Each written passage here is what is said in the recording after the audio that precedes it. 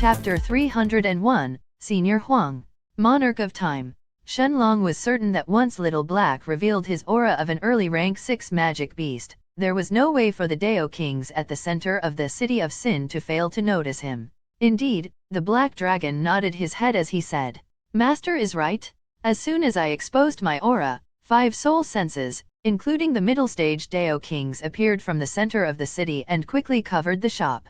However, before they could actually enter inside, I completely crushed them before they hurriedly retreated back to the center of the city." As soon as Little Black finished his words, Shenlong could practically imagine the scene that had taken place. After a terrifying black fireball destroyed the group of late-stage spirit realm experts, the soul senses of 5 Dao Kings emerged from the center of the City of Sin, but as soon as they came in contact with Little Black's terrifying soul sense, they retreated back in fear. After all, Shenlong knew that dragons weren't your average magic beasts. Indeed, with a proud look on his face, Little Black continued explaining, "Master, there is no need to worry. Forget about a few early-stage Dao Kings and a middle-stage one, unless it's a late-stage Dao King, I can still crush them completely. Although fighting with a late-stage Dao King head-on would be somewhat difficult for now, but as soon as I break through to the middle of rank 6, no one will be able to stand in front of Master's way then." An aura of absolute majesty and pride emerged from Little Black's body, making even the silver-winged Panther King want to bow in front of the Black Dragon. This was the aura of a king of magic beasts who was certain that he would crush everything in his path in the future. Nodding his head, Shenlong patted Little Black's head before he fell silent for a while. Although he knew that there was no immediate danger in the City of Sin, he was still unwilling to expose Little Black's and Little Silver's existence unless absolutely necessary. However, it seemed like there was no other way this time. Even if the Dao Kings at the center of the City of Sin didn't know yet that a black dragon was residing inside the shop, they still knew that it had to be at least an extremely powerful early rank 6 magic beast, otherwise, it wouldn't be able to defeat the soul sense of so many powerful Dao Kings. Although the early stage Dao Kings will most likely not choose to make a move since they should know that it's practically impossible to force a rank 6 magic beast to submit by themselves, it's still possible that there will be crazy people like that Hao Ping and that bald elder Shua from the Mercenaries Association who will try to make a probing attempt. Additionally, the one who is the most dangerous is probably going to be that middle stage Dao King. Although Little Black can certainly crush any middle stage Dao King, revealing his existence isn't an option just yet, otherwise the troubles that would follow would certainly contain at least peak rank 9 Dao Kings.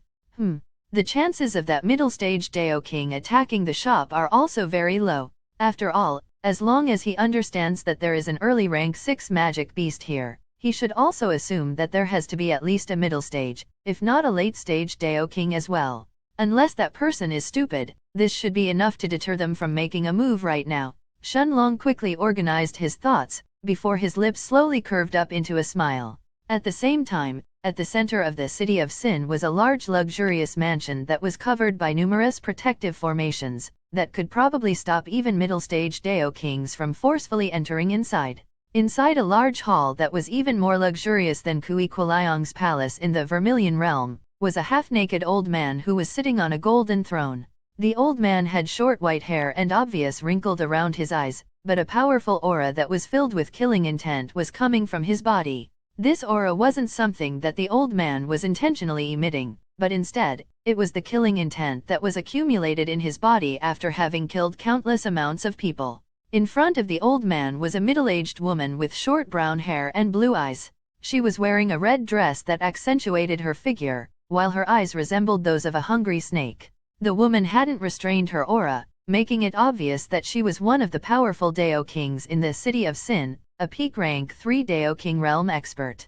And yet, the woman had a respectful look in her eyes as she looked at the old man in front of her, before she cupped her hands and bowed as she said, "Senior Huang, I have already looked into what you told me. That place is just a small pill shop, but they have made huge amounts of spirit stones in the past 2 weeks, and yet they haven't offered to pay anything to you as tribute? From my current estimations, they have probably made more than 30 million low-grade spirit stones already, and they will probably make even more by the end of this month." The old man narrowed his eyes as he looked at the middle-aged woman in front of him. He was indeed tempted when he heard that a new shop had already made 30 million low-grade spirit stones while he somehow hadn't heard anything about it. After all large shops in the city of Sin had to pay tribute to him every month, and this shop seems to be making even more than the top 3 pill shops at the north of the city. However, how could he also not understand that the middle-aged woman in front of him was trying to instigate him into fighting with the owner of that shop?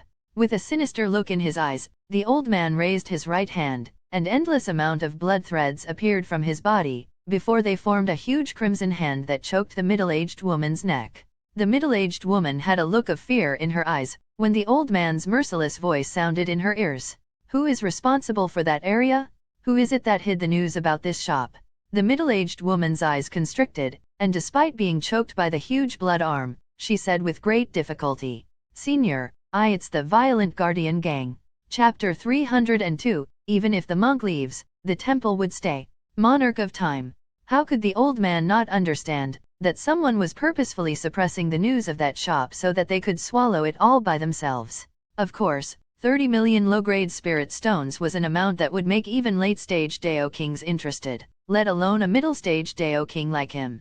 As soon as he heard the middle-aged woman's words, a wave of suffocating killing intent erupted from the black-robed old man's body. And yet, despite having received an answer, the grip from the huge crimson hand didn't seem to have loosened yet, as it kept choking the woman in the red dress whose face had turned completely pale by now. It took more than a full minute until the old man finally snorted in anger, before the large crimson hand that was connected to his body suddenly disappeared, allowing the woman to breathe again. The red-dressed woman that was prepared to risk her life and go all out finally heaved a sigh of relief, while traces of hate as well as fear had now appeared deep inside her blue eyes. Standing up from his throne, the old man closed his eyes, as a powerful soul sense erupted from his body, heading towards a certain street at the northern part of the city of Sin. Inside the castle-shaped headquarters of the Violent Guardian Gang, the members of the Violent Guardian Gang were terrified when they felt the pressure from the powerful soul sense of a Dao King enveloping their bodies, but the old man didn't seem to care about them. As he headed towards the depths of the castle, he was about to personally kill the 2 bosses of the Violent Guardian Gang for their actions. After all, the city of Sin could be considered his domain. However, an ugly expression soon appeared on the old man's face when he noticed that the interior of the Violent Guardian Gang's headquarters was now empty and even their treasury had been emptied out. The middle-stage Dao King realm expert, Senior Huang, instantly understood that Shi Ru and Shi Hui had probably already fled from the northern part of the city of Sin. Perhaps they had already left the city of Sin altogether, or perhaps they were hidden somewhere, but that didn't matter. Even for a middle-stage Dao King like Senior Huang, it was impossible to scan every single person in the entire city with his soul sense. With a cold look in his eyes, the short white-haired old man seemed to ponder seriously for a while, before he finally waved his hand and his body turned into countless blood threads that disappeared from the throne room. At the same time, back inside his pill shop, Shenlong noticed that despite opening the entrance of the shop today, there were practically no customers willing to enter inside. This was most likely the result of Little Black destroying the squad of 13 late-stage spirit realm experts, as well as the trouble that the Blood Pill Pavilion had caused during the past 2 weeks by sending the 2 middle-rank 7 spirit realm experts to attack in broad daylight. Even in the city of Sin that was a chaotic place and people were used to murder taking place randomly on the streets, Shenlong's shop was already turning into a den of death. Although not many people would end up dying, all of them seemed to be late-stage spirit realm experts without exception.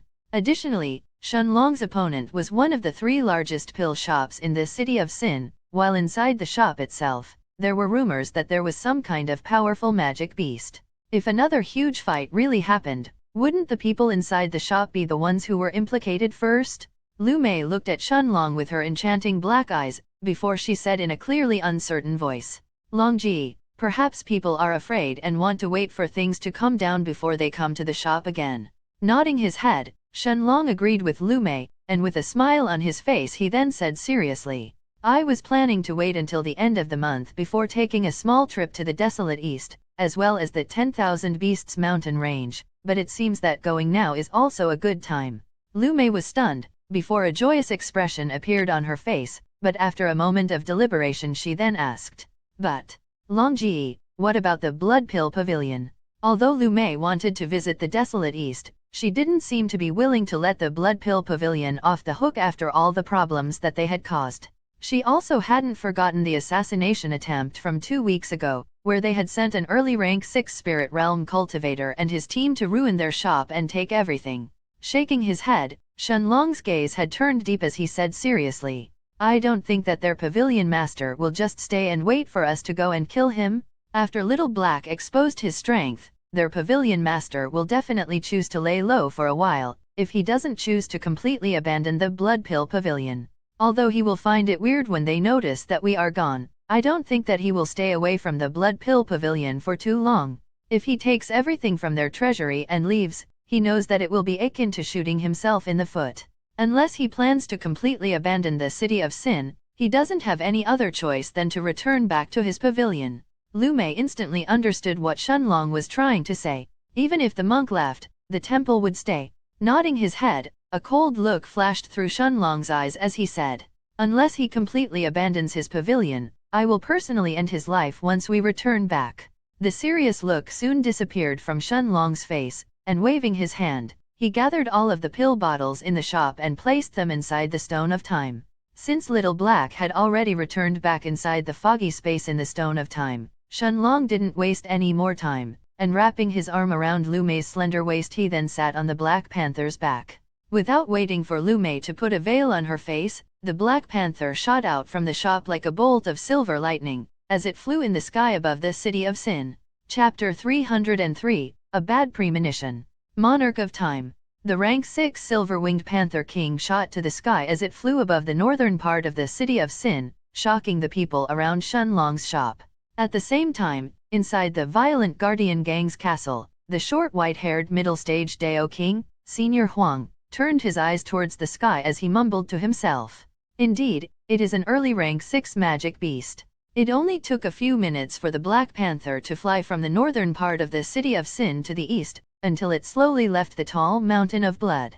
The City of Sin and the Mountain of Blood were situated at the north of the Night Star continent, but the desolate east was very far away. According to the map that he had purchased in the Heaven's Dome City, Shenlong knew that he would have to travel all the way to the east of the continent, and pass from the Silver Sword City before returning back to the desolate east. Looking at the map in his hands, his eyes were focused on a place called Silver Mountain. Lu Mei also saw that place on the map and chuckled lightly. This was the place where the previous guild master of the Pale Moon Guild, the beautiful blonde woman Xierong, lived. She had even given Shenlong a small white token with a Xie character on it, and had asked him to visit when he had time.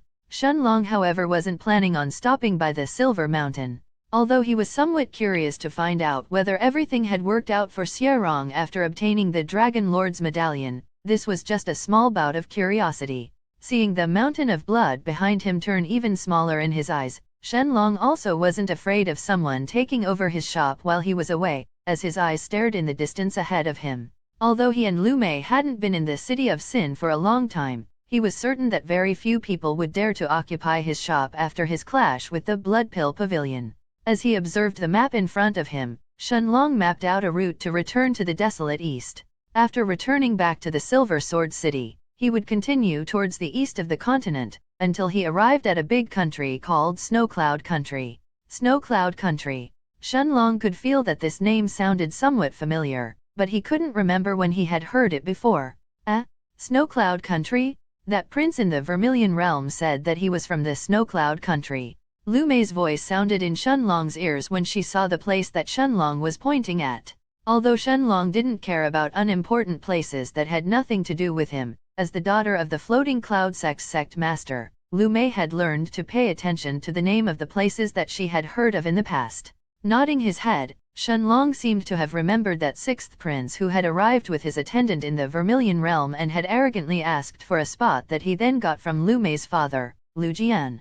Shenlong's gaze then focused on the seemingly vast sea that he would have to cross in order to arrive to the desolate east. The Snowcloud Country was at the far east of the Night Star continent and only a vast sea separated it from the desolate east. As he continued to stare at the map, Lu Mei's curious voice then sounded in his ears, as she then said in a somewhat uncertain tone, "Longji, I also heard from my father, that the waters around the Snowcloud Country are filled with powerful magic beasts, some of which are even stronger than spirit realm experts. Even the head priest of the Golden Buddha Temple in the desolate east isn't strong enough to fight against these magic beasts by himself. Shenlong's eyes lit up, and he quickly assumed that those must probably be rank 5 magic beasts. Whether it was for himself, for Little Black or Little Silver, refining the dragon blood grass into pills was a top priority for Shenlong. However, parts of certain rank 5 magic beasts, including their beast cores, were absolutely necessary during the pill refinement, otherwise, the pills wouldn't be completely pure, and would have powerful pill toxins inside them. 1 or 2 pills wouldn't make a difference, as Shenlong's body would expel them by itself after a few days, but consuming large amounts of pills that were filled with pill toxins would have a negative effect on his cultivation in the future. That was why, although he had already advanced to the level of a gold-grade alchemist, Shenlong hadn't refined the rank 5 dragon blood grass into pills just yet. Although it was more likely that he would find all the magic beasts and the medicinal herbs that he required in the 10,000 Beasts mountain range, if there were really suitable rank 5 magic beasts on the way to the desolate east, then he could start concocting some pills before he even arrived in the 10,000 Beasts mountain range. Flying on the Black Panther's back, it only took a single day for Shenlong and Lu Mei to arrive at the familiar-looking city that was shaped like a sword. Without stopping by the Silver Sword City, however, Shenlong and Lu Mei continued their journey, and a few hours later, a new scene appeared in their eyes. A snowy landscape appeared in the distance and covered everything as far as the eye could see. In the distance ahead was a huge city covered with pure white snow, and city walls that weren't inferior to the Silver Sword cities. A few moments later, Shenlong and Lu Mei, who were sitting on the Black Panther's back, had already arrived outside of the snow-covered city. And yet, ignoring the snowy scenery in front of him, Shenlong's expression immediately changed.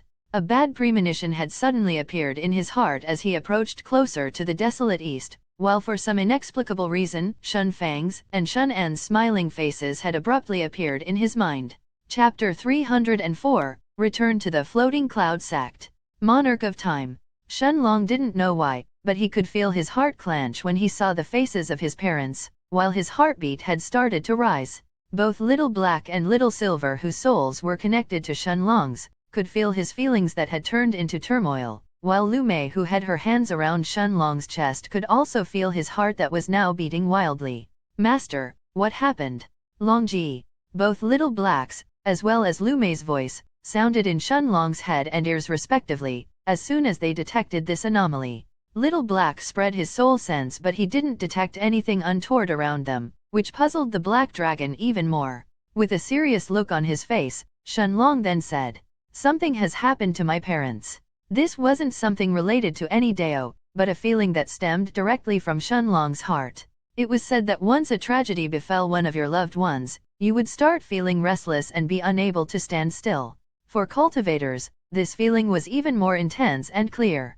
Lu Mei didn't question Shenlong's words, and simply nodded her head in response. Little Black nodded his head as well, while a cold look flashed through his eyes. He had already met Shun Fang and Shunan in the past, and in the Black Dragon's head, he had already accepted them as Shenlong's parents. Although it was only 1/3 of Shenlong's soul that was given birth to and raised by them, for Little Black that was already enough. Without wasting any more time, Shenlong didn't choose to stop at the Snow Cloud country for the night, and instead continued forward.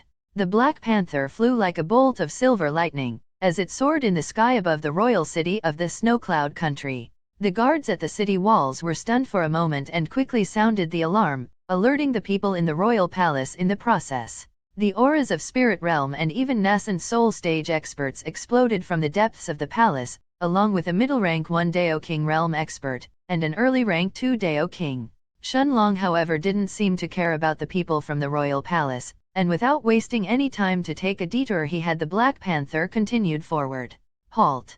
A grey-armored late-stage nascent soul expert who was wearing a matching helmet shouted at the Black Panther, but when he felt the panther's aura, his body noticeably trembled before he hurriedly fell back. The 2 Dao Kings inside the royal palace also paled when they felt the aura of the early rank 6 magic beast flying towards the palace, as they hurriedly activated the palace's formations and braced themselves to fight. The Black Panther, however, completely ignored the royal palace, as he continued flying towards the snowy sea in the distance.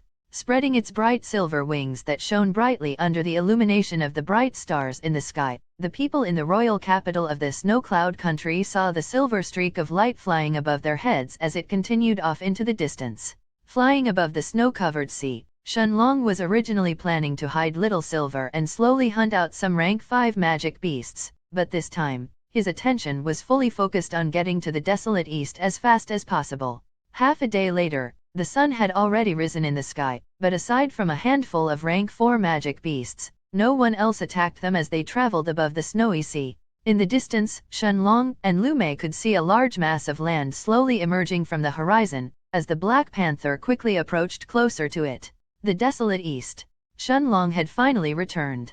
Less than a year had passed since Kui Kuliang's test in the Vermilion Realm had ended and he had sent Shenlong and the rest to the Night Star continent, and yet, Shenlong and Lu Mei had been through so many things that it seemed as if it had already been much longer than this. Seeing that there was a medium-sized city in the distance, Shenlong had the Black Panther fly directly towards it, as he intended to purchase a map about the desolate east. After all, the last time, he had been directly teleported from Kui Kuliang's palace all the way to the Night Star continent, and hadn't traveled by himself. Despite the desolate east being much smaller than the Night Star continent, Shenlong knew that without a map, it would be like searching for a needle in the haystacks. The city was controlled by a small sect, whose sect master was only at the middle rank 1 of the spirit realm. The moment that he felt Little Silver's and Lu Mei's auras, the sect master along with the elders personally came out and welcomed Shenlong and Lu Mei to the city with excited expressions. Shenlong, however, was extremely anxious, while the bad premonition in his heart had become even more noticeable as soon as he arrived in the desolate east, and immediately explained to the sect master the reason that he had stopped in their city. Despite the sect master's fervent wishes to have Shenlong and Lu Mei be their guests and stay in the city for the night, the sect master still had an elder fetch a map before handing it to Shenlong.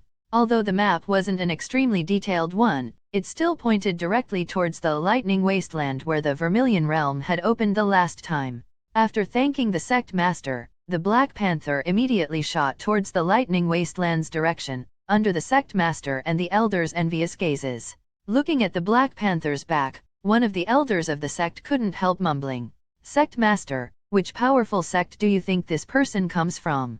Shaking his head, the sect master's eyes glimmered as he answered, "I don't know, but it's definitely not a sect from our desolate east." Seeing the stunned expressions of the elders of his sect, the sect master continued with an envious tone, "Didn't you see how young that young woman was? Her cultivation, however, is even stronger than mine, and has already reached the middle stages of the spirit realm. At the same time, the pressure I got from that Black Panther is even more terrifying than the pressure I felt from an elder of the Golden Buddha Temple. No, it can't even be compared. This is certainly a rank 5 magic beast." What? The elders around the sect master were all stunned when they heard his words. After all, even the head priest of the Golden Buddha Temple was rumored to be just an early-stage nascent soul expert. This magic beast was at the same level as him? Nodding his head, the sect master continued with a serious look in his eyes. "As for that young man, even I couldn't see through him." The sect elders were all speechless, none of them adding another word in the process. Of course, by the time they had finished their words, the Black Panther had already disappeared from the sky. An hour later, Shenlong had already passed through the lightning wasteland, and finally, after 3 more hours, the outline of a familiar city appeared in the distance. The Floating Cloud Sect. Chapter 305, A Miserable Situation. Monarch of Time. A stifling feeling appeared in Lu Mei's heart when she saw the medium-sized city in the distance. This was the place where she was born, and yet it was also the place where she had to run away from as well. As the city in front of her was slowly being enlarged in her eyes as the Black Panther approached closer and closer to it, the feeling inside Shenlong's heart was becoming even more tangible.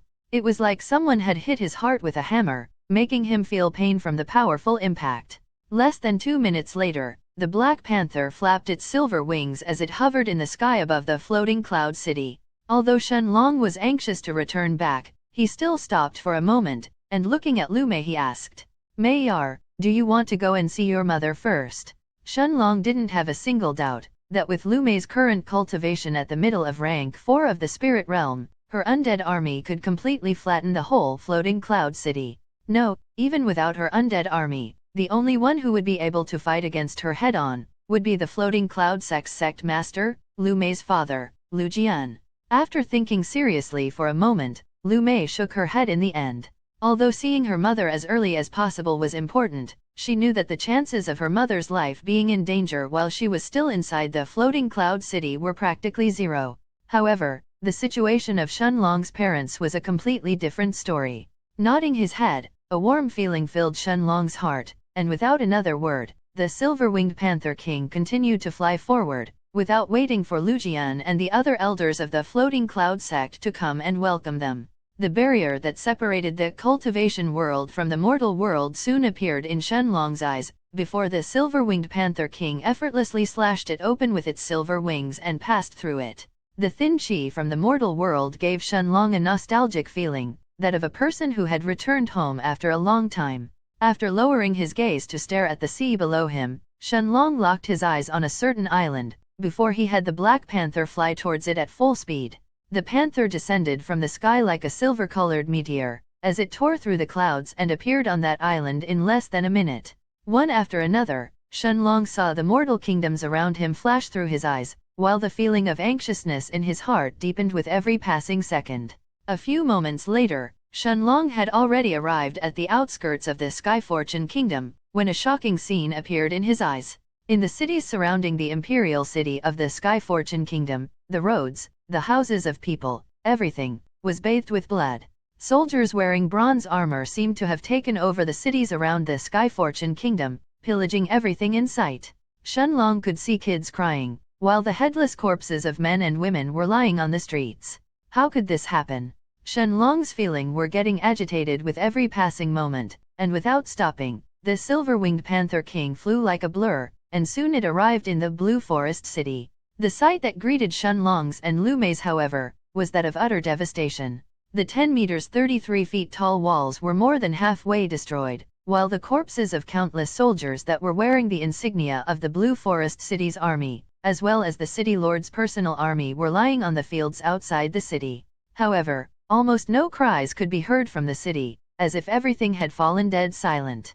Shenlong's gaze quickly fell on a single head without a body, that was now hanging outside the Blue Forest City's gates. Shenlong felt shock filling his heart, when he recognized the man that was hanged outside the city. This was the Blue Forest City's city lord, Zhen Wang. Although Shenlong's family didn't have an extremely good relationship with this man, Shenlong had already heard from Shen how the city lord had tried to curry favor with his father. Once Shen Fang became a duke of this Skyfortune Kingdom, even if Shen Fang didn't like this man, there was no way that he would allow him to get hanged outside the city, unless something really terrible had happened. On top of the Blue Forest City's city walls, Shenlong saw the bronze-armored guards that he had seen before in cities that he had passed through earlier, and an inexplicable chill filled his heart. Has the city really fallen? Lu Mei seemed to have also understood what had happened to the Skyfortune Kingdom, and quickly fell silent. Indeed, after seeing the blood that had dyed the soil red, the countless corpses with the insignia of a blue forest in their armor, as well as the bronze-armored people who had occupied the city walls, a single word appeared in her mind: war. Of course, if Lu Mei could understand this, how could Shenlong not see what was going on? Deep in his heart, however, he refused to accept this. After all, Shen Fang was already a heaven-grade expert, and in the kingdoms that were in direct proximity to the Skyfortune Kingdom, there weren't any heaven-grade experts aside from him. Even if a new one had appeared, there is no way for them to destroy the Blue Forest City like this. Besides, Shenlong had been gone for less than a year, so how could a war really erupt in such a small amount of time? What was the trigger behind it? As these questions flashed through Shenlong's mind, he got off the silver-winged Panther King and shot towards the Blue Forest City, with Lu Mei and the Black Panther following behind him. Chapter 306, Lord Wei. Monarch of Time. Halt. State your name. The guards on top of the city walls shouted once they saw Shenlong approaching the city, but in just a few moments, Shenlong had already flew past the two people who had just spoken. The two guards' cultivation was at the early rank 3 of the Earth grade, and were the strongest people stationed in the city walls right now. Originally, they were going to order for an attack against Shenlong, but when they realized that he was actually hovering above the ground, terror appeared in their hearts. A few guards hurriedly backed away as they shouted, "He heaven-grade experts. It wasn't just Shenlong who was flying, but Lu Mei who was behind him as well as Little Silver. Ignoring the guards and the city that was slowly falling into a state of unrest once the words heaven-grade experts sounded in the air, Shenlong headed directly towards the location of the Shun estate. He didn't pay any attention to the guards who were hurriedly scurrying away from him, and in just a few moments, he had already arrived outside the Shun estate. The scene that Shenlong saw however made his blood boil. The gate of the estate was completely destroyed, while corpses of the previous guards were sprawled on the ground everywhere around the estate. Aside from the main hall, Shenlong saw every building inside the estate, including Shun Fang's and Shun En's courtyard, as well as his own, that were completely destroyed, and finally, his blood was all gathered in his head. Shenlong felt himself reaching the breaking point, and the last hope that nothing bad had actually happened to his parents was finally extinguished. From the main hall, a group of Earth-grade cultivators dressed in bronze armor appeared, after hearing the shouts of the guards at the city walls who were shouting heaven-grade experts. These people looked at Shenlong who was now standing in front of the estate gates in a trance, with a dumbfounded look in their eyes. The moment that Shenlong turned his eyes towards them, the bronze-armored Earth-grade cultivators felt a chill in their hearts, as if they had locked eyes with a terrifying magic beast. They saw a pair of black eyes staring at them, filled with anger and killing intent that weren't suppressed in the slightest. A middle-aged man with a cultivation at the peak of rank in 8 Earth grade walked out from their midst, and looking at Shenlong, he spoke in a haughty tone. "Brat, who are you? Which group are you from? Don't you know that this area is the..." Before the peak rank 8 cultivator could finish his words, Shenlong's powerful aura at the middle of rank 4 of the spirit realm exploded from his body, bringing absolute suffocation and terror to the bronze-armored man. At the same time, Lu Mei and the Black Panther had just arrived at the scene, and looked at Shenlong with shock in their eyes. This was the first time that Shenlong had exhibited so much anger and unrestrained killing intent. Unlike his usual self, Lu Mei instantly realized that Shenlong was barely suppressing himself from murdering the people in front of him. Shenlong's black eyes had now turned golden, and looking at the horrified eyes of the bronze-armored middle-rank 8 Earth-grade cultivator in front of him who was now kneeling on the ground, he asked in a voice so cold that was about to chill the man's soul to death. "Who are you? Where are Shun Fang and Shunen?" The middle-aged man's eyes widened when he heard Shenlong's words, and suppressing his fear, he raised his head to look at Shenlong and asked in a haughty tone, "Who am I? Don't you know that the Sky Fortune Kingdom is now the territory of Lord Wei Tai? As for the heaven-grade expert named Shun of the Sky Fortune Kingdom, his fate was long since dictated by Lord Wei and the 2 Lords Su." The moment that he heard these words, Shenlong felt his mind short-circuiting for a moment. The territory of Lord Wei? 2 Lords Su? The bronze-armored man looked at Shenlong with traces of apprehension in his eyes, but the arrogance in his voice when he mentioned the name Lord Wei was unmistakable. Seeing that Shenlong was speechless, the man was certain that he was afraid after hearing the name of Lord Wei and thought inwardly, as expected, Lord Wei is a true powerhouse that makes even other experts afraid. Looking at Shenlong, the confidence in the man's eyes dramatically increased, and despite the fact that he was still kneeling on the ground, his voice was filled with pride as he continued. "As for this mansion, it was given to me by Lord W." Before the man could finish his words, his eyes suddenly widened, while a powerful hand that was akin to the hand of death itself was now clutching his throat, as it lifted the bronze-armored man in the air. The killing intent coming from Shenlong's body could practically be felt by the bronze-armored man, making the hair in his body stand up in fear. Staring at the man's eyes, Shenlong then asked in a voice so cold that it made the man's heart feel like he was plunged in the deepest part of hell. "Where is Shun Fang, Shunen, as well as this Lord Wei?" The man seemed to have realized that he would die as soon as he answered this question, and with a mocking look in his eyes he spoke through gritted teeth. "Huh? Won't you kill me as soon as I tell you? But if you swear to let me go, then I..." Before the man could finish his words, Shenlong clenched his right hand with all his strength, instantly destroying the man's neck. Droplets of blood were flowing down from his hand, dyeing the outer edge of his sleeve with a light reddish hue. With a seemingly absent-minded look on his face, Shenlong then mumbled to himself, "Little Black, where is my father and mother?" At first, Shenlong hadn't asked Little Black if his parents were in the Blue Forest City, because this was the most natural thing to him. Only after seeing the destruction of the Shun estate did he realize that his parents were no longer here. Nodding his head, the black dragon spread out his soul sense and covered the entire Sky Fortune Kingdom in an instant. With a serious look in his eyes, Little Black then said in a somewhat reluctant voice, "Master, there are 3 heaven-grade cultivators in the Imperial City's palace, but none of them seem to have Shunfang's aura." Chapter 307, The Bloodbath of the Sky Fortune Kingdom. Monarch of Time. Shenlong was stunned after hearing Little Black's words, while his body even trembled for a moment. No matter what had happened, he would definitely find out after going to the palace in the Imperial City of the Sky Fortune Kingdom.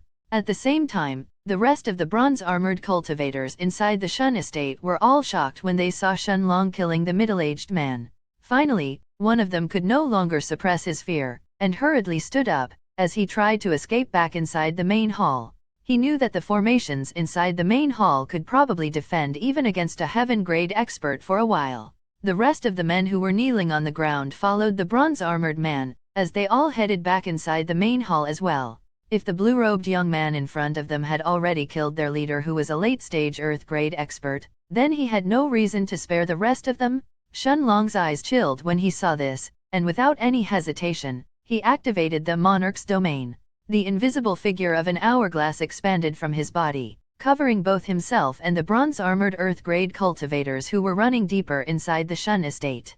The flow of time inside the Shun estate had been forcefully frozen. It was a stark difference compared to the outside world. Perhaps a gust of wind or the sounds of crickets chirping on the trees may sound in the streets, but inside the estate itself, complete silence reigned supreme. It was almost as if the Shun estate had now turned into an entirely different world. Only the footsteps of a young man echoed, before even sound itself was suppressed inside this world. An illusionary purple-colored blade had appeared in the blue-robed young man's right hand, as he stepped closer to the frozen bronze-armored men. Without the slightest shred of hesitation, Shenlong waved his illusionary purple-colored blade around, as blood spurted in the air. To Lu Mei, who was watching this scene from the distance, the purple blade in Shenlong's hand was like the scythe of death himself. A hole had appeared on each of these men's chest, as their hearts were crushed before they died one by one inside the monarch's domain. The invisible figure of an hourglass retracted itself back inside his body, as Shenlong stopped the monarch's domain and turned his gaze towards the bodies inside his house. Using his chi flames, he burned the men's bodies as well as their bronze armors until nothing remained, before he turned his eyes towards Lu Mei and Little Silver in the sky. Shenlong didn't have the slightest sense of guilt when he killed these people. Not only was it normal for cultivators who didn't have grudges to kill each other if there was a reason, but these people had attacked the Blue Forest City, probably killing thousands if not tens of thousands of people in the process, before they occupied the Shun estate.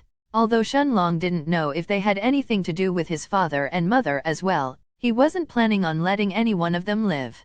The Black Panther instantly appeared in front of Shenlong, before Shenlong and Lu Mei both sat on its back.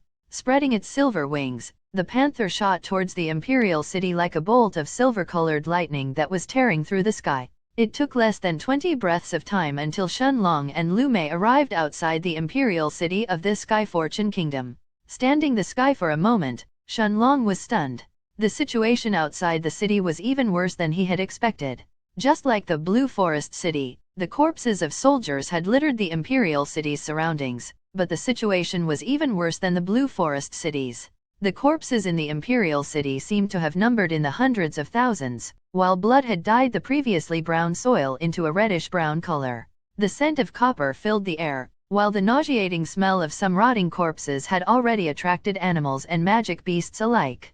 The citizens inside the Imperial City seemed to have been huddled inside their homes, unwilling to come out no matter what they heard, while corpses of the Imperial soldiers had also filled the city's streets. It was a bloodbath filled with the fresh blood from the army of the Sky Fortune Kingdom. Shenlong, however, calmly walked towards the Imperial Palace's direction, despite the corpses around him that had filled the streets. A few moments later, the outline of the Imperial Palace had already appeared in the distance, until Shenlong finally heard shouts from the palace walls. "Stop! Who goes there?" Turning his eyes, Shenlong was surprised to see a pair of guards wearing the armor of the Sky Fortune Kingdom. He had already assumed that the Imperial Palace had already been conquered by the people in the bronze armors, but it seemed that this wasn't the case. Despite being surprised, Shenlong didn't stop to question the guards. He knew that they wouldn't be able to explain anything anyway, and activating the monarch's domain once again, he completely froze time around him as he kept walking towards the palace's entrance. As soon as he arrived in front of the palace gates, however, Shenlong finally stopped walking and raised his head. Right above the palace gates, two naked bodies were hanging, obviously having struggled before they were humiliated. It was the corpse of a middle-aged woman with a good body figure who seemed to have died only recently, as well as a handsome young man with long black hair who had a terrified expression on his face. Although Shenlong had never seen the middle-aged woman before, he had seen the young man once in the past, during the floating cloud sex test in the Imperial Palace 2 years ago, and immediately recognized him. He was the Crown Prince of the Sky Fortune Kingdom, Dong Lingzin. Chapter 308, Father-in-Law, Monarch of Time. At the same time that Shenlong appeared outside the palace gates with his aura completely retracted, deep inside the palace, a banquet was taking place in the main hall. In front of a large table that was filled with all kinds of delicacies, including various different types of meat from rank 1 and rank 2 magic beasts, as well as plenty of wine, 7 people were seated and watched the beautiful young girls who were dancing in front of them. Surprisingly, in the seat of honor at the head of the table wasn't the Sky Fortune Kingdom's king, but an old man seemingly around 70 years old, who was dressed in green robes. The old man was 1.7 meters 5.6 feet tall, with long white hair and a thick beard. His black eyes were filled with unconcealable desire as he looked at the young girls who were dancing in front of him, while his hands were filled with the meat of the rank 2 magic beasts in front of him. On the old man's right were 2 middle-aged men seemingly in their early 50s, who looked very much alike each other. Despite their similar appearances, however, the 2 men had completely different temperaments. One of them seemed interested in the banquet in front of him, and was happily chatting and laughing with the old man next to him, while his eyes looked at the young girls who were dancing in front of him, and his hands were occasionally rubbing their breasts and butts. In sharp contrast, the man next to him seemed completely indifferent to the women around him, and was only interested in the food on his plate. If one paid close attention, however, they would see his gaze stealing glances at the guards inside the hall, like a hungry beast that was staring at its prey and was licking its lips. On the old man's left was a young woman seemingly not a day older than 20 years old. Her appearance could probably be considered plain if it wasn't for her largely disproportional placed eyes. Her bright red dress that was decorated with gold and roses was obviously trying to make the young woman the center of attention in the hall. The woman, however, didn't seem to care about the old man who was sitting on her right, and was instead staring gently at the young man who was sitting next to her, while affectionately holding his arm. The young man, who seemed to be around 26 years old, had a bright smile on his face as he looked at the young woman next to him, completely ignoring the enchanting dancers around him. If one observed carefully, they would see that this young man's sharp nose and high cheekbones greatly resembled the Sky Fortune Kingdom's king's, Dong Weifang's. His bright blonde hair and spirited brown eyes made the young man's identity obvious to anyone who was familiar with the royal family of the Sky Fortune Kingdom. This was the Sky Fortune Kingdom's 3rd prince, as well as Dong Weifang's 3rd son, Dong Lingyuan. Next to Dong Lingyuan was another woman who seemed to be in her early 40s.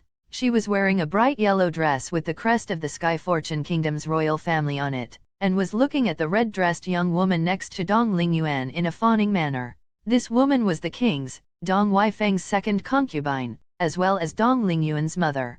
As for the middle-aged man next to her, who seemed to have a spirited look in his eyes despite sitting at the very edge of the table, it was Dong Weifang, the Sky Fortune Kingdom's king. As the 3rd prince, Dong Lingyuan looked at the young woman next to him. He had a bright smile on his face as he asked, "Xiao Yi, are you enjoying this feast? I made sure to personally choose the meat of the best rank 2 magic beasts around the kingdom, including the meat from a rank 2 earth-trampling boar."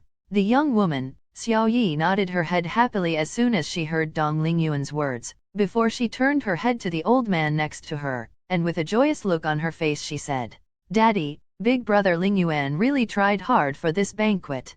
Shouldn't you praise him a little as well?" The old man, who was sitting in the seat of honor, nodded his head, and with a smile on his aged face that made him seem more evil than amiable, he answered, "Indeed, brat, you really tried hard to find good women today. I am satisfied." Dong Lingyuan had a fawning smile, as he nodded his head repeatedly and said, "As long as Senior Wei Tai is satisfied, then this all that matters to this humble junior." The young woman Xiao Yi pouted as soon as she heard this, and with a look of anger she then interjected. What, Senior Wei? Big brother Ling Yuan, shouldn't you call daddy your father-in-law? The middle-aged man who was sitting next to Wei Tai nodded his head and said laughingly. Ha ha ha, right brat? Now that you are the only one left in this kingdom, are you perhaps trying to go back to your word? Hehe, perhaps you never cared about little Wei Yi to begin with, and you only wanted Wei Tai and us to help you become the king, huh? Ha ha ha. The middle-aged man erupted in laughter, but both Wei Tai's and the young woman's Wei Yi's faces instantly darkened as they looked at him. Cold sweat started to drip from Dong Lingyuan's head, and shaking his head without any hesitation, he hurriedly held Wei Yi's hand with both hands before he answered. Senior Zhu Zan, your words are mistaken. How could I not care about Xiao Yi? I was just reluctant to call Senior Wei Tai father-in-law, since me and Xiao Yi aren't married yet. However, if Xiao Yi is so insistent and doesn't want to wait for our marriage, then of course I will comply with her wishes. Wei Tai nodded his head, and looking at Dong Lingyuan with a smiling face he then spoke in a seemingly casual tone. Of course you care about Xiao Yi, brat. After all, there was no way that you would have simply seduced her, just to have me help you acquire this small kingdom, right? I am sure that you would clearly understand the consequences in such that case. Seeing the cold look deep inside Wei Tai's eyes despite his smiling face, Dong Lingyuan felt like he had fallen into the deepest depths of hell, before he hurriedly nodded his head in acknowledgement. At the same time, Dong Weifang took a deep breath, and looking at the old man, Wei Tai, he couldn't help saying in a weak voice. However, Senior Wei, you shouldn't have dealt with Shun Fang and Shunan like that. After all, I even told you that their son was a member of the Floating Cloud sect, and that he even has a black dragon. Everyone in the hall turned their attention to the king, Dong Weifang, but contrary to the king's expectations, both Wei Tai, Zhu Zan, and the other middle-aged man next to him had mocking looks on their faces when they heard his words. With a smile on his face, Wei Tai rubbed the butt of the young woman who was dancing in front of him, and looking at Dong Weifang he said in a casual tone, "A member of the Floating Cloud sect? He. Dong Weifang, you don't seem to understand, so let me explain this to you. Even if one is a member of the Floating Cloud sect, unless they are an inner disciple or an elder, they wouldn't have reached the heaven grade just yet. From all the disciples that enter the sect, how many people actually reach the earth grade?" Seeing the look in Dong Weifang's eyes that was still filled with worry, the old man Wei Tai continued. Additionally, even if he manages to reach the heaven grade eventually, aren't there 3 heaven grade experts here today? How do you think a 3 against 1 fight with a newly advanced heaven grade cultivator would go in the future? He. Didn't we already handle his father as well? If you are worried about the Floating Cloud sect sending reinforcements, I can assure you that as long as someone chooses to meddle in the matters of the mortal world, they will have no assistance from a huge sect. As for that so-called black dragon, don't make me laugh. Boom! The door of the palace's main hall was suddenly sent flying from the outside by a powerful punch, attracting everyone's attention. The music in the hall had suddenly stopped, and the young women stopped dancing, as everyone's eyes were suddenly focused on the hall's entrance. A handsome young man dressed in blue robes slowly walked inside the hall, one step at a time, as his eyes finally fell on the people who were sitting on the table. In his right hand, there was an illusionary purple-colored blade, and despite the fresh blood that had stained his robe sleeves with a reddish hue, not a single drop of blood seemed to have tainted the purple blade itself.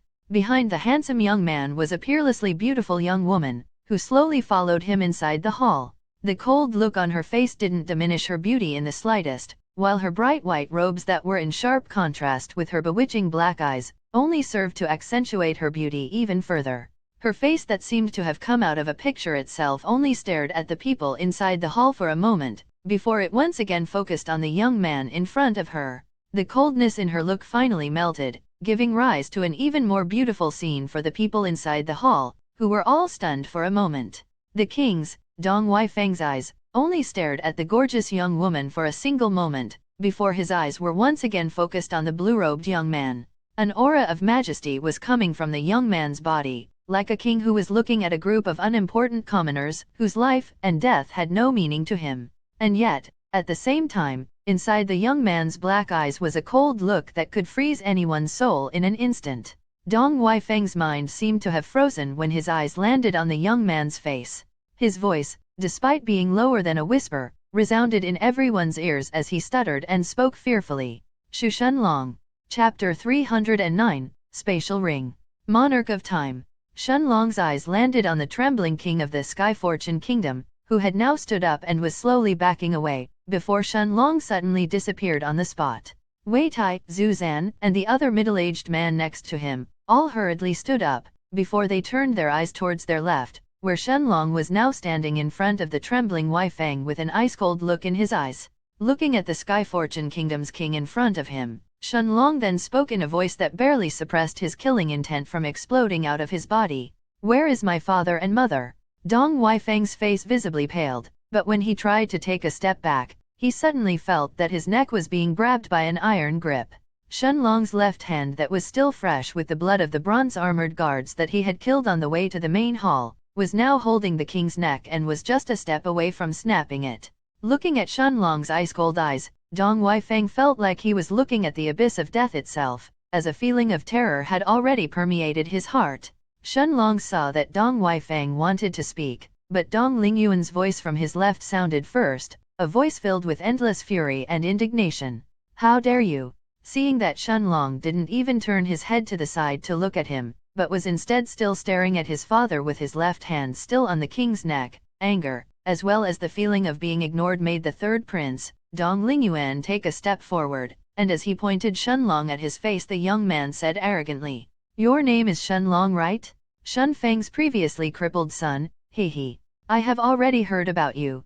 You think that being a member of the Floating Cloud sect allows you to treat my father with such disrespect? Who do you think you are?" Shenlong tried to suppress the annoyance he was feeling, and turned his head to the side to look at the young man with blonde hair who had a mocking look in his eyes as he looked at him.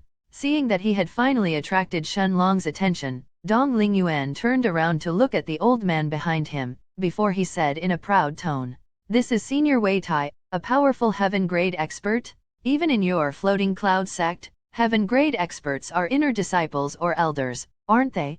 Quickly pay your respects to Senior and apologize." The third prince, Dong Lingyuan, who was already an early Earth-grade expert, had already noticed that Shenlong was much stronger than him by how easily he held the king, Dong Wei Fang, in the air by his neck. By introducing both Wei Tai, as well as asking Shenlong to pay his respects to him, he was trying to have the old man deal with Shenlong personally.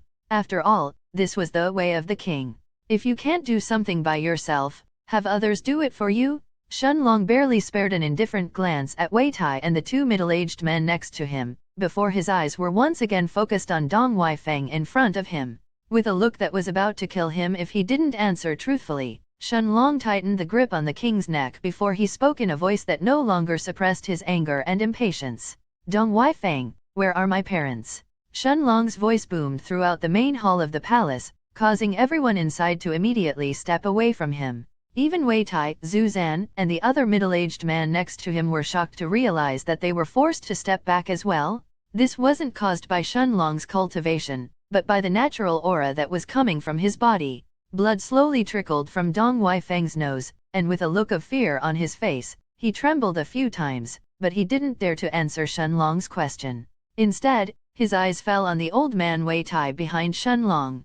Dong Wei Fang knew that as long as he answered Shenlong's question, Shenlong wouldn't hesitate to clench his hand and snap his neck in an instant, robbing him of his life. Seeing Dong Wei Fang's line of sight, Shenlong's eyes finally fell on the old man Wei Tai, who was looking at him with a smile on his face. Wei Tai didn't seem angry that Shenlong hadn't let go of Dong Wei Fang yet, as if the king's life had nothing to do with him. Instead, Wei Tai looked back at the blue-robed young man who seemed to be anxious to know what had happened to his parents, and with a light-hearted tone he then spoke in a seemingly amiable tone. "Young man, it's always good to be humble when you talk to your seniors. As for that heaven-grade expert called Shen Fang and his wife, although they were my enemies, I can still compensate you personally for what has happened."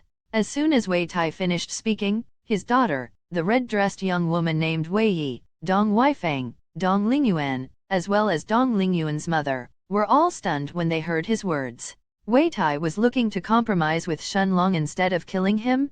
The arrogant tyrant who had over 6 kingdoms under his rule was trying to compromise? However, Zhu Zan and the other middle-aged man who were next to Wei Tai both had serious looks on their faces as they stared at Shenlong. Although they didn't know how strong the young man in front of them was, since they couldn't feel the slightest bit of aura coming from his body, since they had already seen Shenlong's speed when he entered inside the hall and lifted up Dong Weifang, solemn looks had appeared inside their eyes. They knew that if they had to fight, even with Wei Tai and themselves teaming up against Shenlong, it was certainly going to be a difficult fight. Additionally, there was also a gorgeous young woman at the entrance of the hall, whose aura was unfathomable as well. Indeed, Wei Tai's decision to compensate Shenlong was the best choice. As soon as he finished his words, Wei Tai didn't wait for Shenlong's answer, and waving his right hand, 1,000 low-grade spirit stones appeared from the spatial ring in his hand before they landed on the floor in front of him. Wei Tai looked at Shenlong and with a serious look he said, 1,000 spirit stones. This is my compensation to let bygones be bygones. Shenlong's eyes however didn't even look at the 1,000 low-grade spirit stones on the floor in front of the old man. Instead, his eyes were staring intently at the brown spatial ring on Wei Tai's hand while an explosion seemed to have sounded inside his head. Little Black and Little Silver inside the Stone of Time could all feel Shenlong's emotions turning turbulent, before a powerful aura erupted from his body. Shenlong's aura was so dense and powerful, and yet filled with so much killing intent, that it suffocated everyone inside the main hall of the palace. Even Lu Mei felt the pressure inside the hall, and she was a powerful middle-rank 4 spirit realm necromancer. Shenlong's eyes had now turned golden, while his cultivation at the middle of rank 4 of the spirit realm exploded from his body. His left hand allowed Dong Weifeng to fall on the floor, before he immediately disappeared on the spot. Not even a moment had passed, when everyone's eyes inside the hall were filled with incredulity and shock. In Shenlong's left hand was now an old, wrinkled hand that was dripping with fresh blood, while a brown spatial ring adorned its ring finger. Shenlong destroyed the old hand, before his aura that was filled with killing intent, made everyone inside the hall tremble. This was the spatial ring that Shenlong had filled with top-grade rank 2 minor advancement pills, with his own barrels of wine, as well as a few low-grade spirit stones, before he had personally given to Shunfang when he had returned home. Chapter 310, Realization. Monarch of Time. Everyone inside the hall turned their eyes towards Wei Tai's right arm, and noticed that his hand from the wrist and below was now missing. Daddy! A scream suddenly filled the main hall of the palace, but surprisingly, it didn't come from Wei Tai, but from the red-dressed young woman next to Dong Lingyuan, Wei Yi. Wei Tai himself was still staring at his own hand, with a look of disbelief in his eyes. It seemed like the pain hadn't registered just yet, since it took him 3 breaths of time to finally react and scream in pain, while he tightly held his bleeding right hand. Zhu Zan and the other middle-aged man next to Wei Tai wanted to slowly back away from Shenlong, with fear obvious in their eyes, but Shenlong's terrifying aura of a middle-stage spirit realm expert was like a boulder that was heavily pressuring their hearts, filling them with boundless terror. Wei Tai's screams were suddenly cut short, as under everyone's terrified gazes, Shenlong lifted the heaven-grade expert up from his neck and stared at his eyes that were filled with fear. Cracking sounds resounded in the palace's main hall, as Shenlong slowly pressured the old man's neck. Crack! Hearing the cracking sounds, the young woman in the red dress, Wei Yi hurriedly turned her gaze towards Zhu Zan and the middle-aged heaven-grade expert next to him and shouted anxiously, "Uncle Zhu Zan, Uncle Zhu Heng, you have to help father." Zhu Zan and Zhu Heng both took a look at the young woman who had shouted in fear, before they turned their heads to look at each other. Although their relationship with Wei Tai wasn't too good, they knew that if the old man died in Shenlong's hands, it was very likely that they would follow right after. And yet, the terrifying aura coming from Shenlong's body made it obvious that he was far stronger than the two of them together. The two heaven-grade experts knew that even if they joined hands with Wei Tai, it was unlikely that they would be able to injure the young man in front of them before they died by his hands. Nodding his head, Zhu Zan looked around the main hall, before his eyes landed on the window next to him. Suddenly, both he and Zhu Heng exploded with their auras at the same time, as they turned to fly towards the window on the wall of the palace hall, in an attempt to leave the palace. Since they couldn't win, it was pointless for them to risk their lives for Wei Tai. The best thing they could do was to turn and flee as far away as possible. And yet, the moment that they tried to escape, Shenlong merely turned his eyes to glance towards them, before the two peak rank 1 heaven-grade cultivators felt like a terrifying mountain had suddenly fallen on their backs, slamming them both into the palace floor at the same time. The aura of a spirit realm expert wasn't something that peak rank 1 heaven-grade cultivators could fight against. Even Shenlong would be completely unable to fight against a spirit realm cultivator when he was still at the peak rank 1 of the heaven grade, let alone Zhu Zan and Zhu Heng. Shenlong snorted before his golden eyes were once again focused on the old man in front of him. Seeing that Wei Tai had no intention to speak, Shenlong was about to completely crush his neck and kill him before he turned to ask the others inside the hall, when suddenly, a woman's voice sounded in his ears as she said, "Wait, I know where your parents are." Shenlong, Lu Mei, as well as everyone else in the hall, including the king, Dong Weifeng, and Wei Tai, turned their heads to look at the woman in the yellow dress who seemed to be in her early 40s. It was Dong Lingyuan's mother, as well as Dong Weifeng's second concubine, Zhang Kui. Before Zhang Fen could speak however, Dong Lingyuan's berating voice sounded in the hall, as he looked at her and said fearfully, "Mother, stop." Zhang Kui shook her head, and without looking at her son she said, "Your parents are locked in the dungeon of the palace. Everything that happened to them was my choice. If you have to kill someone, kill me, but let Yuan go." Author's note, this is an endearing tone to call Dong Lingyuan. Shenlong had a cold look on his face as he looked at the woman in the yellow dress who didn't seem to have any special facial features, aside from her spirited eyes. Shaking his head, he then released his grip from Wei Tai and allowed him to slump on the floor gasping for breath violently, before he grabbed Zhang Kui's neck. Shenlong wasn't surprised that Zhang Kui was the first one to come out and reveal what had happened to his parents. After all, he was certain that either Dong Weifeng or someone else would eventually reveal the truth once their life was threatened. Instead, he was relieved inwardly when he heard that his parents were held in the dungeon. This meant that Shun Fang and Shunan should most likely still be alive. Judging from the solemn expression of everyone inside the palace hall however, things didn't seem to be that simple. Looking at the woman in front of him, Shenlong shook his head before he spoke in a voice that seemed to have come from the deepest depths of hell. "You are not in a position to negotiate with me. Lead the way or die." Zhang Kui felt as if she had suddenly led herself into a trap.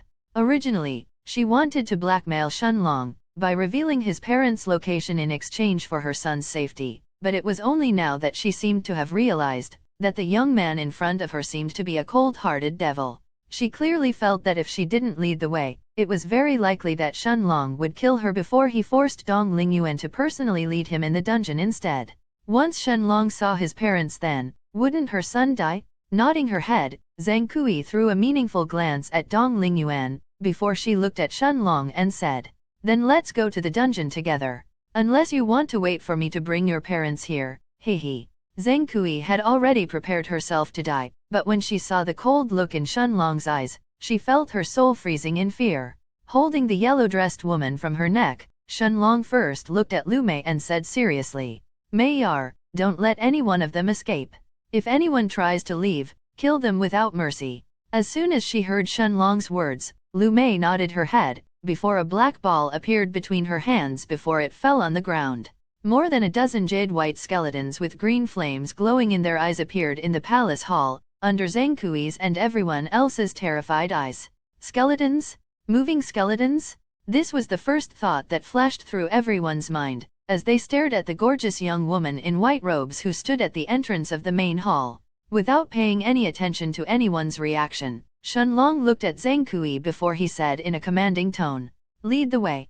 Zhang Kui's eyes were filled with fear, but remembering the strength of Wei Tai, Zhu Zan, and Zhu Heng, she was confident that they would be able to escape as long as the devil-like young man was drawn away from the palace hall.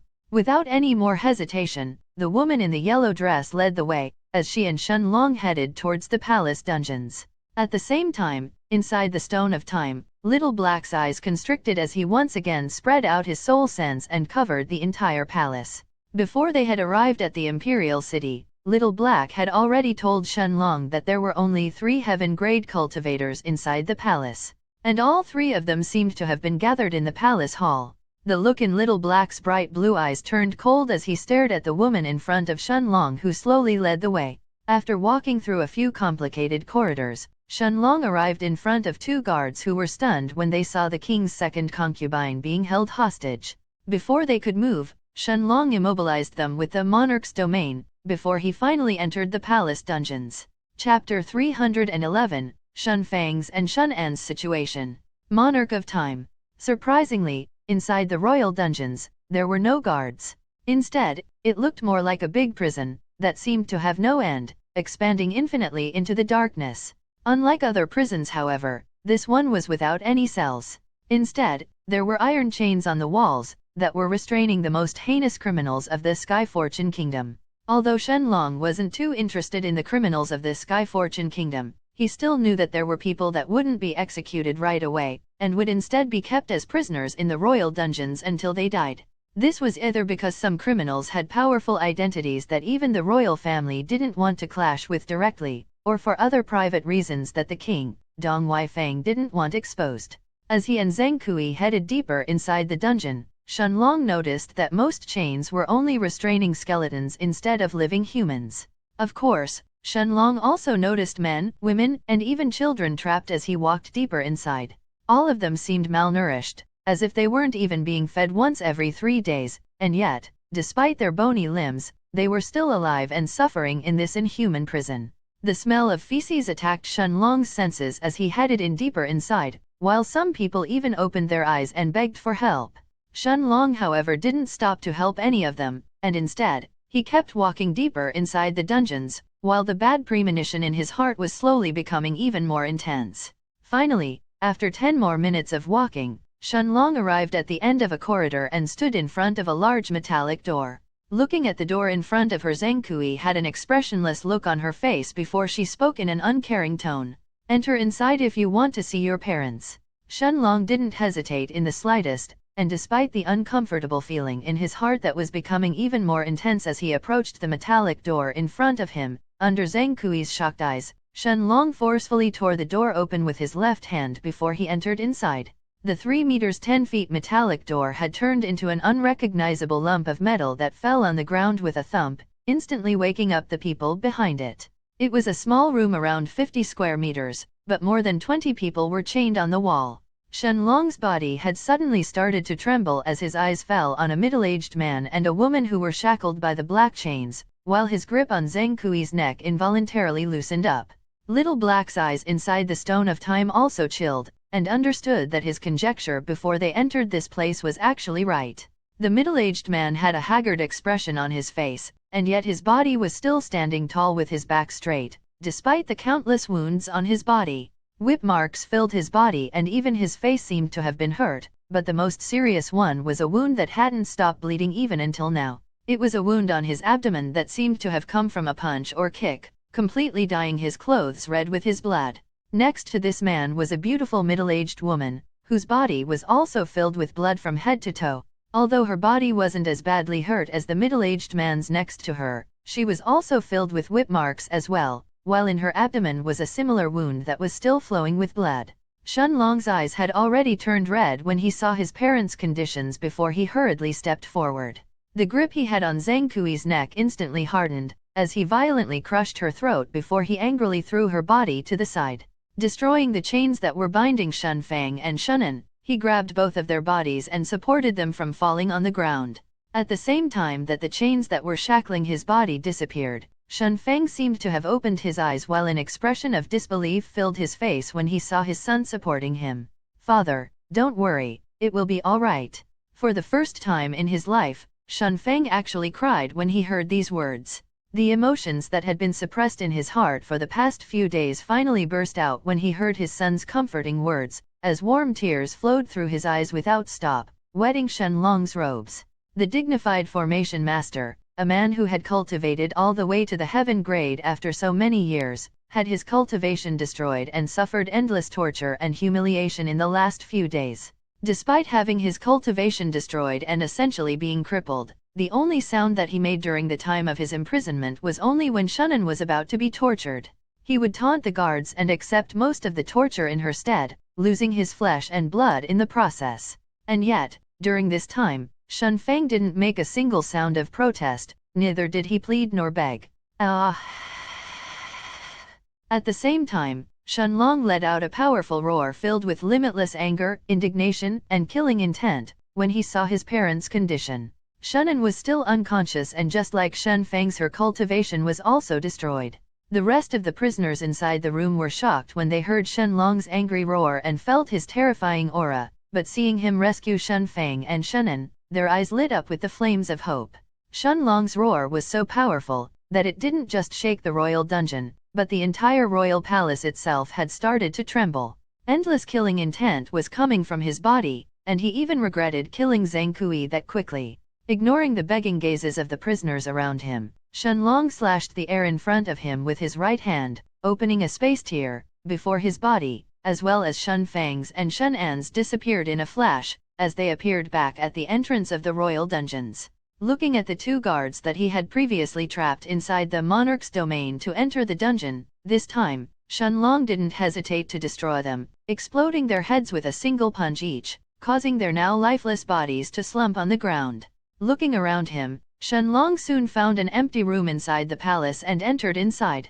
He gently placed Shunan on the large bed, before he fed his father and mother with a high-grade rank 1 healing pill each. Originally, Shen Long was planning to give them a top-grade sun healing pill, but with their cultivations destroyed, neither Shen Feng's body nor Shen An's would be able to handle the energy inside the rank 4 pill. The external wounds on Shen Feng's and Shen An's body started to slowly disappear at a speed visible to the naked eye. Despite his body still being full of injuries, Shen Feng had a gratified smile on his face as he looked at his son in front of him. Looking at the wounds on Shen Feng's body, Shen Long tried to calm himself down, before he said a moment later, "Father, tell me who did this to you." Chapter 312, Dong Weifeng's Betrayal. Monarch of Time. Although Shen Long's voice wasn't loud, it was filled with so much anger and killing intent, that Shen Feng didn't doubt that if the people responsible were in front of him right now, they wouldn't even die with their corpses intact. With a serious look in his eyes, Shen Feng nodded his head, and after adjusting his seating posture with some difficulty, he looked at Shen Long's eyes before he said seriously, "It all started a week ago. Dong Weifeng came to our house and explained to me that he was facing a serious problem. His third son, Dong Lingyuan, that disgusting brat, seduced the daughter of a rank 2 heaven grade expert from one of the nearby kingdoms. Even I don't know how he managed to come in contact with her and how he ended up seducing her, but it was said that that woman fell head over heels for him." Dong Lingyuan explained to her how hard his life was in the Sky Fortune Kingdom, with his elder brother, Dong Lingzin, as the crown prince suppressing him and destroying his life.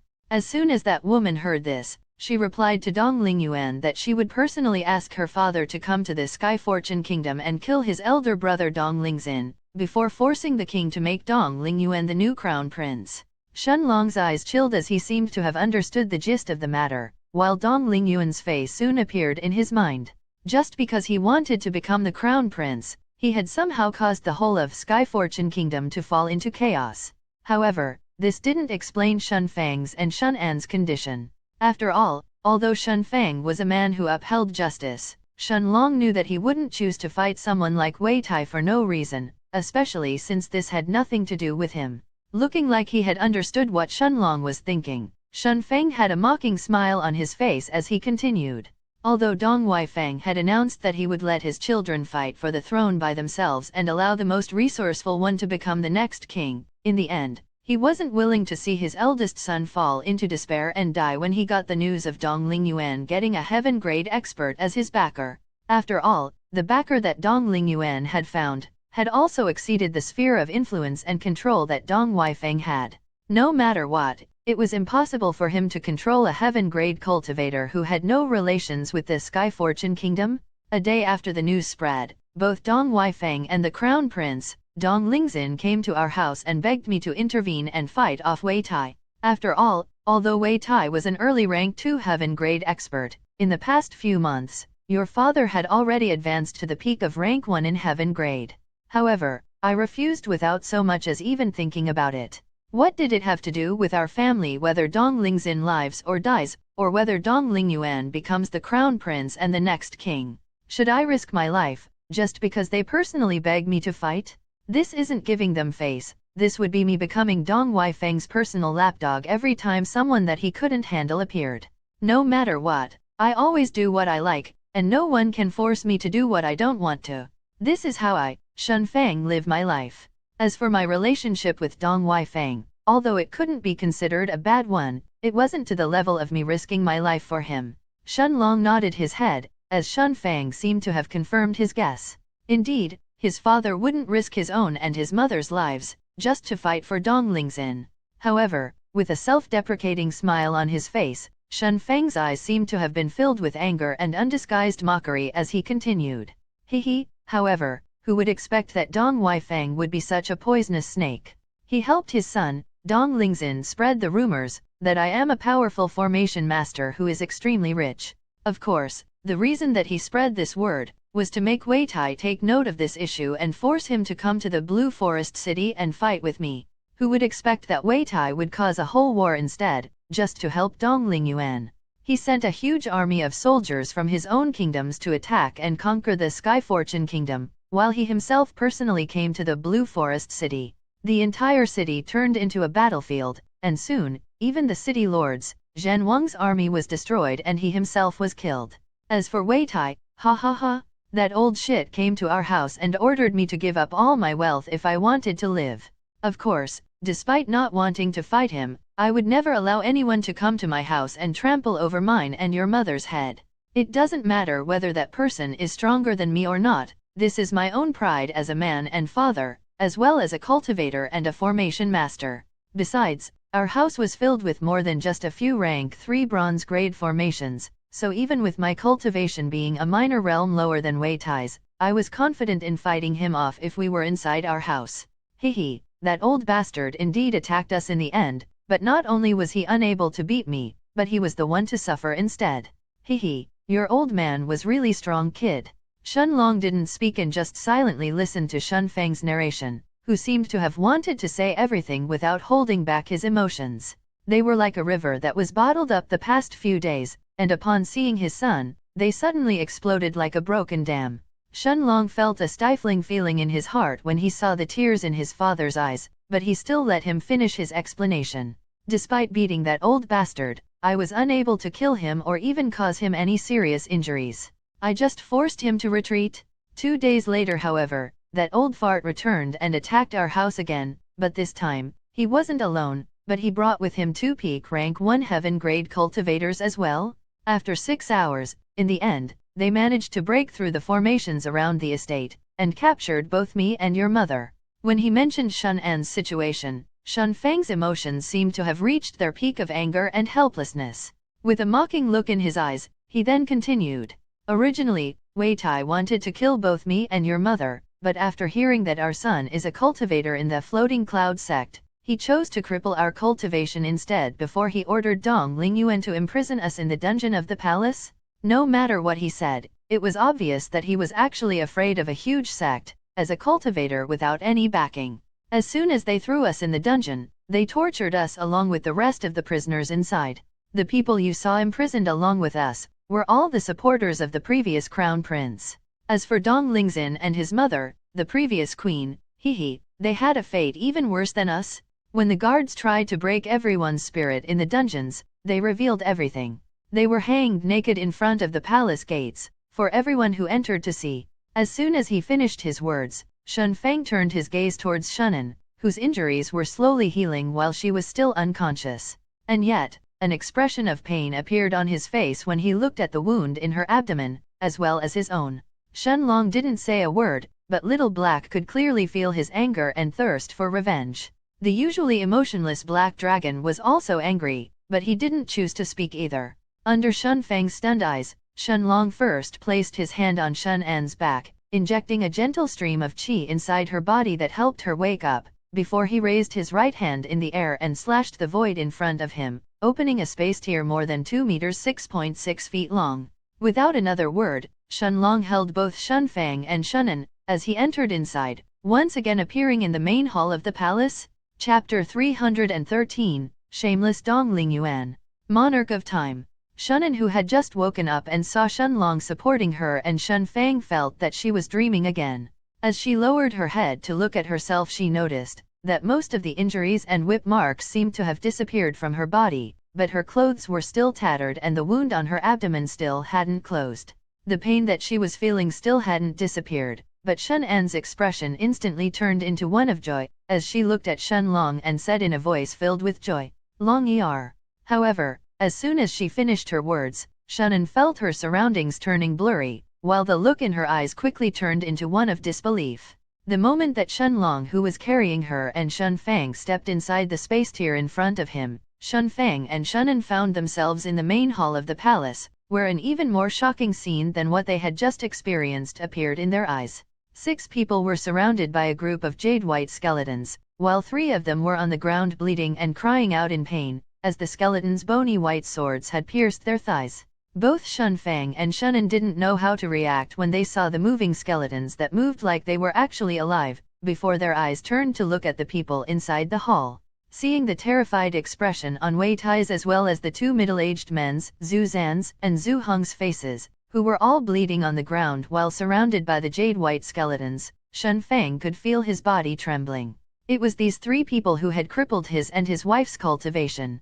Unknowingly, Shen Fang's eyes looked past these 3 people, and saw Dong Weifang, his son, the 3rd prince of the Sky Fortune Kingdom, Dong Lingyuan, as well as a young woman in a red dress who was hugging Dong Lingyuan's left arm, all trembling in fear as they stared at the terrifying white skeletons in front of them. At the same time, Shen Fang and Shen An both also saw a gorgeous young woman with long black hair and white robes, whose face seemed to have come directly out of a portrait walking towards them. Lu Mei walked next to Shen Long, and without saying a word, she simply stared at Zhu Zan, Zhu Heng, and Wei Tai, who were writhing in pain with a cold look in her eyes. As soon as Shen Long and Zheng Kui had left the palace hall to go to the dungeons, these 3 had ignored Lu Mei, and did their best to escape from the hall at the same time. After all, they knew that if they waited for Shen Long to return, their chances of leaving alive were practically 0. Seeing the 3 heaven-grade experts who were flying towards her, Lu Mei hadn't even moved, and she simply ordered 3 of her skeletons to capture each of them. Who could expect the skeletons in front of that woman to be so strong that they had effortlessly subdued 3 heaven-grade experts in the blink of an eye? Seeing Shen Long appear inside the hall out of nowhere, with Shen Fang and Shen An by his side, and that terrifying white-robed young woman now standing next to him, Wei Tai's, Zhu Zan's and Zhu Heng's expressions had instantly turned pale. They could feel the terrifying aura coming from Shen Long's body. That was like an angry magic beast that was no longer holding back. Shen Long's cold eyes surveyed everyone inside the hall, before his gaze soon landed on Wei Tai, as he then walked towards him without any hesitation. The early rank 2 heaven-grade expert felt fear gripping his heart, and ignoring the pain from the bony white sword that was stabbed in his thigh, he hurriedly stepped backwards. Looking at Shen Long, who was still walking towards him, Wei Tai then shouted in a voice filled with fear, "Wait. Wait." Looking around the hall for someone to help him, Wei Tai's gaze was quickly focused on the blonde young man behind him while his eyes finally lit up. Looking at Dong Lingyuan, whose expression had instantly turned ashen as soon as he met his eyes, Wei Tai pointed at the blonde-haired man and said, "Everything happened because of him? He is the one who seduced my daughter and told me about your parents' wealth? Even if you want to take revenge, he is the true mastermind. Daddy." The red-dressed young woman next to Dong Lingyuan had a complicated expression on her face, when suddenly, she felt her body losing her balance and flying forward, almost as if she had been pushed by someone. Turning her head around in disbelief, Wei Yi saw Dong Lingyuan's resolute face, as the 3rd prince of the Sky Fortune Kingdom pointed towards Wei Tai and shouted in an angry voice, "Liar! It's because your daughter seduced me that I was unable to understand what was going on until now. She is a witch. A succubus? You killed my elder brother, and even the queen of our kingdom was humiliated and died by your hands. Shameless old man, you deserve death." Turning his gaze to look at Shen Long, Dong Lingyuan instantly knelt on the floor and spoke with tears in his eyes. "Elder brother Shen, please punish these people for the harm that they have caused to our kingdom and your family. I must have been blind to not notice this until now." Everyone inside the hall, including Dong Weifang, Wei Tai, the red-dressed young woman called Wei Yi, the 2 rank 1 heaven-grade experts, Zhu Zan and Zhu Heng, Shen Fang and Shen An, and even Lu Mei, were all speechless when they heard Dong Lingyuan. How shameless did this person have to be to suddenly try and change sides at this moment? Tears had appeared in Wei Yi's eyes as she shouted, "Big brother Lingyuan." Even Shen Long was stunned for a moment, but his footsteps didn't slow down as he arrived in front of the stunned Wei Tai. Looking at Dong Lingyuan, Wei Tai had the urge to vomit blood from anger, and pointing at him with his finger, the early rank 2 heaven grade expert shouted angrily, "Yulia!" Before he could properly finish his words however, Wei Tai's voice was cut short, as he felt his throat being grabbed by an iron-like grip that raised his entire body in the air. Shenlong's eyes didn't hold the slightest bit of mercy inside them as he looked at the old man who had crippled his parents. Without wasting any words, under Wei Tai's terrified eyes, Shenlong clenched his right hand with all of his strength, instantly snapping the early rank 2 heaven grade expert's neck. Crack-K! The sounds of bones breaking resounded in the palace hall, and under everyone's terrified eyes, the early rank 2 heaven grade expert slumped on the ground as he lost his life. No. Chapter 314, Wiping Them Out. Monarch of Time.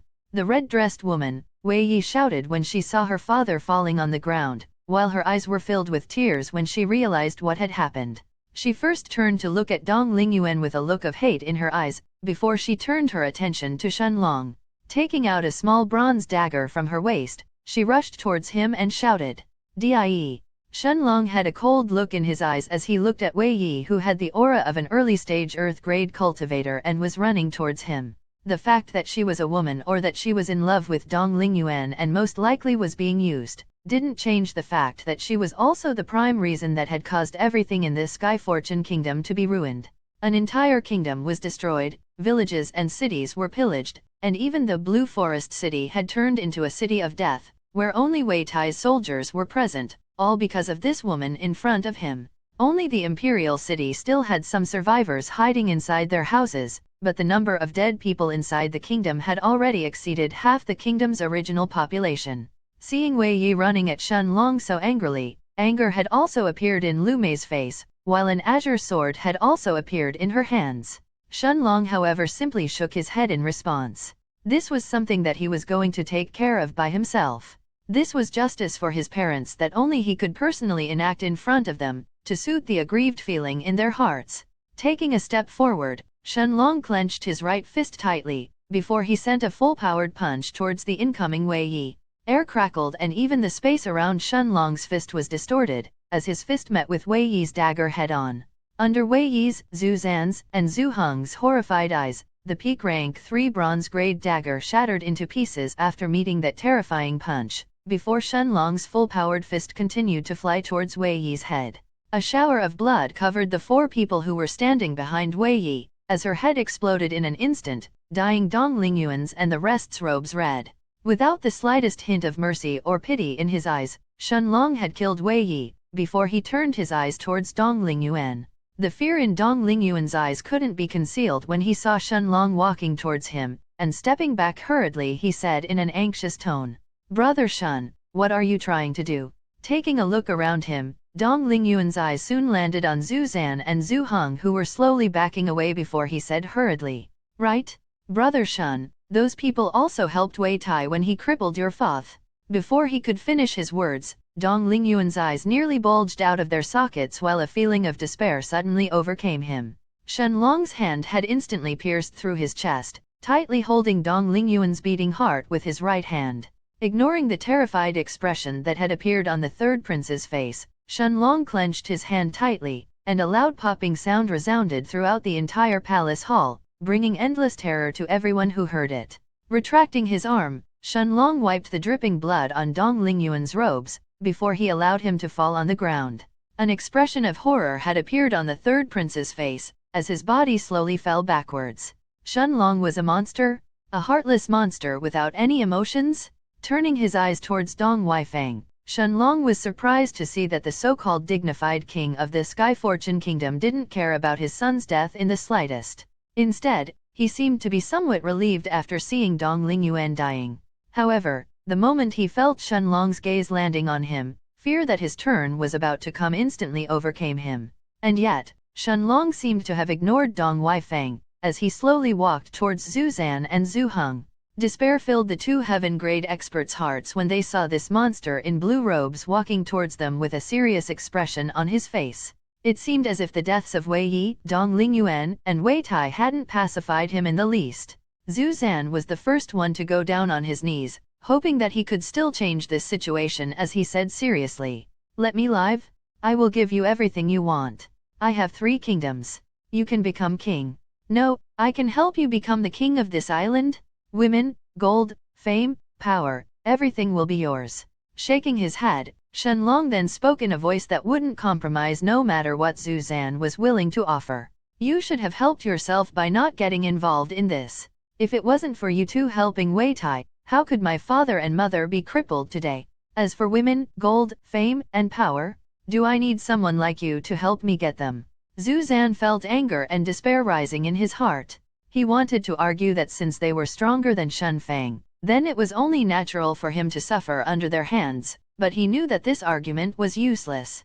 Zhu Hong looked at Zhu Zan, and nodding his head, they both lunged towards Shenlong at the same time. If they were going to die, they were at least going to make sure that Shenlong would suffer as well. With a cold look in his eyes, Shenlong first turned his head around to look at his parents and make sure that they were watching, before he punched forward with each arm. The 2 peak rank 1 heaven grade experts, Zhu Zan and Zhu Hong, were both sent flying at the same time, until they crashed at the wall of the palace hall and fell on the ground. Shenlong's terrifying punch had completely crushed the 2 heaven grade experts' chests, who lifelessly slid down on the ground, arriving in front of Dong Weifang. The 2 heaven grade experts who were similar to Wei Tai in strength and influence, the kings who ruled 3 kingdoms each in the mortal world, existences that Dong Weifang could only look up to, ended up landed in front of his feet as they died. Involuntarily raising his head, Dong Weifang shivered when his gaze met with Shenlong's cold eyes that were staring back at him. Chapter 315, Aftermath. Monarch of Time. Dong Weifang's pupils contracted while his body shivered as soon as his eyes met Shenlong's cold gaze. Shenlong's black eyes were still emitting killing intent, even when Dong Weifang was the only enemy left inside the main hall. Understanding that he was about to die, the king of the Sky Fortune Kingdom abandoned any notion of pride left, and hurriedly fell on his knees. However, he wasn't dumb enough to beg Shenlong, and instead, his gaze fell on Shen Fang, as he spoke with tears in his eyes. Brother Shen, please forgive me. I know what I have done wrong. I shouldn't have let my son, no, that unfilial bastard, to spread the word about you. I know that I don't deserve any forgiveness, but I have already lost 2 sons and 2 wives. Please don't kill me. Shenlong frowned when he heard Dong Weifang's words, while his eyes narrowed. No matter what excuse Dong Weifang used, the truth was that not only did he allow Dong Lingzhen to spread Shen Fang's name, but he did everything he could to force him to fight against Wei Tai even when it meant risking his life. And now he was asking for forgiveness? Shen Fang also shook his head, and without the slightest hint of pity in his eyes, he looked at the kneeling Dong Weifang and spoke coldly. Hehe, if it was just me that you had hurt, I could allow you to leave today after crippling your cultivation. After all, an eye for an eye, a tooth for a tooth. However, not only did you choose to torture us after sending us in your dungeon, but you were also the cause that my wife's cultivation was crippled as well. Don't bother to ask for forgiveness, since you are the one who deserves to die the most out of everyone else. Horror filled Dong Weifang's heart when he heard Shen Fang's words. After all, this was no different than sentencing him to death. Shenlong seemed to have hated him to begin with, and now Shen Fang's words seemed to have extinguished his final hope. Dong Weifang's expression quickly changed into one of madness, but before he could utter another word, Shenlong had already disappeared from his original spot after using the Gale Steps and instantly appeared in front of Dong Weifang. An illusionary purple-colored blade had appeared on his right hand, and looking at the anxious king of the Sky Fortune Kingdom in front of him, Shenlong slashed his blade horizontally towards Dong Weifang's neck. If the dancer girls hadn't already passed out from fear in a corner of the room, they would have witnessed a once-in-a-lifetime scene. The Sky Fortune Kingdom's king's head was separated from his body as it flew through the air, leaving behind a fountain of blood that dyed the main hall of the palace red. As soon as Shen Fang saw the scene in front of his eyes, a sense of gratification and a feeling of relief overcame his heart, as well as a feeling of weakness. He felt relief that his son had saved him and Shunan, and he also felt gratified that Shenlong was strong enough to take revenge for his parents by himself, but he also felt weak after having his cultivation crippled. He had trained since he was 13 years old like every other kid in the Sky Fortune Kingdom, and he had slowly risen above everyone else and stood at the top of the Sky Fortune Kingdom as a peak rank 3 bronze grade formation master and a peak rank 9 earth grade expert. And yet, He seemed to have lost all of his power overnight due to Dong Weifeng's schemes and the inner fights of the royal family. However, seeing his son being strong enough to take revenge for him was enough to put a smile on Shun Feng's face.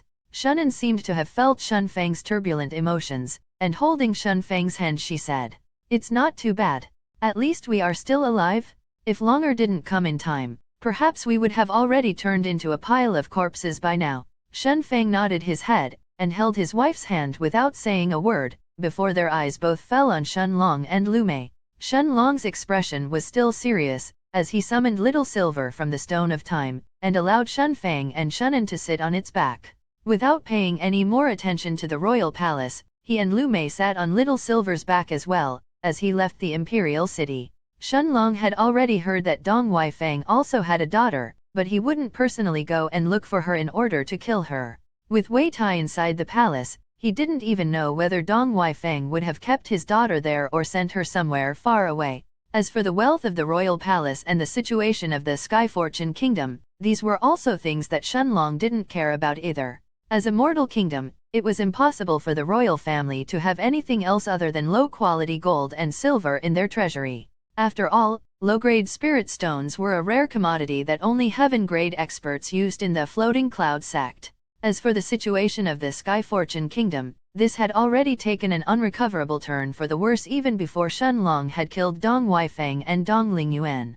On the way to the Blue Forest City, Shun Long had already seen Wei Tai's army pillaging villages and cities of the kingdom, practically destroying everything in their paths. The Sky Fortune Kingdom's army was already destroyed, and the kingdom's sovereignty lied in Wei Tai's hands. Aside from the imperial city where the citizens were all holed up inside their homes, every other city in the kingdom was completely destroyed. Shun Long was certain that it wouldn't take long for the rest of the citizens of the imperial city to start moving towards one of the nearby kingdoms, since the Sky Fortune Kingdom would soon become the territory for another war to start, as the kingdoms around it would start fighting over its land. Leaving the imperial city, Shun Long also expected the dancer girls and everyone else inside the palace to start spreading the news of Wei Tai's and the Zhu brothers' deaths very soon. This would make the kingdoms that were previously under Wei Tai's, Zhu Zan's, and Zhu Heng's control, to be fought over by the other heaven-grade cultivators around them. After all, Shun Long knew that Wei Tai, Zhu Zan, and Zhu Heng weren't the only heaven-grade experts in this island of the mortal world. Now that they were dead, their territories will certainly be split up, and even their own families and their confidants would have to escape. It only took a few moments for the Black Panther to cross the distance from the imperial capital and arrive in the sky of the Blue Forest City. In the time that Shun Long took to go to the imperial palace and kill Wei Tai and the rest, Zhu Zan's and Zhu Heng's army had already escaped from the city when the rumors of the heaven-grade expert, Shun Long, had started to spread. However, almost all of the original inhabitants of the city had already been massacred, making the Blue Forest City a city of death. Arriving in the sky above the already destroyed Shun estate, Shun Long saw the disheartened Shun Feng and Shunan holding his hand, as they looked at the rubble of what was left of their original home. With a serious expression in his eyes, Shun Long looked at his parents who were still staring at the wreckage below them before he said, "Father, Mother, do you want to come with me and Mayer to the cultivation world?" Chapter 316, Shun Feng's Decision. Monarch of Time. Father, Mother, do you want to come with me to the cultivation world? You don't have any more reason to stay here. Our house is destroyed and the Sky Fortune Kingdom itself will be abandoned before another war starts over its territory. Turning his head to look at Lu Mei, Shun Long finally smiled lightly for the first time since he arrived in the Sky Fortune Kingdom, and holding her hand he looked at his parents and said, "This is my wife, Mayer.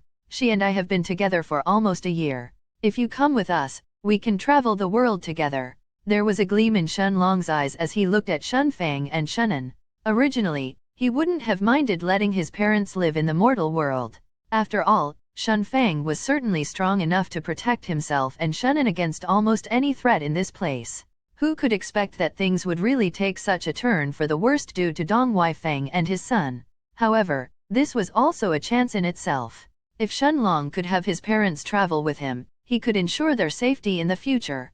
Additionally, Shun Long knew that right now, it was impossible for him to help his parents with their cultivation now that their dantians had been destroyed, but it wasn't impossible in the future. If he had his parents with him, he would be able to help them recover their cultivation as soon as he found the necessary medicinal ingredients that he needed. As Shenlong waited for their answer, he saw Shen Feng and Shennan watching Lu Mei with bright eyes. If one judged her simply based on her outer appearance, there was indeed nothing to criticize about her. She was a gorgeous and yet reserved young woman, who didn't let many of her feelings show to her face. This was most likely part of her character and not Lu Mei intentionally suppressing herself in front of them. Shen Feng thought as he kept examining his daughter-in-law. Lu Mei's face turned somewhat red as she wasn't used to this, and looking at Shen Feng and Shennan who were staring at her with zeal in their eyes, she bowed and greeted them politely. Father-in-law, mother-in-law, ha ha ha, Longer, your father is proud of you, you finally have a wife. Although Shen Feng's words were few, they expressed exactly what he wanted to say. He was very satisfied with his daughters-in-law manners, appearance, and strength. After all, both he and Shennan had seen Lu Mei summon her white skeletons that had completely suppressed Wei Tai and the rest to the point that they were just one step away from death. And it's one who's much gentler and polite than that Lin girl. As she finished speaking, Shennan held Lu Mei's hands and looked at her daughter-in-law with a gentle smile on her face and a satisfied look in her eyes. At the same time, Shenlong smiled before his eyes fell on Shen Feng as he waited for his answer. Turning his head to look at his son, Shen Feng however shook his head before he declined Shenlong's prior offer without any hesitation. Long Er, your mother and I will both stay in the mortal world. Shen Feng's answer was actually completely different to what Shenlong had expected. Since their Shen estate was destroyed and his father's and mother's cultivation was crippled, wouldn't that mean that they were even weaker than normal people? After all, even most children in the Sky Fortune Kingdom started to train their qi at the age of 13, and Shenlong knew that the other kingdoms weren't any different. Looking like he had guessed Shenlong's thoughts, Shen Feng had a bright smile on his face as he patted Shenlong's shoulder and said, Long Er, if I wanted to enter the cultivation world, I would have long since joined the Floating Cloud sect. Even if I didn't become an inner disciple, I would have at least become a normal elder by now. However, entering the cultivation world was neither mine nor your mother's goal. Choosing to live a simple life, without any worries, away from the strifes of cultivators in the Sky Fortune Kingdom, was what we were originally planning. However, even without the Sky Fortune Kingdom, there are other kingdoms where we can go and meet new people. We can also have a fresh start and won't have people to rely on me being a heaven-grade expert to help them. Going with you to the cultivation world? Aside from being a burden to our son, what else would we do there? Seeing that Shenlong wasn't entirely convinced, inside the Stone of Time, Little Black nodded his head as he said to Shenlong, Master, Shen Feng is right. Although their cultivation was destroyed, they can still live their lives. However, if they followed Master in the cultivation world, they would then feel hopeless and weak. Although Master's parents suffered, they can certainly start a new life, away from the war of the Sky Fortune Kingdom now and travel to a new place. Shenlong shook his head when he heard Little Black's words. How could he have not thought about these things by himself already? However, leaving his parents without any protection was still an unpleasant feeling. For a moment Shenlong even thought of taming a rank 4 magic beast to protect Shen Feng and Shennan, but that would still go against Shen Feng's wishes of living a simple life. After all, no matter what, a rank 4 magic beast would certainly make every single heaven-grade expert in this mortal island afraid. Even the sect master of the Floating Cloud sect, Lu Jian, wasn't certain if he could fight an early rank 4 magic beast head-on. Without another word, Shen Feng walked through the Shen estate and gathered some of his personal belongings in a small chest, along with some gold and silver, before he once again sat on Little Silver's back. Understanding that there was no more reason for them to stay here, Shenlong, Shen Feng and Shennan all threw one more look at the destroyed Blue Forest City from the sky, before the Black Panther's body flew forward like a bolt of silver lightning, as it tore through the sky, as Shenlong searched for a new place for his parents to settle down. Less than a minute later, the Black Panther had stealthily arrived in the sky above a city located near the vast sea that surrounded this mortal island. It was a large city, more than 3 times bigger than the Sky Fortune Kingdom's imperial capital itself, while its harbor was completely filled with big and small ships, that ranged from fishermen ships, all the way to big warships. It was the Roaring Waves Kingdom. Chapter 317, Returning to the Floating Cloud Sect. Monarch of Time. After landing a few miles away from the capital of the Roaring Waves Kingdom, Shenlong had Little Silver return back inside the foggy space in the Stone of Time, before he and Lu Mei walked along with his parents towards the city gates. After paying a fee of 2 gold coins per person for a total of 8 gold coins, Shenlong and his family walked past through the city gates and entered the city. Although the royal city of the Roaring Waves Kingdom couldn't be compared to the cities of the cultivation world, it was still many times more bustling than the imperial city of the Sky Fortune Kingdom. The smell of fish had already filled the air of the royal capital, as many fishermen displayed their catch for the day, trying to attract the customers around them. Looking at the scene around him, Shen Feng had a smile on his face as he said, "Although it's my first time in this city, it is exactly how I thought it would be." The reason that Shen Feng wanted to come to the Roaring Waves Kingdom was because he had once heard that this was one of the most bustling kingdoms in this world and at the same time one of the most peaceful ones. Of course, the reason behind this was that a powerful middle-rank 2 heaven-grade expert was the king of this kingdom, so very few people would dare to cause trouble to this place. Walking past the street merchants, Shenlong and his group soon arrived at the residential district of the city. Originally, Shen Feng was planning to purchase a simple, small house, but in the end, he chose to buy a relatively big home with a large garden. The 3,000 gold coins that Shen Feng spent for it was like a drop in the bucket for a rich peak rank 3 bronze grade formation master. Shen Feng's and Shen An's new house was relatively close to the center of the city, and although it wasn't nearly as big as their previous Shen estate, it was perfect to live a simple life. The city guard's headquarters was just a few miles away from it, make its safe location the main reason that it was so expensive. After entering inside the newly purchased home, Shen Feng looked at Shenlong, who didn't seem to have any plans to leave just yet, and said with a gentle smile on his face, "Long Er, you don't have to worry about us. Although we are no longer cultivators, we will still live our lives happily. This is also a new start for me and your mother. If you just stay here to watch over us, you will only cause me to feel guilt." Shunan nodded her head and smiled, as she held Lu Mei's hands, before she whispered in her ears, "Little Mei, take good care of my Longer." Lu Mei had a serious expression on her face as she nodded her head in response.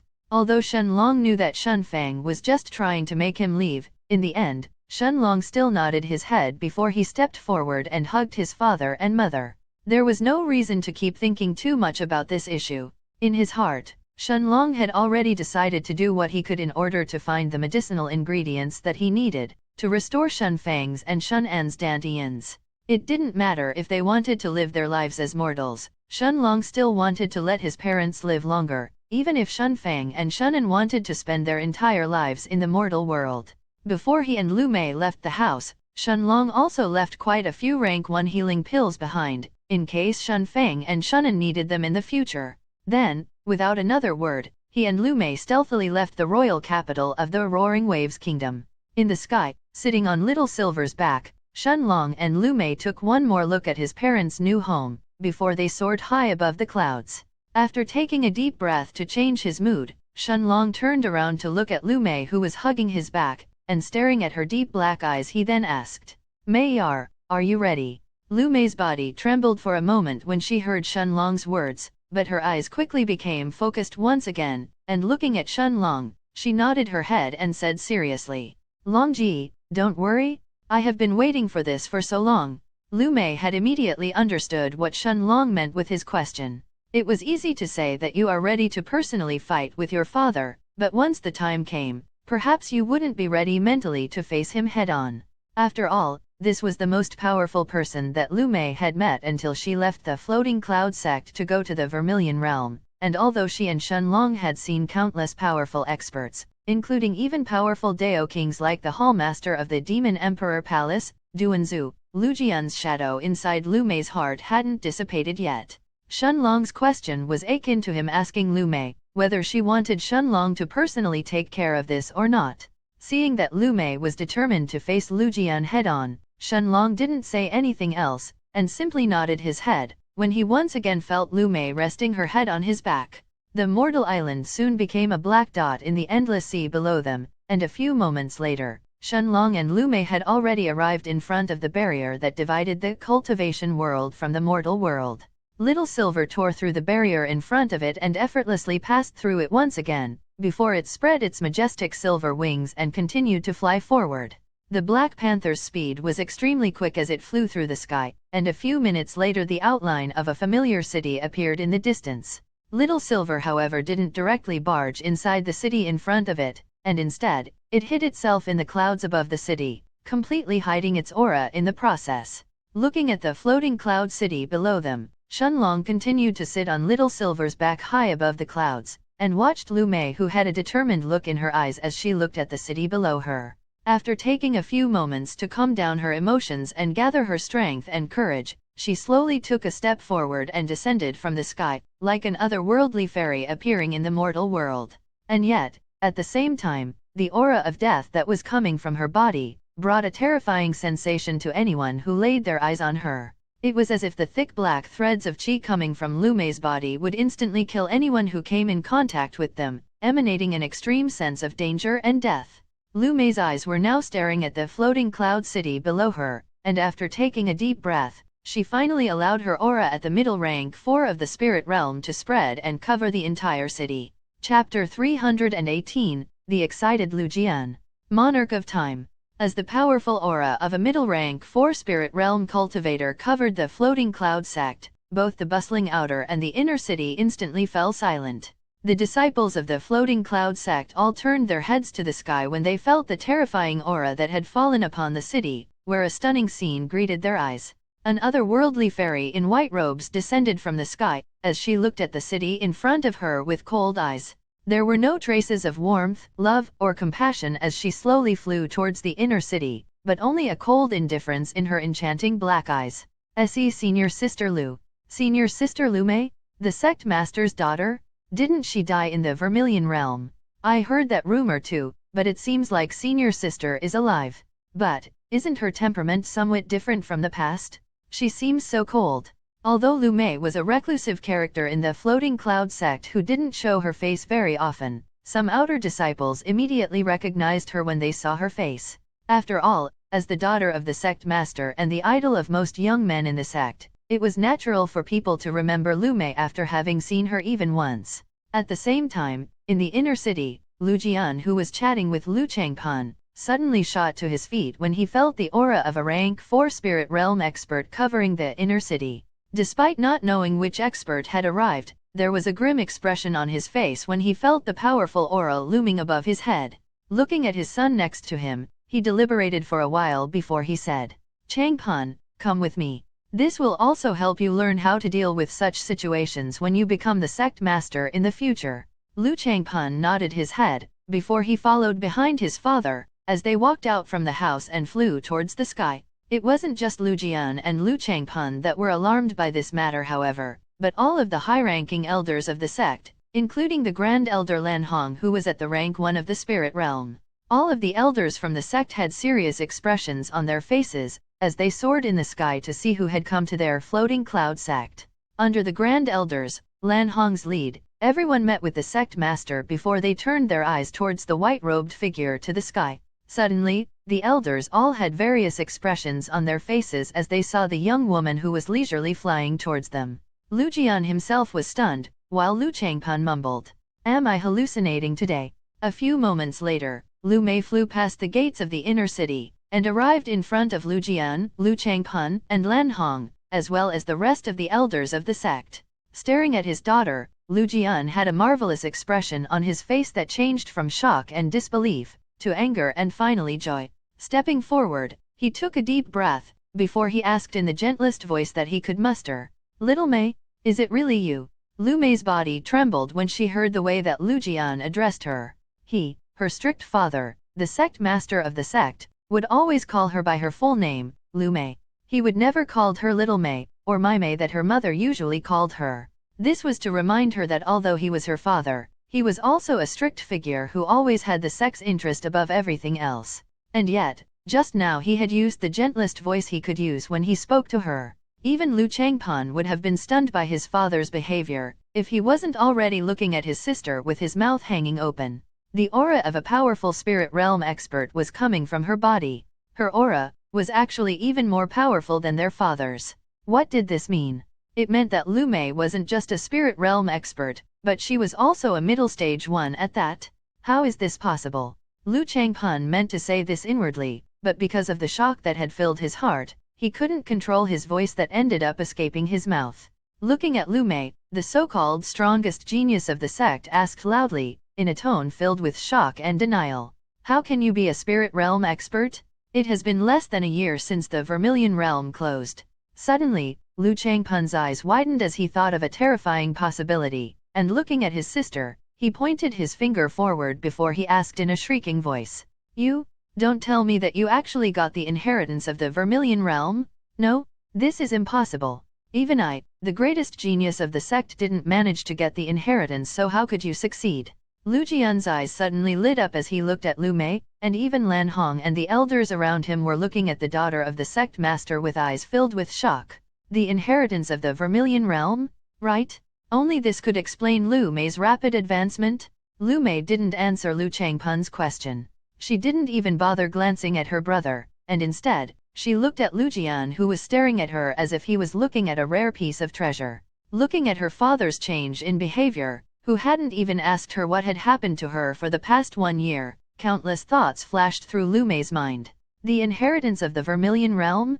If it wasn't for Longji saving me, I would have already become a corpse under the hands of the disciples of the Poison Hall. The look in Lu Mei's eyes soon turned cold, and looking at her father, who was staring at her joyously, and was expecting her to nod her head and admit that she had indeed received the inheritance of the Vermilion realm, Lu Mei took a deep breath, and without responding to Lu Changpun's question, she said in a cold voice, I am here to take my mother away. Chapter 319, Lu Mei's suppressed emotions. Monarch of Time. It was a simple sentence, and yet it had left Lu Jian staring at Lu Mei in shock. Take her mother away? What mother? My wife. Even Lu Changpun, the Grand Elder Lan Hong and the elders around him, were all staring at Lu Mei, not understanding what she meant. And yet, despite being confused, Lu Jian wasn't angry. Instead, he looked at his daughter with a big smile on his face, and like a father who was trying to coax his angry child, he said, My Mei, don't be angry. Daddy will do whatever you want. Come with me and let's go chat inside. Your mother is certainly very worried about you as well. This time, it wasn't just Lu Mei and Lu Changpun, but all of the elders around him as well, who were stunned by his behavior. How was this their dignified sect master? This was more like a patient and doting father speaking to his child. Foth. Shut up. Quickly lead the way for me and your sister, you unfilial son. Lu Changpun was ready to interrupt Lu Jian, and ask him if he had a fever, or perhaps he had caught some kind of rare disease that could infect the entire sect, but instead, he was met by a fierce rebuttal by his father. Lu Jian, who had always pampered his son, had now berated him in front of all the elders of the sect. No matter what the reason was, this was certainly going to hurt his prestige in the future, when he succeeded his father for the position of the sect master. And yet, after seeing the angry expression in his father's face, Lu Changpun didn't dare to flare up, and after shooting a look of anger at Lu Mei, he hurriedly went deeper inside the sect, as he led the way for his father and his sister. Before he could go too far, however, Lu Changpun heard Lu Mei's cold voice as she looked at Lu Jian and said coldly, There is no need.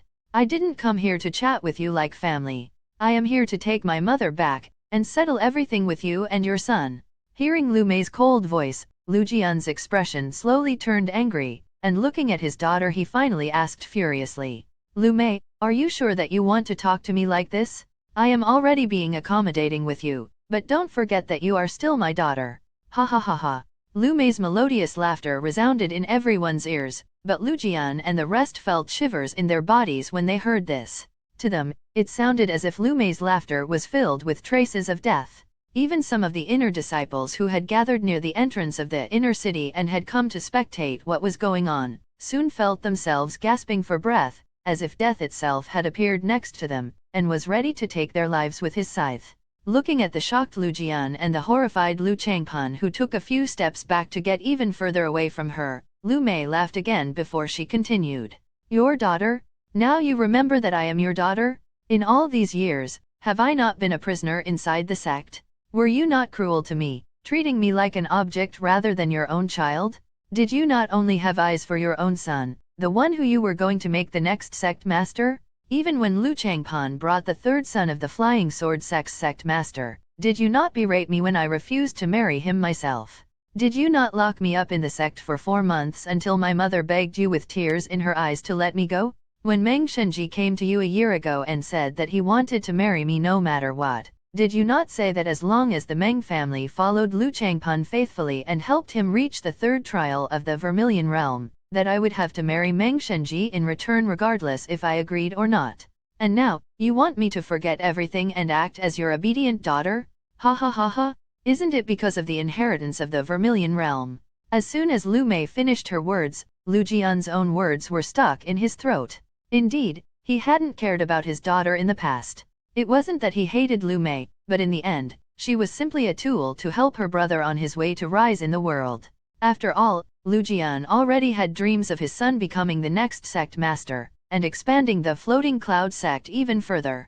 As for Lu Mei, even if her talent was at the same level as her brother's, she was still a woman in the end. Although there were some sects that had women as their sect masters, Lu Jian didn't think that Lu Mei could ever lead the sect the way that Lu Changpun could. After all, he had instructed his son since young, and had always taught him what a sect master needed to know. Lu Mei could simply serve as a bridge to connect Lu Changpun with his own helpers. However, Lu Mei was also wrong. Lu Jian didn't care about the Vermilion Realm's treasure that much. Instead, after seeing that his daughter had already reached the middle stages of the spirit realm, a new plan had formulated in his mind. He could now have Lu Mei lead the sect, and have her relocate to the center of the desolate east, near the Golden Buddha Temple's location.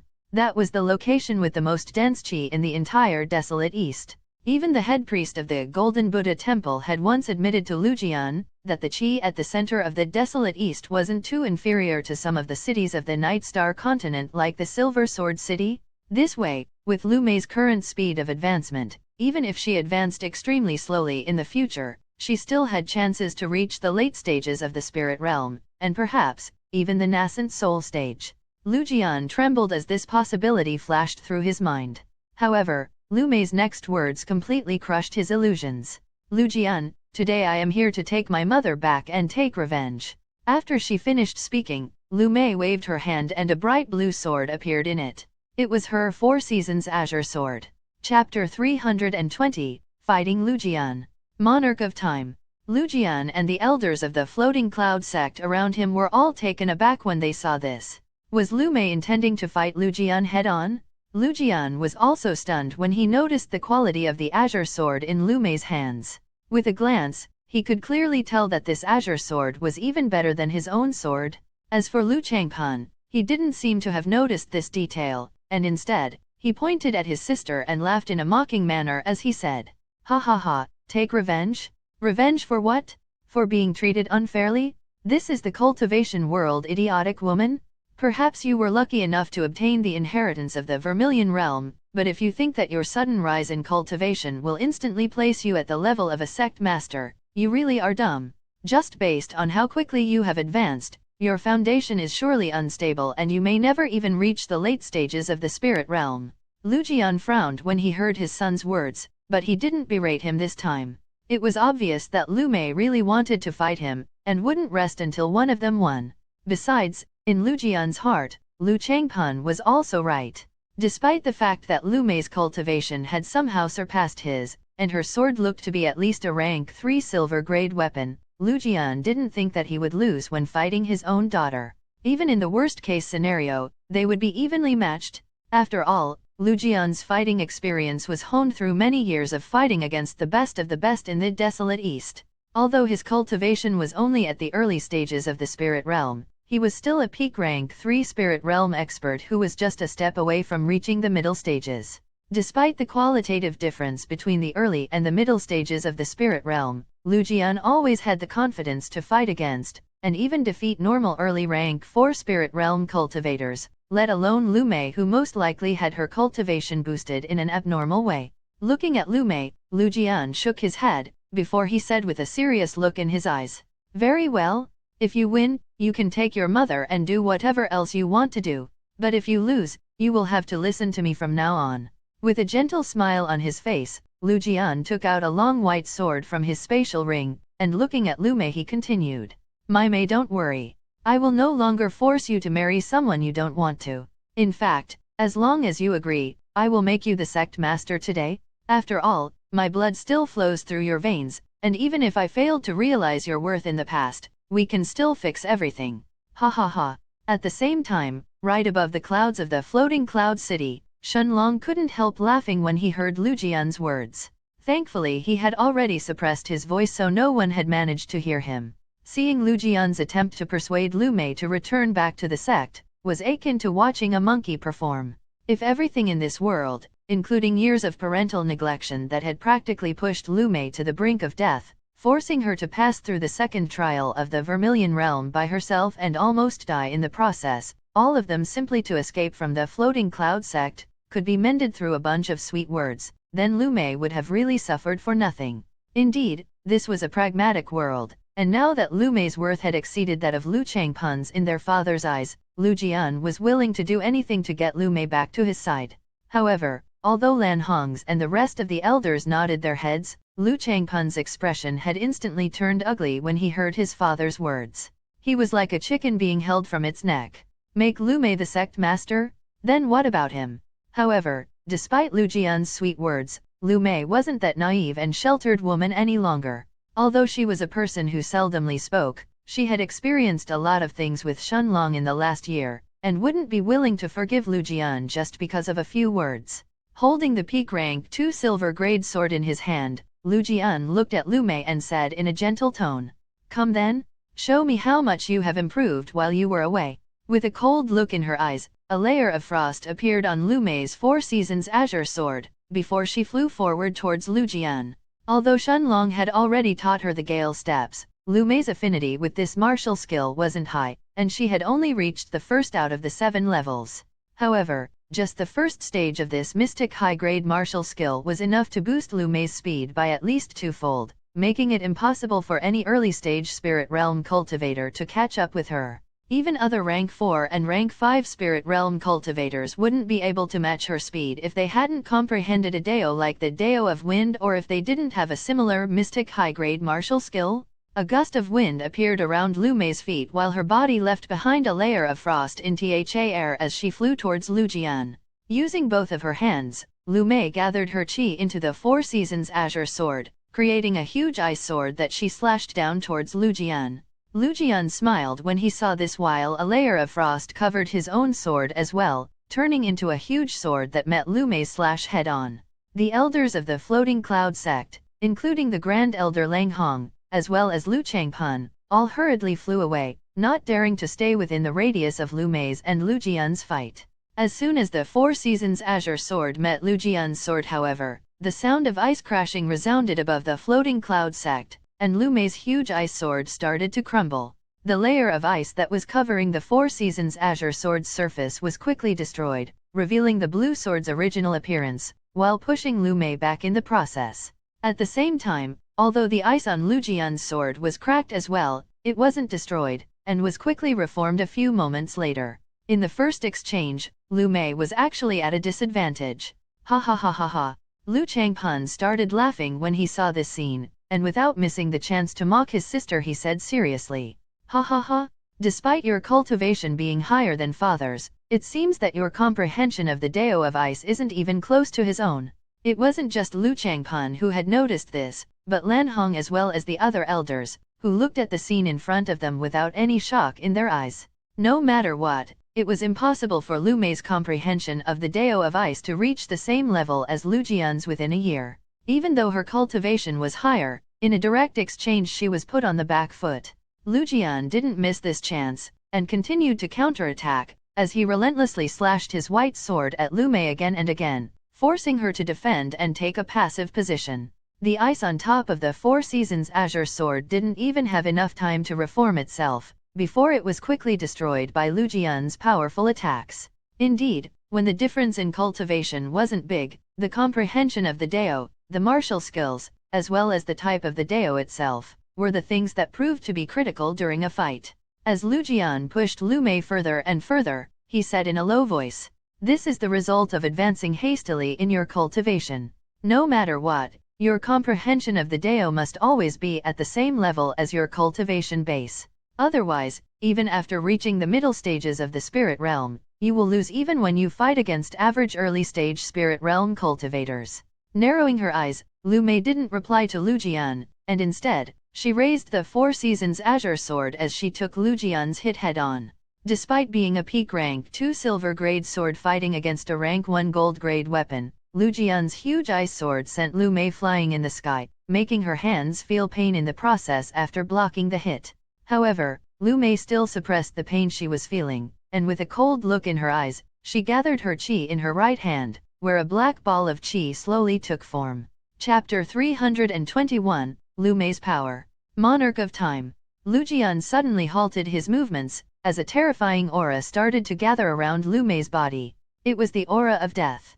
Although Lu Jian hadn't encountered the aura of death a lot of times in the past, except for when he saw the remnant qi that hadn't dispersed on the desiccated corpses of some strong cultivators, he could still identify it at first glance. The moment that his eyes had fallen on the black ball of qi in Lu Mei's hand, Lu Jian had the feeling that if he approached a few steps closer to it, he would put himself at risk of losing his life.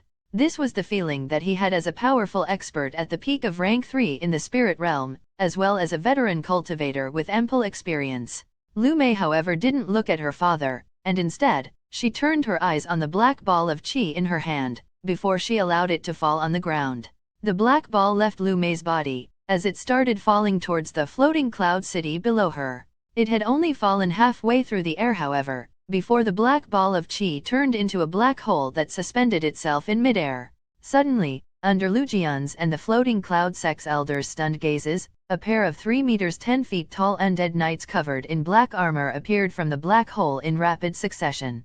Each of the knights was holding a 2 meters 6.6 feet long black great sword, while wisps of bright red flames were shining in their eye sockets. The most shocking thing however was the undead knight's aura. They were at the middle rank 4 of the spirit realm? It was really a pair of middle-stage spirit realm summoned creatures? Even Lu Jian, who had roamed throughout the entire desolate east and had a lot of experience, was stunned in front of this scene. Let alone seeing something like this, he had never even heard of anything like this before. Normally, shamans who could summon powerful creatures, could only summon those whose strength was at least a minor realm below them. Lu Jian had seen in the past an expert at the peak of rank 9 of the spirit realm from the Night Star continent who had comprehended the Dao of Earth, and had summoned a golem at the peak of rank 8. Although this golem wasn't unrivaled in their desolate east, but aside from the head priest of the Golden Buddha Temple and its 2 rank 9 spirit realm level monks, as well as the master of the Poison Hall, there was no one else who was able to contend against it. Although the golem was inferior to its master in terms of direct combat prowess, its vitality and its defensive prowess was much stronger than his. It could take hits without feeling any pain, and even if it was destroyed, as long as its master infused enough qi inside it, it would be quickly regenerated.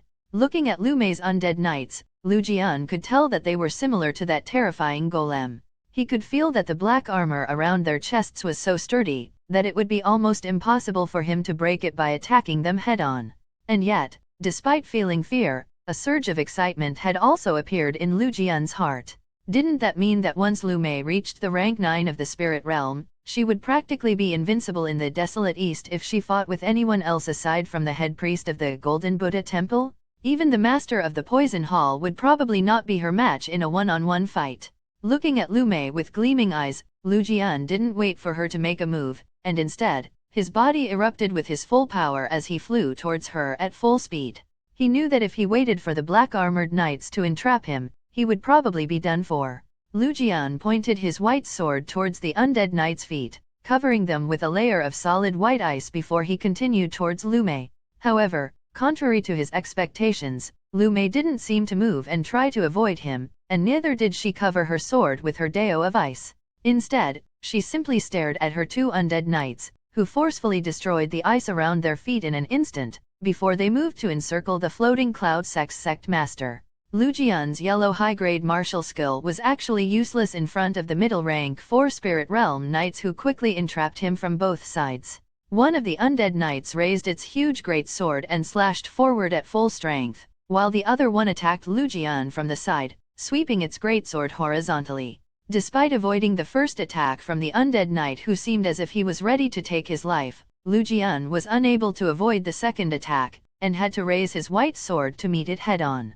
However, Lu Jian soon found out that the Undead Knight's attack was actually much stronger than Lu Mei's direct sword attack from earlier. It was actually so strong that he was unable to resist it by himself. After all, this was the power of a necromancer. It lied in the creatures that they summoned rather than them fighting head-on. Under Lu Changpun's, Lan Hong's, and the rest of the elders' stunned eyes, Lu Jian was sent flying from the sky like a cannonball, as he crashed in front of the main hall at the center of the inner city. Lu Mei watched Lu Jian, who was sent flying, without the slightest hints of pity in her heart. This was her father, who didn't care about her once in all these years, and had only changed his mind once he saw the increase in her strength. She didn't even try to check Lu Jian's condition, and instead, with her undead knights guarding her from the side, she flew towards the inner city, as she headed directly for her mother's location. Lu Changpun and Lan Hong wanted to stop her, but in the end, they didn't dare to, and could only watch her as she headed deeper inside the inner city, before they turned their gazes towards the main hall. Without any more hesitation, they hurriedly flew towards it, to check Lu Jian's condition and make sure that he was still alive. Chapter 322, Fatty Fu, Monarch of Time. Although Lu Jian didn't seem to be moving, Lu Mei knew that he wasn't dead, and at most he had just lost consciousness. After all, Lu Mei didn't want to kill him in the first place, otherwise, forget about Lu Jian, the entire floating cloud sect would be unable to stand up to her undead army. However, despite not killing him, this didn't mean that Lu Mei had any positive feelings towards her father. Instead, she directly ignored him, as she continued to fly towards the inner city. A few moments barely passed before Lu Mei's eyes were locked on a small house near the main hall where Lu Jian had landed. It was a relatively simple house, but it made Lu Mei suddenly halt in midair, as emotions suddenly overflowed her heart. This was her home for so many years. This was the place where she and her mother lived. As Lu Jian's second wife, her mother didn't live in Lu Jian's palace at the center of the city, but she had her own house allocated to her. After taking a deep breath, Lu Mei didn't step inside the house, but instead, she circled around it and walked straight to its backyard, while leaving the two undead knights to stand guard near the house's entrance, not allowing anyone to come close. A beautiful middle-aged woman dressed in silver-white robes was sitting on a chair, and was petting a huge bird that was lying next to her. It was a huge bird more than 20 meters 66 feet long, with a yellow beak and bright red wings. This was the most common use of transportation used by the high-ranking members of the Floating Cloud sect, the rank 3 red-winged condor. This red-winged condor, however, didn't belong to the sect, but was the personal magic beast of Lu Mei's mother. Almost as if sensing someone coming, the condor raised its head and looked at the entrance of the backyard, where a white-robed young woman was standing quietly. Lu Mei smiled gently once she saw the condor, but tears started to flow from her eyes once she saw the middle-aged woman who was still petting the condor's head. Her facial features were very similar to Lu Mei's, aside from the wrinkles around her eyes, and her black hair that were actually at a shoulder's length. The beautiful middle-aged woman followed the condor's gaze, and was stunned when she saw Lu Mei staring at her. Lu Mei opened her mouth a few times, but only a single word came out, one that was filled with all of her emotions. Mother. As this sentence left Lu Mei's mouth, the beautiful middle-aged woman hurriedly stood up from her chair, while her eyes stared at Lu Mei in disbelief. Soon, her expression was replaced with one of joy, as she flew forward and placed her arms around Lu Mei, hugging her tightly as she said, "Meiyar." Hearing her mother's voice, the tears from Lu Mei's eyes didn't stop flowing as she stretched her arms to hug her back.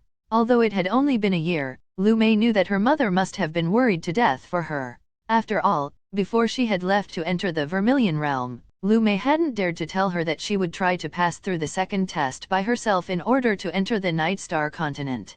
Lu Mei clearly knew that aside from Lu Changpan, who had the entire strength of the entire sect in his palm, any other disciple who wanted to try and pass through the second level would definitely face extreme danger. Her mother had also participated in the Vermilion Realm's opening in the past and knew how dangerous it was.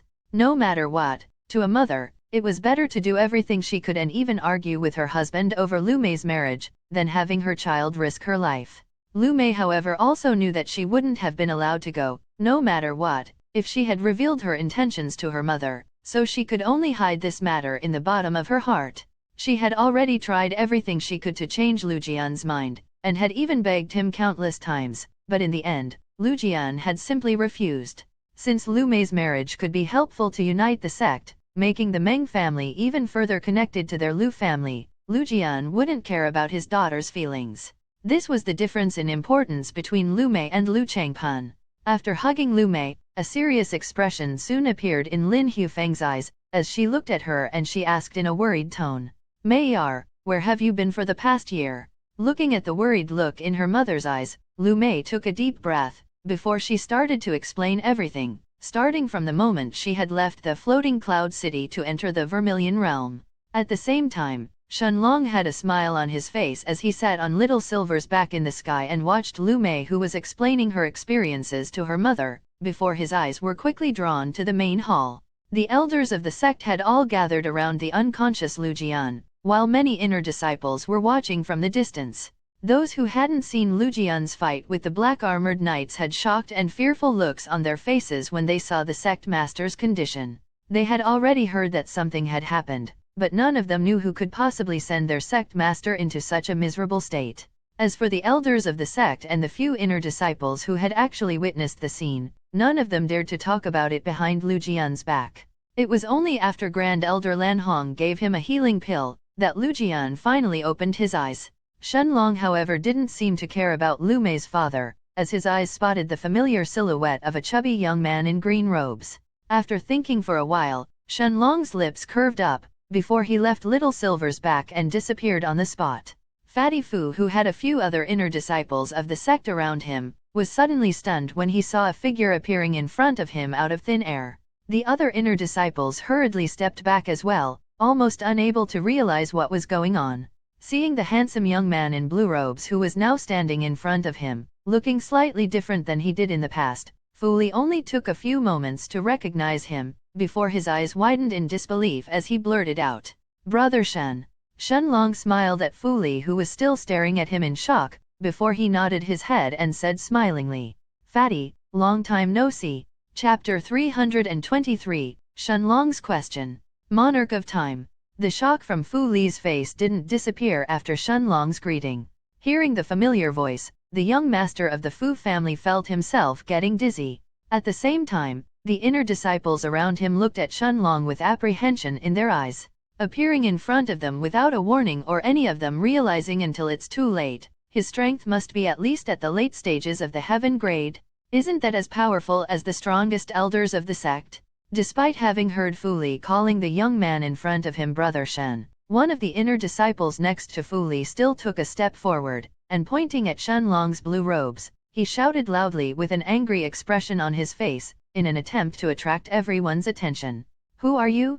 Don't you know that this is the inner part of our floating cloud city? No matter what's your connection with the Fu family, you must abide by the sect rules." Since Fu Li's group wasn't far from the main hall, the young man's voice instantly attracted the nearby elders' attention, including the Grand Elders. Looking at the elders around him, the look in Lan Hong's eyes turned serious, as he ordered them to check what was going on. Without any hesitation, a group of 6 elders hurriedly flew towards the scene. It seemed that one bad thing after the other were happening in their sect. First, their young miss had beaten down their sect master, and now an outsider had even infiltrated the sect. Lu Mei's matter could still be ignored since she was the sect master's daughter, and she was also strong enough to the point that every one of the elders were terrified to even speak to her, let alone admonish her, but an outsider entering their inner city was a completely different matter. Of course, no one of the elders even thought to associate Shenlong's entry to the sect with Lu Mei's. After all, Lu Mei was a cold person by nature who didn't speak a lot, let alone have allies who would infiltrate the sect. Besides, with her current strength, she could probably beat every high-ranking elder of the sect just by using her 2 black-armored knights, so why would she need any helpers? With this train of thought, the elders quickly flew towards the green-robed young man's location. Fatty Fu instantly snapped out from his daydreaming once he heard these words, and looking at the green-robed young man next to him, his hand flew at a quick speed, heading towards the young man's face. The young man, however, seemed to have been prepared for Fatty Fu's attack, and he quickly stepped to the side, avoiding Fu Li's slap. Of course, Fatty Fu already knew that this inner disciple was part of the Meng family. The Fu and the Meng families had a very bad relationship between themselves, so a friend of Fu Li's was an enemy of the Meng family. Shenlong, however, didn't respond to the green-robed inner disciple of the Meng family as his eyes continued to stare at Fu Li. Seeing that the elders had almost arrived at the scene, Fu Li looked at Shenlong and said seriously, "Brother, run. Come and meet me at the Fu family's mansion later. If you get caught here, you will be in huge trouble." Even though Fu Li was the young master of the Fu family, in reality, even he didn't have the authority to bring an outsider inside the inner city. Although he hadn't brought Shenlong here by himself, Fu Li knew that both he and Shenlong would be put in a bad spot if Shenlong was caught by the elders. After all, despite being an outer disciple of the sect, Shenlong had disappeared for the past year, ever since they had entered the Vermilion Realm. No matter what his excuse was, he would be unable to escape the sect's punishment for disappearing. Shenlong, however, didn't seem to have put the elders of the Floating Cloud sect that were approaching them in his eyes, and looking at his friend, his expression turned serious as he said in a solemn tone, "Fatty, let's talk for a bit." This was the last exclamation that left Fu Li's mouth, before the huge, invisible figure of an hourglass expanded from Shenlong's body, covering the area around him, forcefully halting the flow of time. The middle stage heaven-grade elders who were just a few tens of meters away from Shenlong seemed to have suddenly frozen in midair. It wasn't just the 6 elders, even the group of inner disciples around him, including Fu Li, and the green-robed young man from the Meng family were all frozen under the effects of the monarch's domain. Soon, Shenlong turned his eyes on the green-robed inner disciple of the Meng family, and with a cold expression on his face, he punched the man's chest without any hesitation. Under Shenlong's cold gaze, the early-stage heaven-grade inner disciple of the Meng family still had that venomous smile on his face as he waited for the elders to arrive, before his body suddenly exploded, turning into droplets of blood that dyed the ground of the Floating Cloud sect a bright crimson color. It didn't matter if this person was an enemy of Fu Li's or not, since he had intentionally tried to find trouble with him by calling the elders. Shenlong had no reason to spare him. Although Shenlong didn't feel that he was a person who killed indiscriminately and would usually not choose to slaughter people without a reason, he was still unwilling to allow this person to go. Grabbing Fu Li's frozen-like body that was still under the effects of his monarch's domain, Shenlong raised his right hand and opened a space tier before he stepped inside it. Standing in the air high above the floating cloud city, Shenlong stopped circulating the monarch's domain, allowing Fu Li to get back to his senses. Fatty Fu's eyes instantly widened as he suddenly found himself having disappeared from the inner city, and standing high above the clouds. Lowering his head, Fu Li then saw the outline of a familiar big city, bringing even more shock to his heart. Shenlong, however, was still holding his body, not allowing him to fall until he got back to his senses. Seeing that Fu Li was circulating his qi in order to stay afloat, afraid that he would fall on the ground otherwise, Shenlong didn't continue to support him, and looking at his friend with a serious expression on his face, he said in a solemn tone, "Fu Li, there is something I need to know." Fatty Fu was stunned for a second. He knew Shenlong for more than a year, but this was the first time that he had called him Fu Li, as far as he could remember. He would always call him brother or Fatty. Calling him by his full name meant that there was a serious issue at hand. Suppressing himself from asking any questions, such as where Shenlong was for the past year, what he had experienced, how did he appear in front of him in the city today, or how they had disappeared from the inner city in an instant and had arrived above the clouds, Fu Li looked at Shenlong and his look turned serious as he nodded his head without saying a word. Taking a deep breath, Shenlong looked at Fu Li's eyes before he asked the question that he had wanted to ask him for the past year. "Fu Li, 2 years ago, when you told me to become an inner disciple, did you know that every inner disciple was forced to join one of the 5 families regardless of whether they agreed or not?" Chapter 324, Fu Li's Answer. Monarch of Time. Ever since he had heard about this issue from Lu Mei, back inside the Vermilion Realm, Shenlong had always kept this question in his mind. If Fu Li and Lu Wen really knew about this matter and didn't tell him, then they could no longer be called brother. It would simply mean that they had only approached him in order to rope him into their families. As for lying to him, Shenlong was confident that even without Little Black's help of sensing the soul fluctuations of someone, he could determine by himself whether Fatty Fu was saying the truth or not. Fu Li's eyes instantly widened when he heard Shenlong's question, and for a moment, absolute silence filled the air around the two of them. Looking at Shenlong's serious eyes, Fu Li took a deep breath before he shook his head and responded in a solemn tone. "Brother, I know about this matter now, but believe me, I had no idea about this when I first met you. I only found out about it the day before we set off for the Vermilion Realm. Once a disciple advanced to the heaven grade and starts comprehending their Deo, the sect would make them swear a Deo oath that they would listen to the orders of the family they have joined. Back then, I even argued with my grandfather when I learned about it, but in the end, he refused to discuss this matter any further. He told me that this was how the sect worked, and that it was impossible for me to change it. After all, this wasn't a matter that involved just our Fu family, but every single one of the 5 strong families of the sect, including the Lu family of the sect master.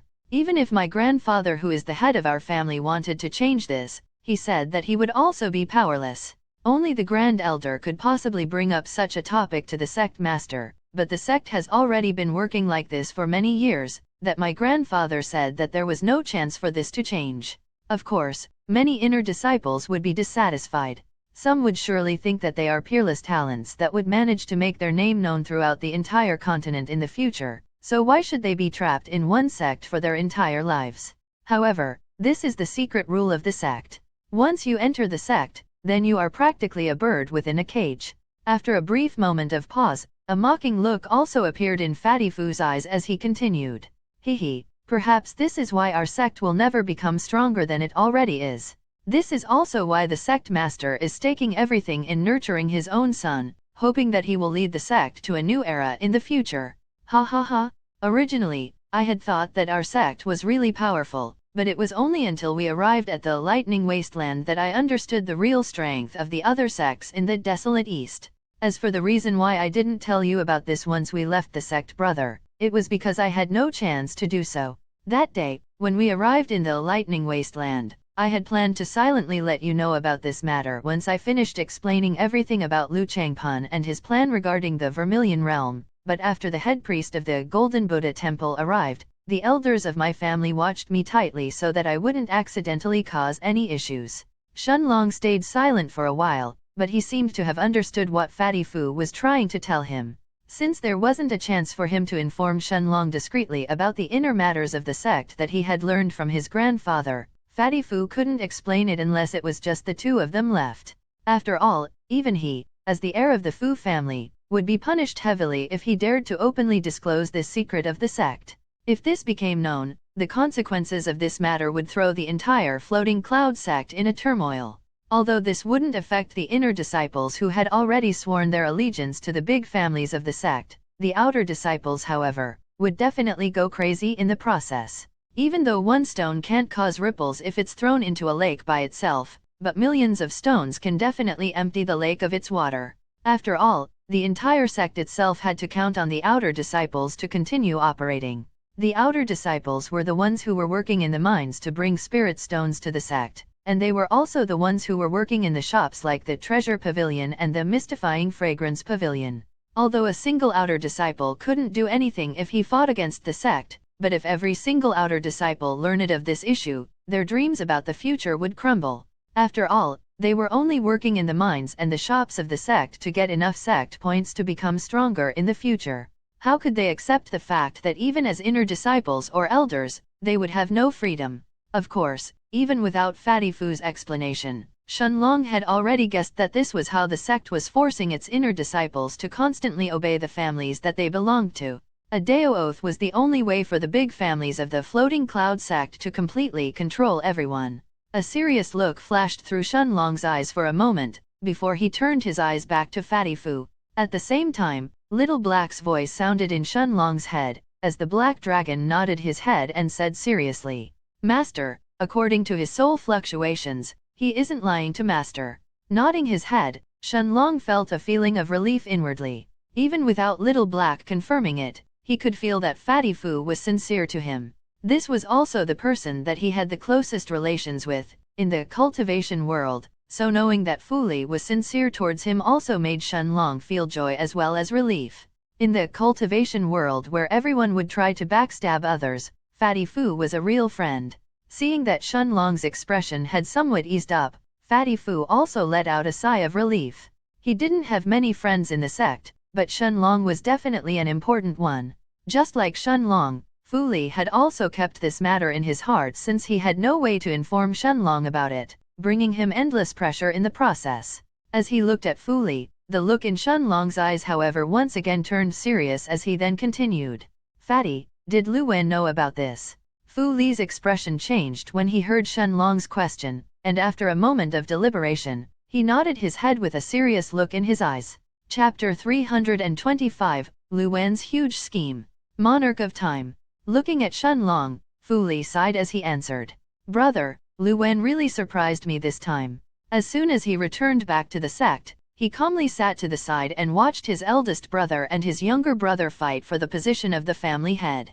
Of course, his brothers also ignored him as well after he returned, and focused on fighting covertly between themselves. Since Lu Wen had just returned from the mortal world, it was extremely unlikely that he would try to fight for the position of the family head with his brothers, using his own meager connections. After all, to become the head of one of the 5 families, you need other people to support you as well, both inside your family and outside. Since I am the only successor of the Fu family, I actually never had to face such an issue, but Lu Wen was different.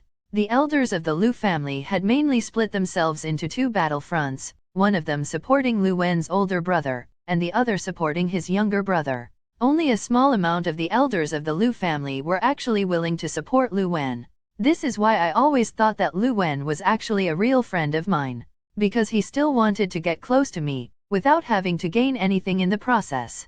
However, Lu Wen acted as if he didn't care about his family's situation, and was only interested to becoming a powerful alchemist, but in reality, he was rearing a secret army in the process.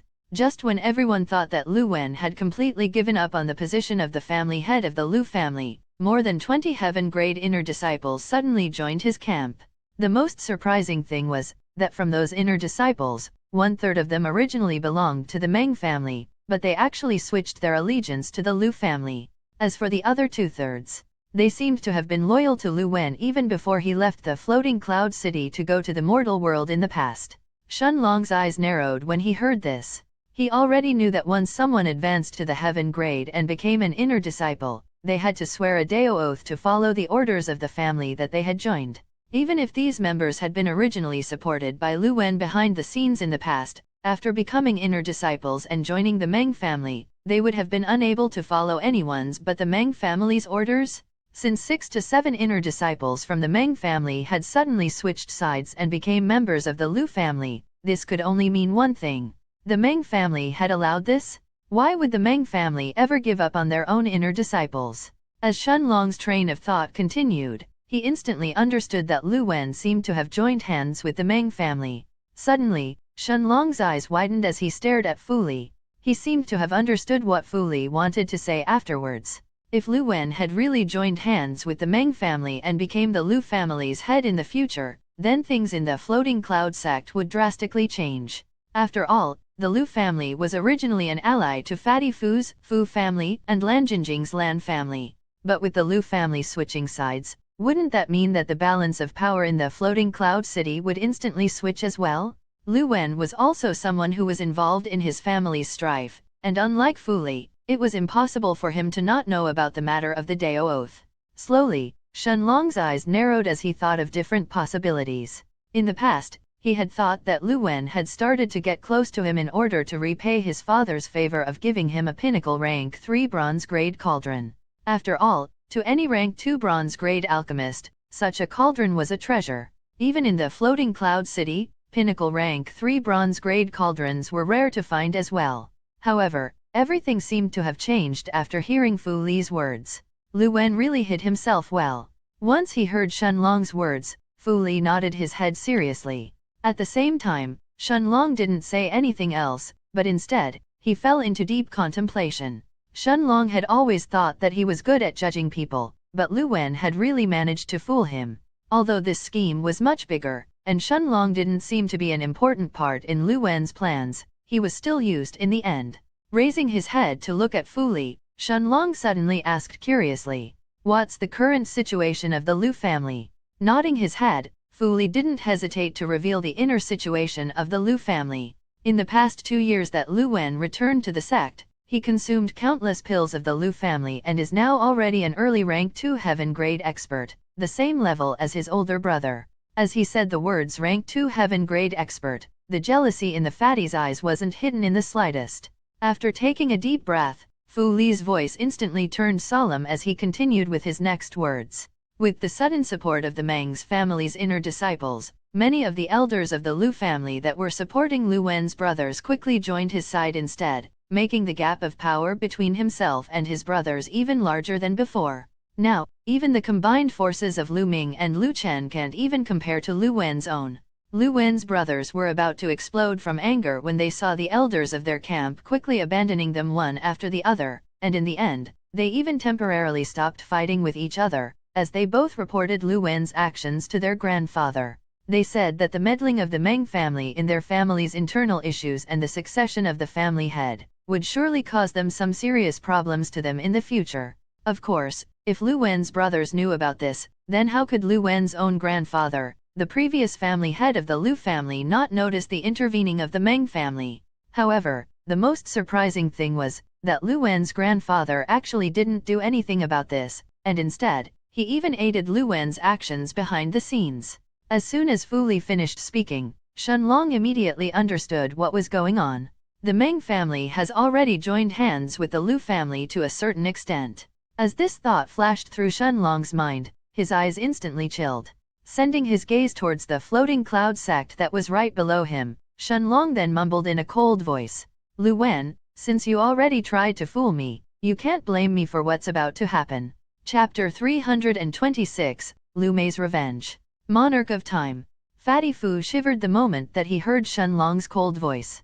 The cold expression, however, quickly disappeared from Shenlong's face, and a few moments later, Fu Li could no longer suppress the curiosity inside him, as he looked at Shenlong and asked curiously, "Brother, where have you been for the past 1 year? Were you really trapped somewhere inside the Vermilion Realm? The sect waited for a long time after the Vermilion Realm's closing, but you never returned." Actually, it wasn't just you, but quite a lot of people disappeared inside the Vermilion Realm this time, including Wen Zihao. When he mentioned Wen Zihao's disappearance, it was obvious that Fatty Fu was shocked almost as much as with Shenlong's disappearance. After all, Wen Zihao wasn't just the person ranked first in the arena rankings of the sect, but he was also someone who had a unique physique. The upper echelons of the sect, including the sect master as well as the elders of the big families, had placed quite a lot of importance to him. Shenlong smiled when he heard Fatty Fu mentioning Wen Zihao, and without hiding anything about this matter, he started to explain how the Dao King of the Vermilion Realm, Kui Kuliang, had sent everyone who had passed through the second test to the Night Star continent. Fu Li's eyes almost popped out of their sockets, and with a fervent expression that was filled with eagerness as well as disbelief, he looked at Shenlong and asked incredulously, "You really went to the Night Star continent?" As the heir of one of the 5 big families, it was only natural for Fu Li to have heard rumors about the closest continent next to their desolate east. With a smile on his face, Shenlong continued narrating to Fu Li what had happened in the past 1 year, only hiding important things like Kui Kuliang being trapped in the Dragon Lord's villa, or secrets about Little Black and the Stone of Time. As the two of them started chatting, Fatty Fu was becoming even more shocked. Not only had Shenlong managed to get together with the goddess of their sect, but he had also traveled with her to various places in the Night Star continent and even had a powerful magic beast that could fight even nascent soul stage experts. Although Shenlong didn't go into detail about Little Silver's strength, Fu Li immediately understood that with this magic beast as his mount, Shenlong was probably already unrivaled in the desolate east. Suddenly, Fu Li remembered Lu Jian's miserable condition in front of the main hall, and looking at Shenlong, he pointed at him with his finger as he asked incredulously, "Brother, were you the one who attacked the sect master earlier?" In Fu Li's eyes, even Shenlong shouldn't have been at the level of fighting against the sect master, Lu Jian yet. He must have probably asked for Little Silver's help, in order to take care of the peak rank 3 spirit realm expert so easily. After all, it had been less than a year since the Vermilion Realm's closing, and before they entered, Fu Li clearly remembered that both he and Shenlong hadn't even reached the heaven grade by then. No matter what, Fu Li couldn't accept that Shenlong had already reached a level that could threaten the sect master already. At most, he should have reached the late stages of the heaven grade by now. Fu Li was about to exhale a sigh of relief as he reached this conclusion, when he saw Shenlong shaking his head at him as he answered, "It wasn't me, but Mayor. She wanted to fight against her father by herself." The moment that Fu Li heard these words, he could feel his heartbeat that had started to rise. By herself? Senior sister Lu is at the same level as the sect master. Shenlong nodded his head without explaining anything else. Instead, he extended his right hand, and handed a green-colored spatial ring to the incredulous Fu Li. Without waiting for him to accept or decline, Shenlong smiled as he started to explain. Fatty, aside from 2 million low-grade spirit stones in this spatial ring, there are also some top-grade rank 3 pills called the blood combustion pills. They can allow a heaven-grade cultivator to quickly advance to the following ranks without any issues. As top-grade pills, they will not leave any pill toxins inside your body and you can consume them freely. Of course, the more pills of the same kind that you consume, the lesser the effects of those pills become. But these pills in here should still be enough to help you reach the rank 9 of the heaven grade and still have some left to spare. Suddenly, the spatial ring in Fatty Fu's hand felt as if it was weighting a mountain. 2 million spirit stones. 2 million? Even if the 5 big families of the sect pooled all of their spirit stones together, they wouldn't have 2 million. Fu Li couldn't believe this, and could no longer resist the urge to send his spiritual strength inside the spatial ring and examine the contents. Indeed, mountains after mountains of spirit stones were piled inside, making his eyes lit up in the process. Without any inclination to decline, Fatty hurriedly placed the spatial ring in his finger and started laughing loudly in joy, while the corners of his mouth had turned into a huge grin that couldn't be suppressed no matter how hard he tried. He couldn't believe that Shenlong would give him 2 million spirit stones. Of course, Shenlong wouldn't be stingy with Fu Li. He still remembered how Fu Li had come to find him and was willing to share the pills that he had received from his father a few months before the opening of the Vermilion Realm. Suddenly, Shenlong's gaze was focused on the small house at the center of the inner city. Lu Jian, who had just regained his senses, had gathered the elders of the sect and was standing a fair distance away from Lin Hufeng house. Due to the 2 undead knights who were standing guard at the house's entrance, however, neither Lu Jian nor any of the elders dared to get too close, lest they suffer the same way that their sect master did a while ago. Lu Jian completely ignored his second wife, and looking at Lu Mei, who was standing right next to her and was holding her mother's hands, he had a serious look in his eyes as he asked in a solemn tone, "Little Mei, are you certain that you want to leave like this? You will surely regret this in the future." Shenlong's eyes chilled when he heard Lu Jian's words. Although he didn't dare to directly say it, but his words were meant to threaten Lu Mei one way or another. However, since he had promised Lu Mei not to interfere with this matter, Shenlong simply watched Lu Mei as he waited for her answer. As expected, Lu Mei's eyes narrowed, while Lin Hufeng trembled when she heard the veiled threat behind Lu Jian's words. Although she was a strong woman, Lu Jian's image in her mind was second to no one.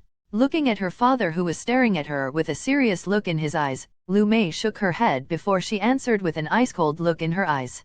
"No, I won't leave like this. Father, I told you that I came here for 2 things. The first was to take my mother back, while the second one is to make you pay." Lu Jian felt terror gripping his heart for some reason. It was an instinctive fear that something bad was going to happen. Taking a deep breath, Lu Mei's eyes first swept through the elders around Lu Jian, before she sat down on the red-winged condor's back along with her mother, and under Lu Jian's stunned gaze, she flew towards the northern part of the floating cloud city. Suddenly, Lu Jian's eyes widened in disbelief, before he turned his head to look at some of the elders around him. It seemed that he suddenly understood what Lu Mei was planning to do, and it was something that left him pale with fear. Chapter 327, Mengshao, Monarch of Time. There was only one thing in the northern part of the floating cloud city that was important to Lu Jian and his plans for the future of the floating cloud sect. The headquarters of the Meng family. The elders around Lu Jian who belonged to the Meng family had extremely ugly expressions on their faces as they looked at the young woman on the red-winged condor's back. Fear slowly overwhelmed them when they realized what Lu Mei was intending to do. At the same time, Lu Changpan, who was standing behind Lu Jian, stared at Lu Mei with his mouth wide open. She can't be planning to destroy the Meng family. As this thought flashed through his mind, Lu Changpan found himself feeling uncertain. The Lu Mei that was on top of the red-winged condor's back didn't seem to be the same Lu Mei that he remembered before they left for the Vermilion Realm. Shenlong's lips curved up as he stared at Lu Mei from the sky. He could see the luxurious manor in the distance with the word Meng written on it, and quickly understood what Lu Mei's intentions were. At the same time, however, Lin Hufeng's expression was completely different from Shenlong's. There was no pride or joy on her face as she looked at her daughter, but only worry and fear of what was going to happen. Although she had already heard the most important parts from Lu Mei regarding what she had experienced in the past year, and although Lin Hufeng knew that the young man named Shenlong whom she had yet to meet was actually somewhere close to the floating cloud sect, in her mind, Lu Mei was still her weak little girl. How could she fight with the powerful Meng family? It was, after all, one of the 5 strongest families in the entire sect. Even if it was the weakest one among the 5, even Lu Jian had to take their overall strength seriously. Lu Mei however didn't show the slightest ripples of anxiousness or uncertainty in her eyes. Instead, her gaze was focused on the luxurious manor in the distance which clearly belonged to the Meng family. Lu Mei knew that the Meng family was Lu Jian's biggest supporter inside the sect. Although she wasn't willing to kill her father or her brother directly, Lu Mei was more than willing to completely wipe out the Meng family from the floating cloud city. This didn't just stem from the fact that they supported Lu Jian or that the young master of the Meng family, Meng Shenji, wanted to marry her despite her refusing time after time, but because the Meng family was also the dirtiest one out of all the families in the floating cloud sect. They were the only family who would often not give compensation to the outer disciples who successfully passed their test in the demonic mountain region after joining the sect, and they were also the only family who was willing to secretly enslave mortals from the countless islands in the mortal world and have them work in the spirit stone mines of the sect. Of course, their ideals were closely connected to Lu Jian's own, but as the sect master, Lu Jian couldn't bring up such topics or urge people to blemish their own image by doing that. However, the patriarch of the Meng family didn't seem to have such moral restraints. As long as there were benefits that could be exploited, he didn't mind sacrificing countless mortals or cultivators alike. Although cultivators were often cruel and would kill others without batting an eye, enslaving mortals was a taboo in the cultivation world. Usually, even the most heinous criminals would despise enslaving mortals for their own benefits or enjoyment. Besides, if they were strong enough, they would much rather enslave other cultivators who also had longer lifespans and stronger bodies than mortals as well. Of course, this could also be considered an excuse in itself by Lu Mei. Even if the Meng family wasn't an evil family, Lu Mei would have still chosen to attack them. After all, as the most loyal supporter of Lu Jian, eradicating them was similar to cutting off Lu Jian's left and right arms. The manor of the Meng family quickly appeared in front of Lu Mei and Lin Hufeng, as well as Lu Jian and the elders of the floating cloud sect who were following behind the red-winged condor. Although Lu Jian didn't dare to fight against Lu Mei's undead knights again head-on, he couldn't just stay and watch as Lu Mei attacked the headquarters of the Meng family in the inner city. Some of the elders around Lu Jian had already been sent inside the manor to secretly inform the old patriarch of the Meng family of the incoming danger. After all, the red-winged condor wasn't flying at full speed, and Lu Mei didn't seem to be afraid that the Meng family would suddenly turn to flee. Even if they did, she still believed that she would be able to catch at least the most important of their higher echelons and destroy them by herself. In the main hall of the Meng family's manor, as soon as the old patriarch of the Meng family, Meng Xiao, heard of what was going on, his face instantly turned angry as well as pale from fear. Originally, he had never placed any importance on Lu Jian's daughter. If it wasn't because of his own grandson being so adamant on marrying her, he wouldn't have paid any attention to anything other than her name. However, the moment that he heard that Lu Jian himself was injured by her, things had drastically changed. With a serious look, he calmed down his emotions, and sitting back down on his chair at the head of the large table inside the main room, he looked at the 2 elders who were still bowing in front of him, before he ordered them to gather everyone in this room. A few minutes later, all of the high-ranking elders of the Meng family had gathered inside the room, including the current patriarch of the Meng family, Meng Yang, as well as his son, Meng Shenji. As soon as Meng Xiao explained what was going on, everyone turned their gazes towards the green-robed Meng Shenji, who had a stunned expression on his face. He wanted to speak and curse Lu Mei, but he knew that the current situation was extremely grave, and his Meng family had a high chance of suffering a disaster. Indeed, the old patriarch of the Meng family, Meng Xiao, had a solemn look on his face as he looked at the elders around him, before he said in a serious voice, "Activate the protective formations. No matter what that girl's reason is, we will not allow anyone to come to attack our Meng family, not even Lu Jian himself. Even if that girl really is stronger than Lu Jian, I don't believe that she can attack us through all the defensive formations carved by a rank 2 silver grade formation master and leave alive. Even Lu Jian himself would die if he attacked our Meng family by himself. The elders all nodded their heads with serious looks in their eyes, before they activated the protective formations around the Meng family's mansion. The moment that Lu Mei arrived outside of the Meng's family's headquarters, both she and her mother, as well as Lu Jian and the elders who were following behind him, saw countless layers of light completely covering the Meng family's mansion. Lu Jian could feel the powerful energy fluctuations coming from these layers of light, and immediately understood that the Meng family had activated all of their protective formations. At the same time, the doors of the Meng family's main entrance opened, and an old man with short white hair dressed in black robes appeared from it. This was the Meng's family's old patriarch as well as their most powerful heaven-grade expert. Chapter 328, Taking Sides. Monarch of Time. Walking out from the main doors of the Meng family's mansion, Meng Xiao raised his head to look at the two women who were sitting on the back of the red-winged condor, before his eyes landed on the white-robed Lu Mei. Lu Mei's expression however hadn't changed by a lot after seeing the protective formations sprouting from the Meng family's estate. After all, as the headquarters of one of the 5 big families in the floating cloud city, how could the Meng family not have their own protective formations?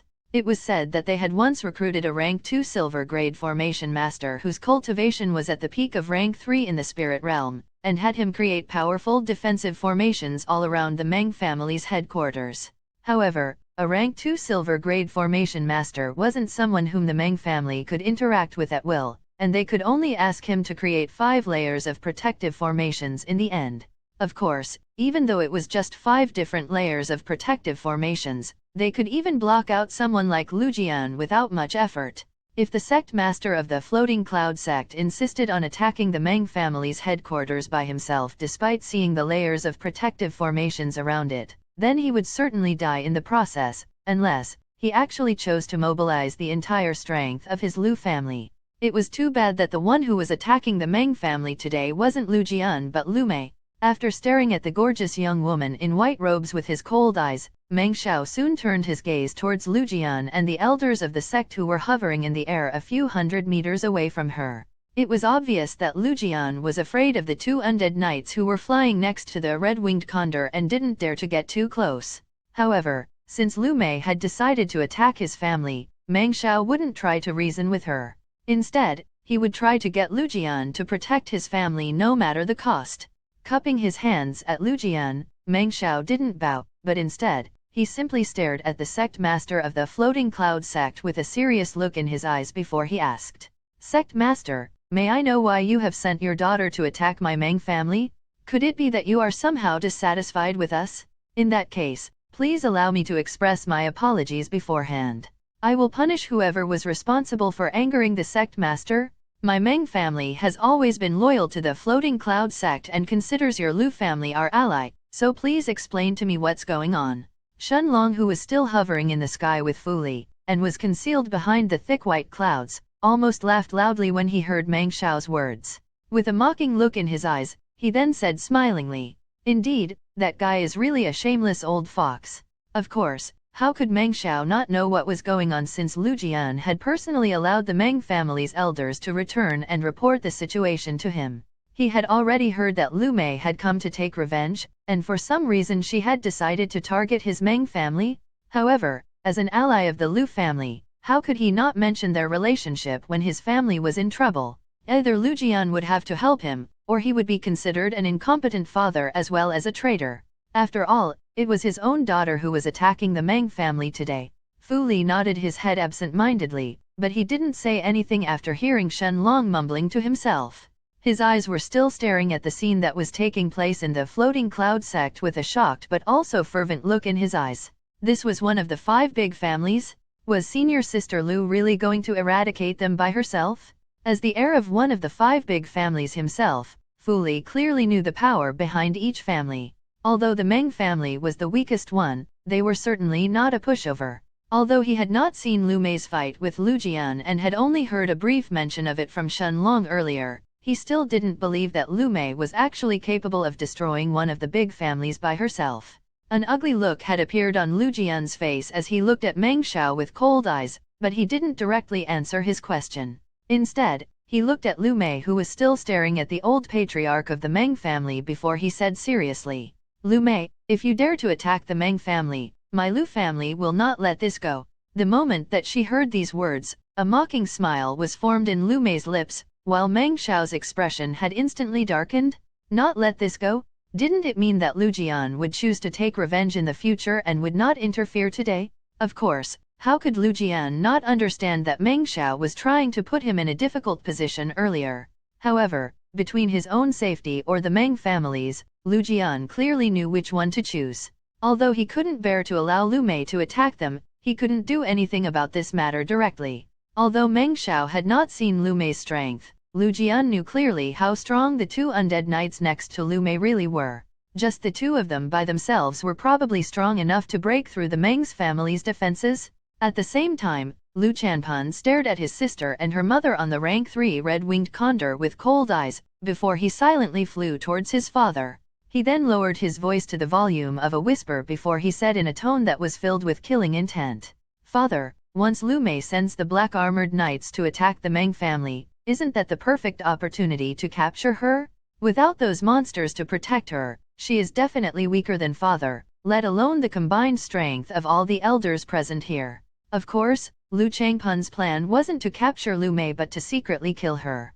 He had clearly heard his father offering her the position of the sect master earlier. What was Lu Changpun going to do if he wasn't going to become the sect master? How could he allow the little sister that he had never cared for destroy his plans? A deep look flashed through Lu Jian's eyes when he heard this, and looking at Lu Mei's back, he seemed to be seriously considering this option, when suddenly, he saw a familiar-looking black ball appearing between Lu Mei's hands. This seemed to be the same black ball that Lu Mei had conjured earlier when she had summoned the two black-armored knights. Don't tell me that she can summon another one. As this thought flashed through Lu Jian's mind, the powerful sect master of the Floating Cloud sect shivered in fear. However, an even more astonishing scene than what he had previously expected clearly happened. The black ball filled with Lu Mei's death chi turned bigger and bigger with every passing second, before Lu Mei finally allowed it to fall on the ground. Just like the last time, however, before the black ball actually touched the ground, it seemed to have turned into a black hole that resembled a portal. The elders of the Floating Cloud sect behind Lu Jian hurriedly took a few steps backwards in shock when they saw the scene that was unfolding in front of their eyes. One after another, the 3 meters 10 feet tall, horrifying black-armored knights who were holding the black great swords, had started to appear from the black hole, until 12 of them had actually arranged themselves in front of Lu Mei in an orderly manner, all of them kneeling in the air on one knee. But this wasn't the end. Following the undead knights were dozens and dozens of the jade-white skeletons who were holding their silvery white bone swords in their hands. Each skeleton was 1.8 meters 5.11 feet tall with green wisps of ember shining in their eye sockets, giving off a terrifying appearance. The most scary thing to Lu Jian and the elders of the Floating Cloud sect, however, wasn't the outer appearance of the white skeletons, but their terrifying aura that had reached the early rank 4 of the spirit realm. 200 skeletons at the early rank 4 of the spirit realm led by 12 black-armored knights who were at the middle of rank 4. Even if the skeletons were much weaker than average early rank 4 spirit realm experts, there were still 200 of them. Just this number was enough to frighten any sect in the desolate east, aside from the Golden Buddha Temple and the Poison Hall. Lu Jian's face had turned pale, and yet there was still a fire of excitement deep in his eyes, hoping that Lu Mei would change her mind. Lu Chanpun's face, however, had turned completely pale. He was planning to secretly kill Lu Mei? Forget about the Meng family. If this undead army attacked any family in the Floating Cloud sect, none of them would be able to resist. Meng Xiao could feel his knees trembling incessantly as he looked at the jade-white skeletons in the air, but when he heard the next words coming from Lu Mei's mouth, he almost passed out in the process. Standing on the red-winged condor's back, Lu Mei looked at the Meng family's mansion that was covered in layers of protective formations, before she turned her gaze towards Meng Xiao and the elders who were standing behind him, as she said in a cold voice, "Kill them." Chapter 329, Meng Xiao's Decision. Monarch of Time. The green flames inside the skeleton's eye sockets flickered when they received Lu Mei's command, but the undead knights were the first ones to respond. Without any hesitation, they flew towards the layers of protective formation that surrounded the Meng family's mansion, like moths that were attracted to flames. And yet, the undead knights were quite different from insects, especially when faced against the formations made by a peak rank 3 Spirit Realm expert formation master. Under Lin Hufeng's shocked eyes, the black-armored knights effortlessly passed through the first of the 5 protective layers, completely shattering it in the process. The bright silver-colored runes inscribed by the formation master that the Meng family had hired, had only managed to light up for a single moment, before they instantly turned dim and shattered into countless motes of light that dispersed in the air. Meng Xiao wanted to scream when he saw the formation that he had paid tens of thousands of spirit stones being destroyed just like that, but despite opening his mouth, he was too afraid to make a sound. Instead, he silently retreated back inside the Meng family's manor with a pale look on his face, as his feet continued to tremble. Of course, even when they were augmented by the runes of a rank 2 silver grade formation master, how could the formations around the Meng's family's mansion stop Lu Mei's undead army? The second layer, the third, the fourth, the fifth, the layers of protective formations were shattered one after the other, and in less than 10 breaths of time, Lu Mei's white skeletons and her black-armored undead knights had completely surrounded the mansion. The 3 meters 10 feet tall undead knights were the first to enter inside the Meng family's headquarters. The door that covered the headquarters was like a thin piece of paper in front of Lu Mei's powerful undead knights, as an army of more than 200 undead creatures then entered inside. Without waiting for her mother's response, Lu Mei also had the red-winged condor follow after the skeletons and enter inside. The elders situated near the entrance were the first ones to shout out in alarm, but their screams were immediately suppressed as their heads were immediately separated from their necks, while the undead knights led the white skeletons and continued deeper inside. Although this was just the headquarters that the Meng family had inside the floating cloud city and not the place where everyone from the Meng family lived, all of the elders of the Meng family were situated here. As for the rest of their family members, they occupied an island in the mortal world by themselves. All of the Meng family descendants would always come and join the floating cloud sect once they reached the middle stages of the Qi condensation stage, but they couldn't obviously all become inner disciples. Instead, they would still have the status of an outer disciple, but their lives would be much easier and more comfortable than normal outer disciples. After all, not only would they receive benefits from their family as well, but as members of one of the 5 biggest families, they also enjoyed a certain degree of authority as well. Of course, some of the early-stage heaven-grade experts of the Meng family would stay back in the mortal world, but overall, they amounted to an even lower number than the number of heaven-grade experts on the mortal island where Shenlong's parents lived. The blood from the 2 early-stage heaven-grade elders of the Meng family who were situated next to the entrance, had dyed the great swords of Lu Mei's undead knights into a dark red color, as the scent of blood slowly filled the corridors of the Meng family's mansion. Of course, since the formations that were covering the mansion were already broken, the imposing Meng family's elders were now trapped inside, like a group of sheep surrounded by a pack of wolves. Despite the fact that the Meng family wouldn't be completely eradicated, even if everyone inside their headquarters died, since they would still have some descendants as outer disciples, as well as an entire mortal island filled with the rest of them. Destroying the Meng family mansion wasn't different than completely destroying the Meng family itself. After all of their high-ranking elders stayed inside the headquarters at all times, leaving very few of them outside the sect. Every single elder that died by Lu Mei's undead knights was a powerhouse that the Meng family had used countless resources to nurture. However, the undead knights and the white skeletons had only found 2 more elders on their way inside the Meng family's headquarters, before they arrived in front of the main room. Lu Mei was originally stunned for a moment, seeing that her skeletons and her undead knights had only encountered 4 elders, all of them at the early stages of the heaven grade, but after thinking about it for a moment, it made sense. All of them were probably gathered inside the room in front of her, instead of thinning out their manpower by splitting up. Without any suspense, the door of the room was broken down by one of the 12 undead knights, revealing the scene inside the main room. The old patriarch of the Meng family, Meng Xiao, their current patriarch, Meng Yang, as well as the young master of the Meng family Meng Shenji, were surrounded by 8 elders of the Meng family, all of them at the late stages of the heaven grade.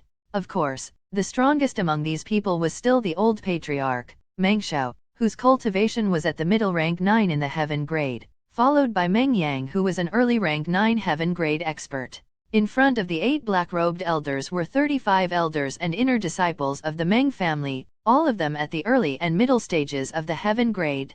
This was the most powerful force of one of the 5 biggest families of the sect, the Meng family. Although she had already expected this, Lin Hufeng couldn't believe the scene in front of her. The powerful experts of the Meng family were all scared of her own daughter. Seeing Lu Mei's undead army finally arrive at the main room, Meng Xiao's pale expression turned even paler. He knew that he had no chance to survive or escape against this lineup, even with all of the elders of the Meng family combined.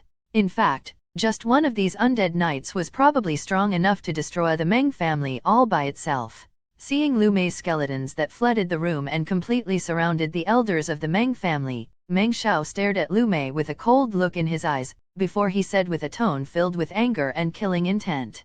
At least tell me the reason why you attacked my Meng family?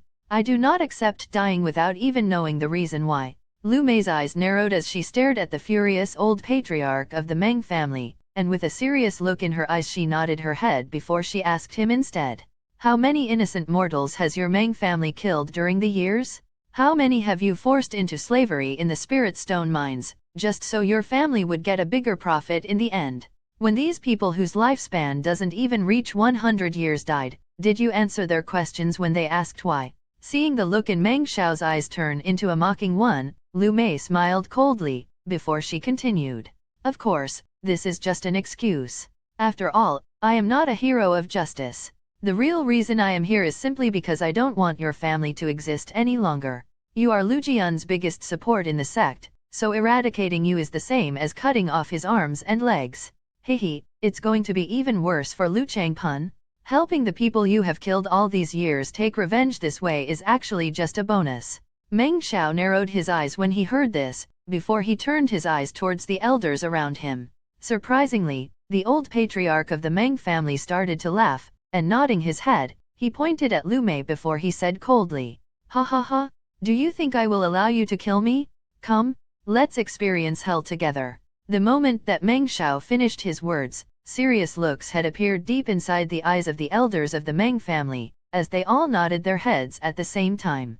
Meng Shenji's face however had already turned pale, as he stared at Lu Mei with a gaze filled with killing intent. He was the young master of one of the 5 biggest families in the sect. Even Lu Mei's status in the sect could be considered lower than his own.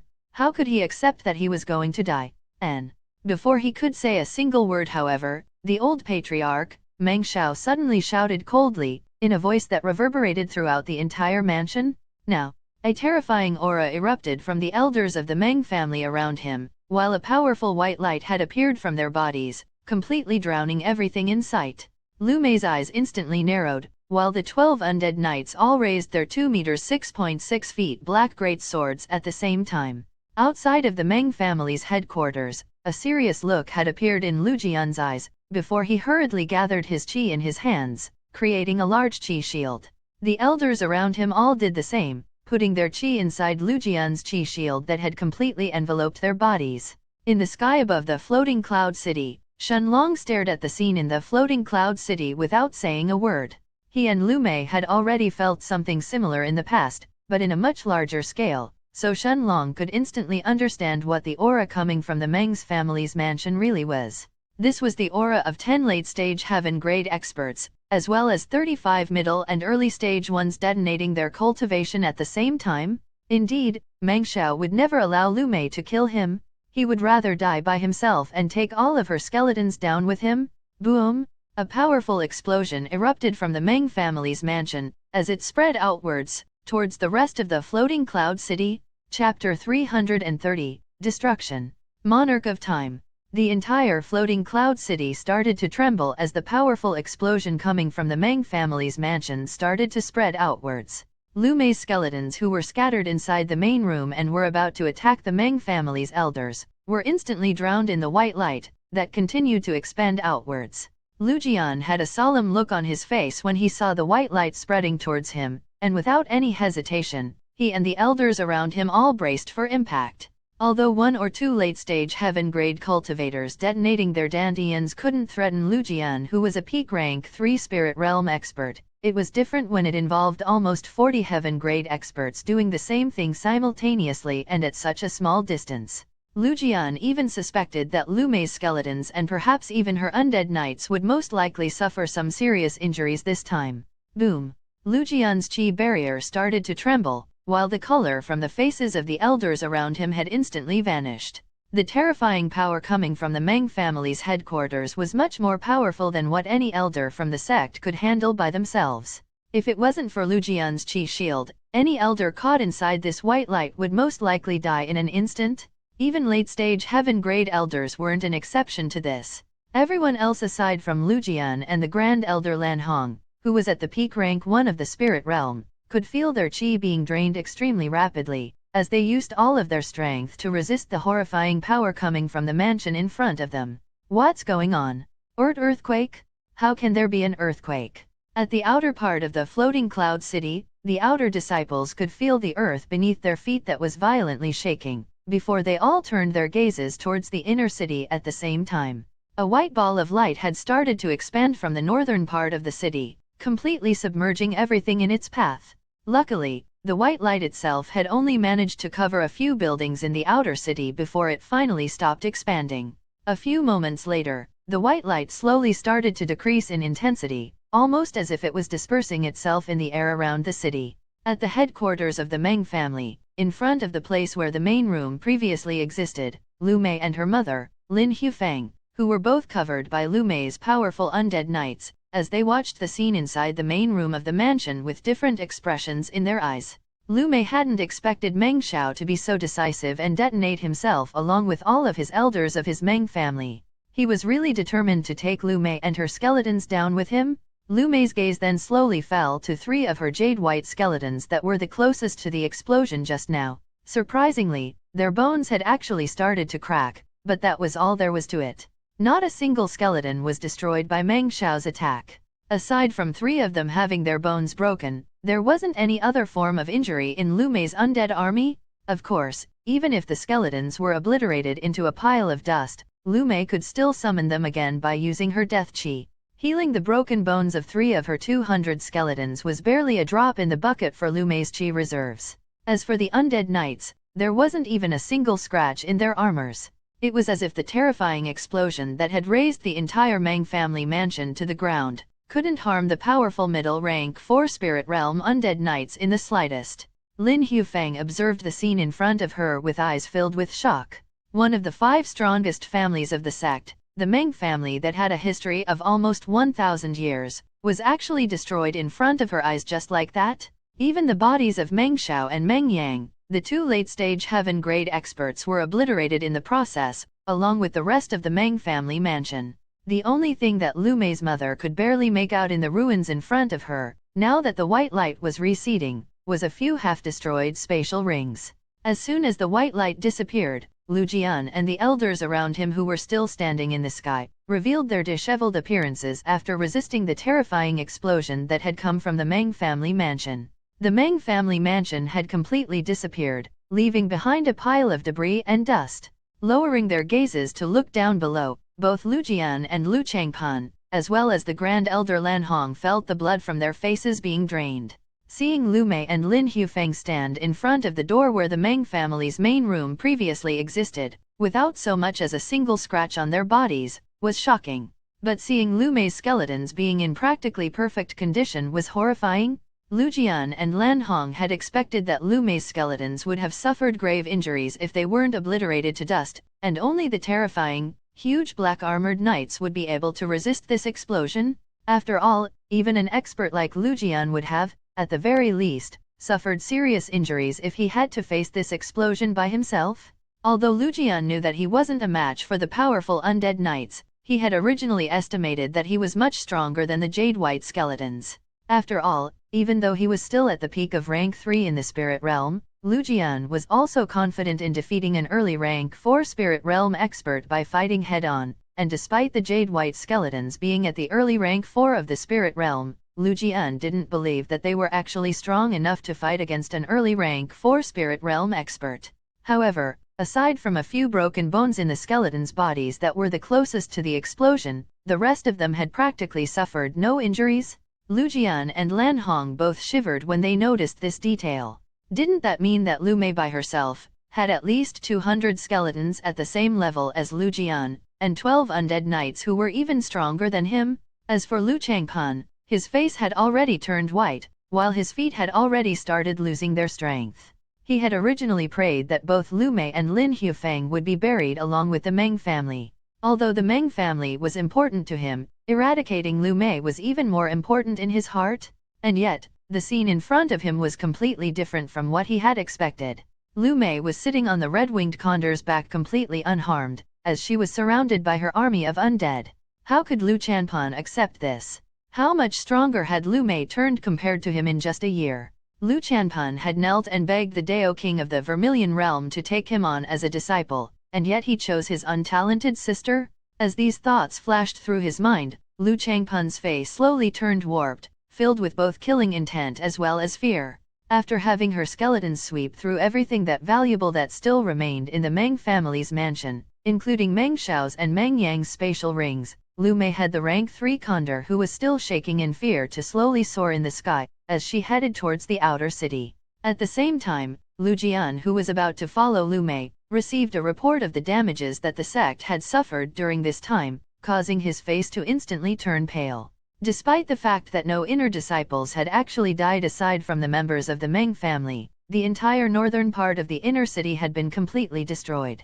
Almost 1/4 of the inner city had actually been razed to the ground, while the damages had also expanded to the outer city as well. At the same time, at the center of the floating cloud city, inside Lu Jian's palace, Lu Changpan's mother had also received the report of what had just taken place minutes ago in the Meng family's manor.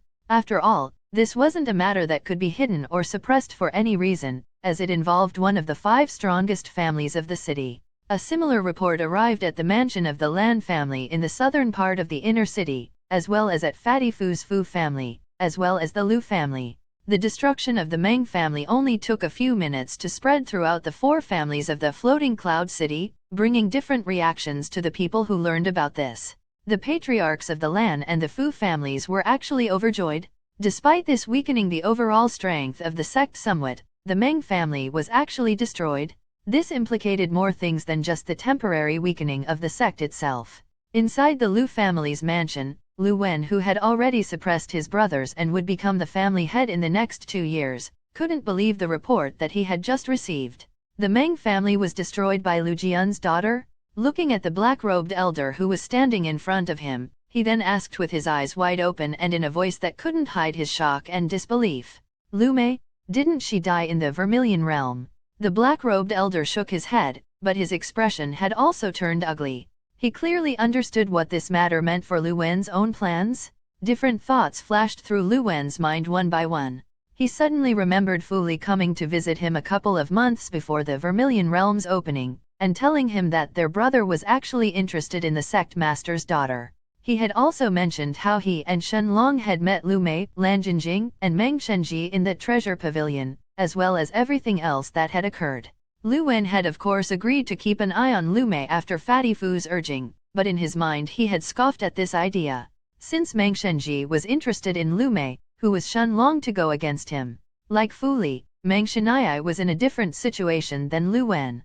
He didn't have brothers either, and he was the only heir to the Meng family. Even if Lu Wen had to give up on Shen Long due to this matter, it wouldn't really affect his plans by too much. After all, ever since he had returned back to the sect, Lu Wen had already limited his contact with Shen Long, not caring too much about him. Aside from drinking wine 3 times with him and Fu Li, Lu Wen couldn't care too much about this brother of his.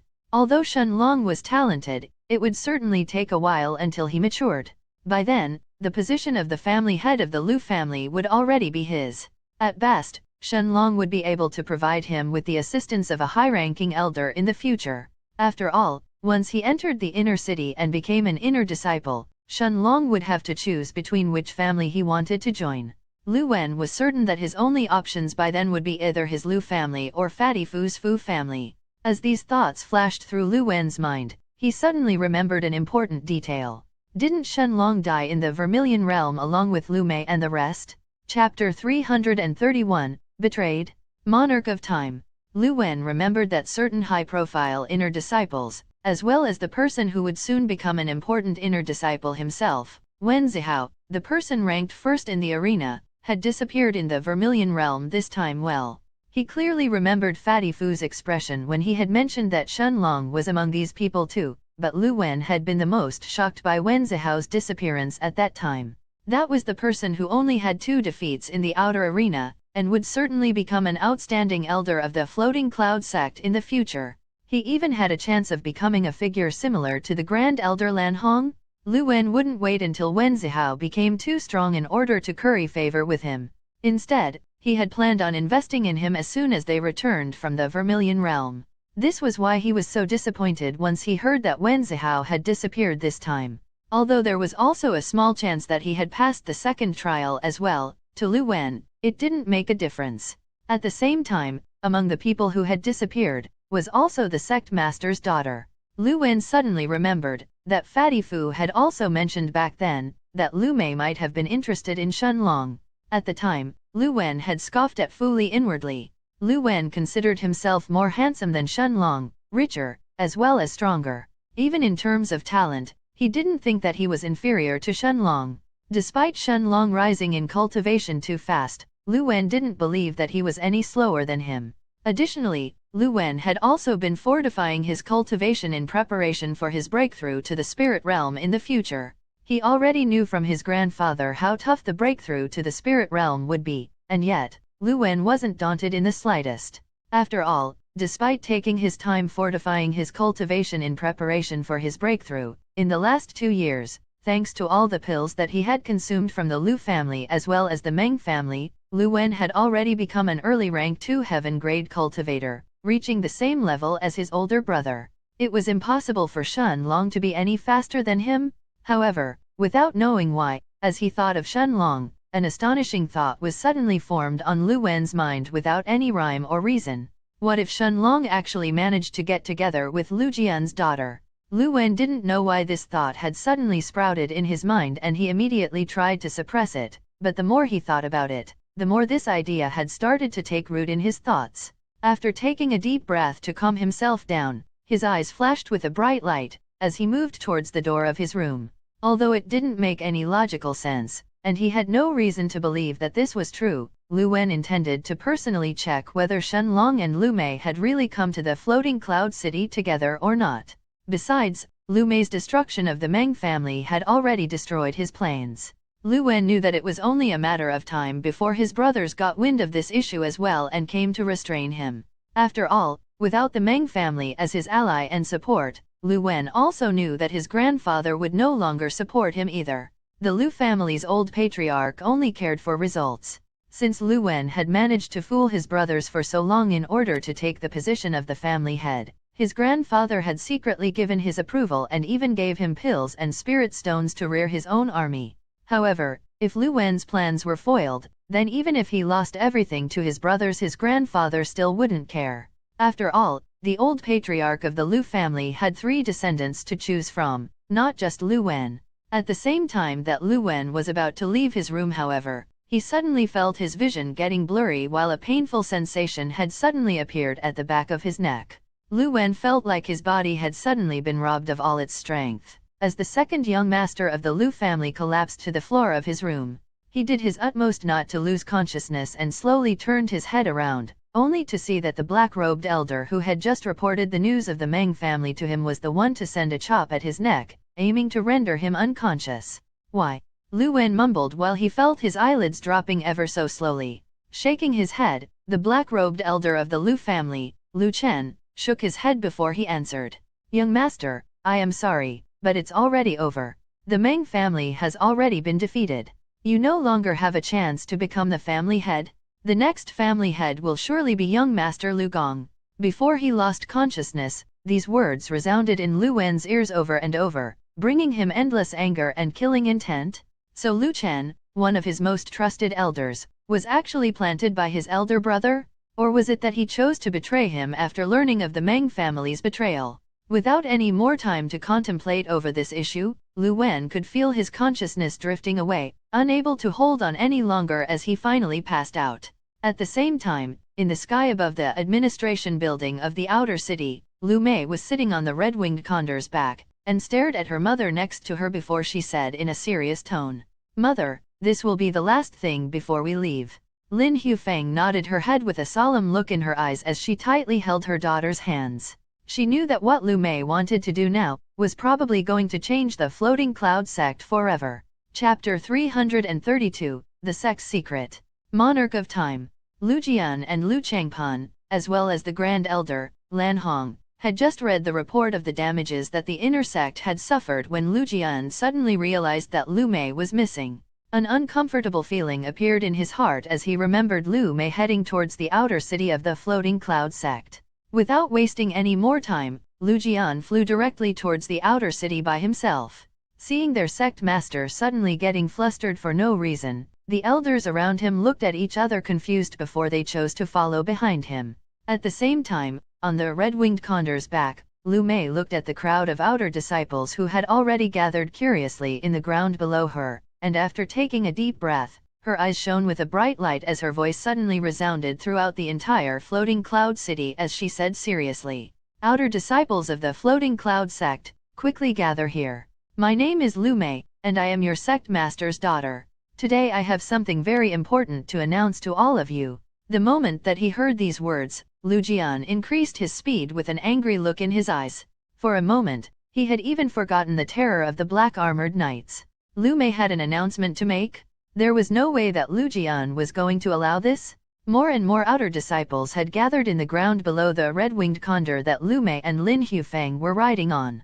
Seeing the dozen 3 meters 12 feet tall undead knights leading an army of 200 skeletons, all of them floating in the air around Lu Mei, a feeling of terror as well as curiosity had welled up in the outer disciples' hearts. Senior Sister Lu, a thin and bald young man dressed in yellow robes, who seemed to be around 1.8 meters 5.10 feet tall, was the first one to break the silence between the outer disciples as he looked at Lu Mei in the sky. Lowering her head, Lu Mei seemed to have recognized this young man, as she nodded her head at him. "Senior Brother Kong-san. It's really Senior Brother Kong? Does that mean that that young woman is really our sect master's daughter?" "Of course. Since Senior Brother Kong has already recognized her identity, there is no question about it. Senior Brother Kong wouldn't lie. In the past 1 year, since Wen Zihao had left the sect along with Shenlong and the rest of the people who wanted to travel to the Night Star continent, Kong Sun had already become the person ranked first in the arena. Despite not being allowed to enter the Vermilion Realm since he had refused to follow after Lu Changpan, he should have originally been left behind by the people who had met with fortuitous encounters in there. However, after Wen Zihao was gone, no one in the outer city was actually strong enough to defeat him and take first place from him, including the young woman who was previously ranked third, Tong Yueying. This had caused Kong Sun's prestige to rise even further, and be practically at the same level as Wen Zihao's in the past. Shenlong, who was still standing in the sky high above the clouds with Fu Li, nodded his head once he saw Kong Sun, before he turned his gaze towards the fatty next to him and said seriously, "Fatty, that guy has a good character. It's not a bad idea to take him in your family. If he declines, it's fine, but if he agrees, you know that he will be honest and follow you faithfully." Although Shenlong hadn't interacted with Kong Sun personally, he had still managed to grasp the most basic traits of his character, which was why he suggested to Fatty Fu to take care of him. As for whether Kong Sun really wanted to follow Fatty or not, that would be up to him. After all, Shenlong understood what Lu Mei was intending to do and knew that this was probably going to change the structure of the entire sect after today. Taking a deep breath, Lu Mei nodded her head as she continued. "It's time for you to learn the true face of the sect. Otherwise, you will only realize that this is a prison once it's too late." Before Lu Mei could finish her words, Lu Jian had quickly appeared a few tens of meters away from her, only stopping when he caught sight of the familiar army of skeletons surrounding his daughter. With an angry look on his face, he pointed at Lu Mei and said in a furious tone, "Lu Mei, you have no right to reveal the secrets of the sect. If you want to take revenge on me, you have long since overstepped your bounds." The moment that the crowd saw the angry sect master arriving, they all fell silent like a group of cicadas in the winter. Most outer disciples had never even seen the sect master before, let alone know that he had fought with Lu Mei earlier. Only the elders and the inner disciples of the inner city knew about this matter, and of course, they wouldn't spread it to the outer disciples no matter what. Lu Mei shook her head as she looked back at Lu Jian, and with a serious look in her eyes she answered solemnly, "This is not about revenge. Father, don't act as if you really are blind. You know the true reason why the sect isn't growing as you wanted it to. It's because the 5 families have made the outer and inner disciples act like slaves. The outer disciples have to forcefully sell their spoils from the demonic mountain range once they join the sect and simply exchange them for sect points without having a choice to refuse. But there are even those greedy elders who don't even give out compensation. Of course, this is how the sect works, and this is why outer disciples cannot complain, since they had agreed to follow the sect rules no matter what. However, is this really helping the sect? Everything is done, only to benefit your 5 families in the end. You are looking for slaves to mine the spirit stone mine, while everything goes in the pockets of the 5 families, occasionally rewarding a few spirit stones to the top 100 of the arena rankings to motivate them to become inner disciples. But what really happens when they become inner disciples? At the same time, shock had filled Fatty Fu's face up in the sky, as he looked at Shenlong next to him and asked fearfully, "Brother, is senior sister Lu going to reveal everything? It will really destroy the sect if she does." Although Fatty Fu didn't agree with the way that the sect treated inner disciples, having to swear a Dao oath that they will forever follow the family that they join, he also understood the way that the big families viewed this matter. After all, if a family groomed someone to a high level, then it was only natural to them to have that person forever tied to them as a slave. This was the only way to ensure that these people wouldn't leave them in the future to join some other bigger sect or some other powerful family. Of course, the sect could also be more amiable, and not force such harsh Dao oaths to its inner disciples or its elders, but since it has been working like that for so many years, nobody was willing to try and change that, including the sect master Lu Jian. After all, although the sect said that it allowed its outer disciples to leave once they reached the late stages of the Earth grade if they wanted to, Fatty Fu had also heard from his grandfather that it was actually a lie. Even if you didn't accept becoming an inner disciple, you will have to stay inside the outer city for your entire life. This was why Lu Mei called the sect a prison. Once you enter, there is no way out, unless you have steeled yourself to never advance in your Dao any further. Nodding his head, Shenlong looked at Fatty Fu with a serious look. This was something that had to be done, both for the disciples of the sect, as well as the sect itself. No one from the big families was willing to try and change the way the sect really worked, but this would only cause further problems in the future. Of course, Shenlong didn't care about any of this. Whether the floating cloud sect was destroyed or not in the future or whether it collapsed on its own was none of his concerns. However, Lu Mei seemed to have wanted to change this, without caring if this ended up hurting the 4 big families in the end. The outer disciples all nodded their heads when they heard Lu Mei's words. It was true that their only choice if they weren't already versed in alchemy, was to work in the mines of the sect, or take on some dangerous missions from the administration building in order to earn sect points. After all, aside from the 30 sect points that an outer disciple would get once they joined the sect wouldn't even give them a plate of food or a place to stay. It wasn't really a place that promoted cultivation, but clearly worked more like a prison city rather than a sect. Those who were unfortunate enough to have become rank 1 bronze grade formation masters were equally as useless to the sect. Since no disciples had their own freedom to explore the places beyond the sect, or their own homes to inscribe formations to, formation masters below the rank 3 bronze grade were essentially useless to the sect itself and couldn't make a living.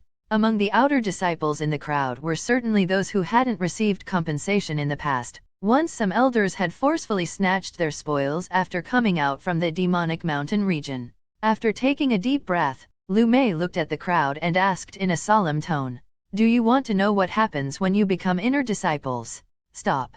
Lu Changpun shouted from the distance, as he had only now arrived at the scene along with the rest of the elders of the sect. Everyone, including the Grand Elder Lan Hong, had serious looks on their faces as they looked at Lu Mei. Lu Mei, however, didn't even turn her head to glance at Lu Chanpun, and with a serious look on her face she continued, "The sect will force you to swear a Dao oath, that you will forever become slaves of the family that you choose to join. You are not given another chance aside from this. The powerful and lofty inner disciples that you all admire, are in reality slaves tied to the sect without the slightest hint of freedom." The moment that Lu Mei finished her words, the sect descended into silence.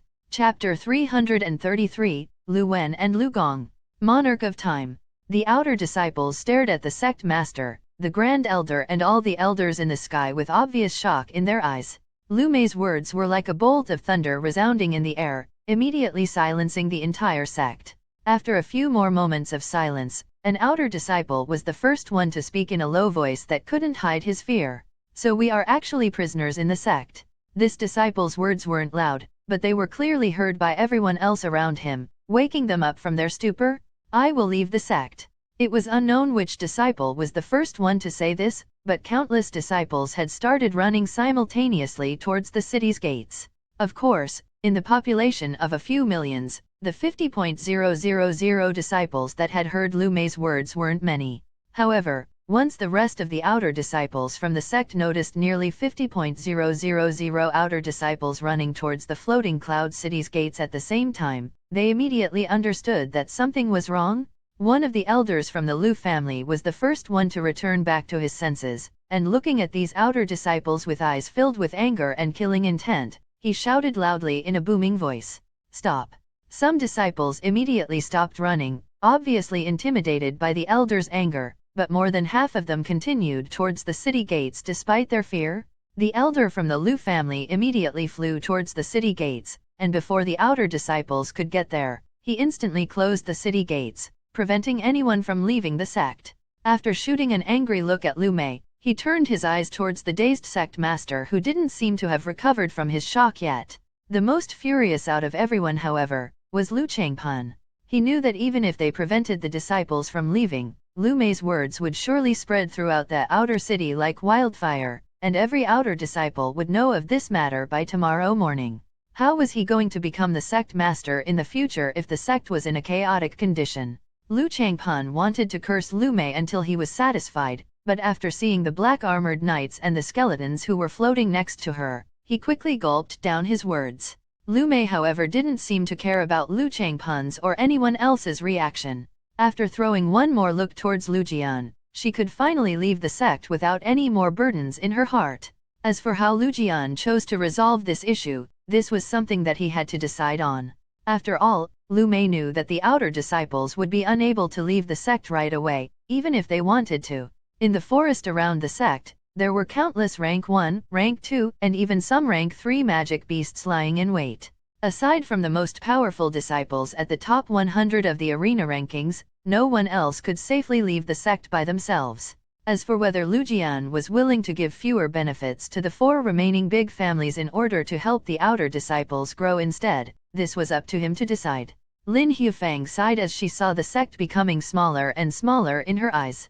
At the same time that Lu Mei's red-winged condor was soaring in the sky, in the Lu family's mansion, the white-robed Lu Wen was tied up in the family dungeon with his hands and feet both cuffed on the wall behind him. Lu Wen still hadn't regained his consciousness just yet, but the black-robed elder named Lu Chen emptied a few buckets of cold water on his previous young master's head without any hesitation. Feeling the cold water being splashed on his body made Lu Wen clear-minded once again, as he finally regained his consciousness. As he opened his eyes, however, Lu Wen found himself chained tightly, while in front of him was his loyal servant Lu Chen standing next to a man who seemed to be in his early 30s. The man's facial features were extremely similar to Lu Wen's, but his hair was a lot longer than his, and his eyes were actually a dark shade of brown.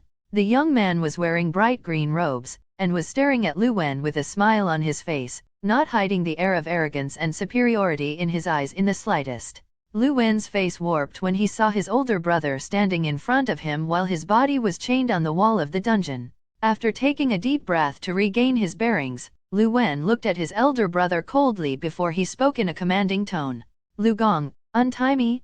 How dare you imprison your own brother?" It wasn't that Lu Wen and his brothers had a good relationship with each other, which was why Lu Wen demanded to be uncuffed, but imprisoning a direct descendant was actually a grave crime in the Lu family. Surprisingly, Lu Gong started to laugh, and looking at Lu Wen with a mocking look in his eyes, the eldest young master of the Lu family said coldly, "Little brother, this is the place where you will die. There is no reason to try and scream or shout, no one will hear you.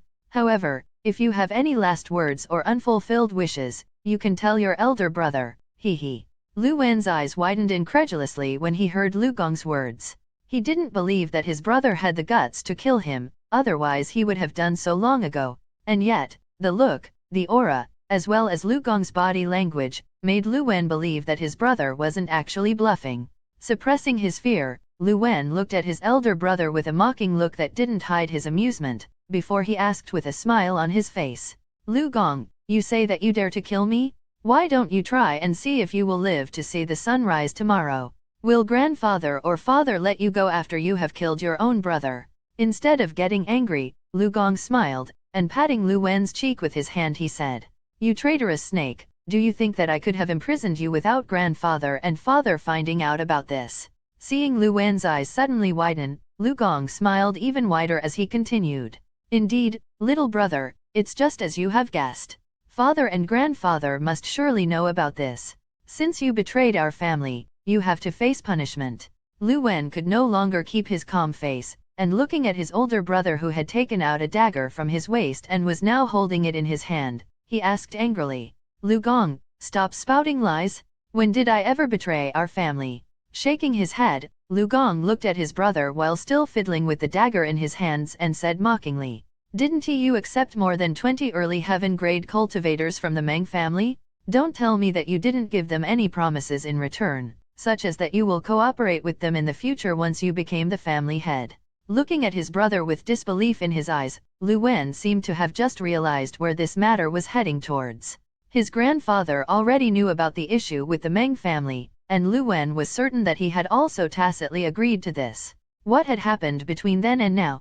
Lu Wen immediately got the answer to his question. The destruction of the Meng family? Seeing that his younger brother had immediately understood what he meant without explaining everything, Lu Gong smiled and nodded his head, as he confirmed Lu Wen's thoughts. Indeed, since the Meng family is destroyed, you can no longer become the family head. After all, it is already known throughout the city that you accepted 23 inner disciples from the Meng family. What will happen if the sect master's daughter learns about this issue and comes to destroy our Lu family as well? After all, although our Lu family is certainly stronger than the Meng, we would certainly suffer in her hands because of you. As you understand, younger brother, we can only sacrifice you for the good of the family. Bullshit. Lu Wen couldn't hold himself from flaring up. Looking at his elder brother, he wanted to point at him with his finger, but he realized that he was still cuffed, so he could only shout angrily to vent his furious emotions. Lu Gong, this is obviously just an excuse that you fabricated. You know that there is no way that Lu Mei would attack our family. Unlike the Meng family, we have never meddled with her or her Lu family. At most, she would only give us a few warnings to stay clear from the Lius. With a smile on his face, Lu Gong nodded his head as he agreed with his brother's words. Under Lu Wen's shocked gaze, Lu Gong then smiled before he answered. You are right, little brother, this is indeed just an excuse. However, it is still the truth that you have failed to become the family head. By betting on the Meng family, you have lost this time. Whether it is I or our little brother who becomes the family head, none of us would leave you alive. After all, you are like a snake who will come to bite us once you are stronger. Since you have lost your chance to become the family head, your own worth to the family and to grandfather's eyes has already plummeted. After all, even princes in the mortal kingdoms kill each other in order to become kings, let alone us when we fight for the position of the Lu family head. Despair appeared in Lu Wen's eyes, while inwardly he cursed Lu Mei's 9 generations countless times. He knew that what Lu Gong said was true. Even in the mortal kingdoms, princes wouldn't let each other alive, to let them gather their strength in secret and usurp the position of the king in the future.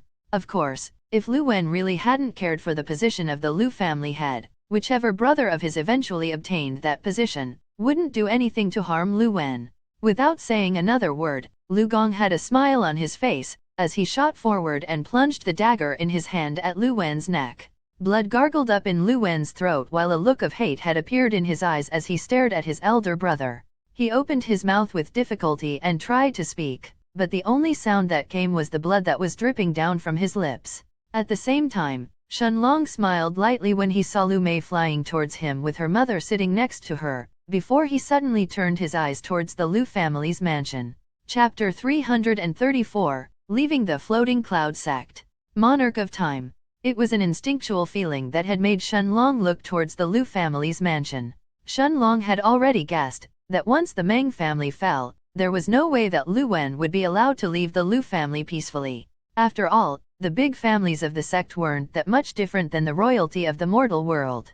The only reason that Fatty Fu and the previous young master of the Meng family Mang Shenji didn't have to face such issues, was because they were the only heirs of their families, with no one being able to threaten their positions. At the same time, however, even if Lu Mei hadn't chosen to destroy the Meng family herself, Shenlong had decided to do it personally. This was both in order to destroy the Meng family, as well as personally take revenge on Lu Wen. However, since Lu Mei had taken care of it, Shenlong decided not to meddle with the issues of the Floating Cloud sect this time. As for Lu Wen, although Shenlong wanted to personally settle matters with him, he clearly understood that his two brothers wouldn't allow him to escape once they got the chance of getting the upper hand and turn the tables on him either. At the same time, Fatty Fu had started to get anxious in his heart when he saw Lu Mei and her army of skeletons approaching towards his direction. Although he knew that Lu Mei was only coming to meet Shenlong, after having witnessed the destruction of the Meng family personally, Fu Li felt some kind of instinctive fear towards the black-armored undead knights and the jade-white skeletons with the bony swords who were flying towards him. Lu Mei was stunned for a moment when she saw Fu Li standing next to Shenlong, but remembering that Shenlong was good friends with Fatty, it wasn't actually shocking. Seeing Lu Mei and her mother approaching them, Fu Li flashed an ingratiating smile towards Lu Mei as he said flatteringly, "Senior sister Lu, it's good to see you again. You have definitely inherited your beauty from your mother." Shenlong was stunned as he stared at Fatty Fu with his mouth agape. Fatty was actually a sweet talker. With just one sentence he had praised both Lu Mei and her mother at the same time. Lu Mei smiled lightly at Fatty Fu while Lin Hufeng looked at him with a smile on her face as she asked, "Fu Li, kiddo, what are you doing here?" As Lu Jian's second wife, how could Lu Mei's mother not be familiar with Fu Li and the other heirs of the big families of the sect? However, Lu Mei was the first one to speak, before Fatty Fu could answer, as she moved next to Shenlong and affectionately held his arm, as she replied in a gentle voice, "Mother, this is Longji." Lin Hufeng's eyes lit up when she heard Lu Mei's joyous voice when she introduced Shenlong to her, before she nodded her head in response. Of course, she had already noticed Shenlong who was standing next to Fu Li earlier, but she still asked in order to allow Lu Mei to introduce Shenlong by herself. Getting off the red-winged condor's back, Lin Hufeng stepped forward, and holding Shenlong's hands she smiled brightly as she said in a warm voice, "My Mei has already told me everything about you. Thank you for taking care of my little girl." Lin Hufeng had indeed heard everything about Shenlong from Lu Mei earlier, including the fact that the two of them were already Dao partners. As Lin Hufeng's eyes stared at Shenlong, there was a radiant smile on her face, akin to that of a mother-in-law meeting her son-in-law for the first time. Fatty Fu however was stunned when he heard Lu Mei's gentle way of introducing Shenlong. How was this similar to the Death Queen who had just destroyed the Meng family a few minutes ago? This sounded more like a joyous wife introducing her own man to her mother. Shenlong smiled as well when he heard Lin Hufeng's words, before he nodded his head and answered seriously, "Don't worry, since Mayor is my woman, then of course I will take care of her." Seeing Shenlong and her mother getting along made Lu Mei heave out a sigh of relief, before she turned her eyes to look at Fu Li. There was a bright smile on Lu Mei's face as she looked at the fatty, before she asked in a curious voice, "Fu Li, how are you and Jingjing getting along?" Fatty Fu's eyes lit up when he heard the name of his fiancée, and looking at Lu Mei, he patted his chest and puffed it proudly as he said, "Senior sister, don't worry, me and Jingjing are doing great." Suddenly, Fatty Fu paused his words, seemingly as if he had remembered something, and after a brief moment of hesitation he stared at Lu Mei before he continued, "Senior sister Lu, actually, Jingjing has been missing you ever since you left. After all, you disappeared so suddenly." Nodding her head, Lu Mei turned her eyes towards the Lan family's mansion below her at the floating cloud city with a saddened look in her eyes. Lan Jingjing's face appeared in Lu Mei's mind, and a feeling of sadness overcame her. After all, Lan Jingjing and Lu Mei were childhood best friends, but they were split up so suddenly. Lan Jingjing was also the only one who knew that Lu Mei wasn't planning to return to the floating cloud city after entering the Vermilion realm, which made the young woman of the Lan family even more dejected for missing her friend. After casting a deep look at the Lan family mansion, Lu Mei looked at Shenlong before she asked in a sweet voice, "Longji, can you wait for me for a bit more?" Shenlong nodded his head without minding too much that he had to wait until Lu Mei finished her business. He already knew that Lan Jingjing was Lu Mei's best friend, so how could she leave without even seeing her once? Almost an hour later, Lu Mei came out from the Lan family's mansion with mixed emotions in her eyes. She was happy that she had managed to see Lan Jingjing again and chat with her, but Lu Mei also knew that she and Shenlong probably wouldn't have the chance to return to the desolate east for quite a while. It would probably be at least a few years until Lan Jingjing and Lu Mei saw each other again. Seeing that Lu Mei didn't have any more issues to take care of, Shenlong looked at Fatty Fu's reluctant face, before he bid him farewell. Shenlong felt somewhat emotional after saying farewell to his friend since he knew that he would probably be unable to see him for a long time, before he turned his eyes to the horizon ahead of him. Under Fatty Fu's shocked eyes, at the same time that Lu Mei dispersed her skeletons and undead knights, letting them turn into dust before they suddenly disappeared, a panther with glowing silver wings flew towards them from the distance. Shenlong had let Little Silver to take a look around the territories near the sect. As long as it didn't go too far, he could always summon the Black Panther back thanks to their soul link. Seeing Little Silver's majestic body and feeling its terrifying aura, a feeling of awe appeared in Fu Li's heart, as well as excitement. This panther's aura was indeed much stronger than the peak rank 4 flying blue whales from the Golden Buddha Temple. Seeing Little Silver flying towards them, Lu Mei also knew that it was time to leave the Floating Cloud sect. Chapter 335, Lin Hufeng's Choice. Monarch of Time. Lu Mei's mother was also shocked when she saw the Black Panther that quickly appeared in front of them. Although this magic beast was actually smaller in size compared to her red-winged condor, but the oppressive aura coming from its body was actually countless times more powerful than the condor itself.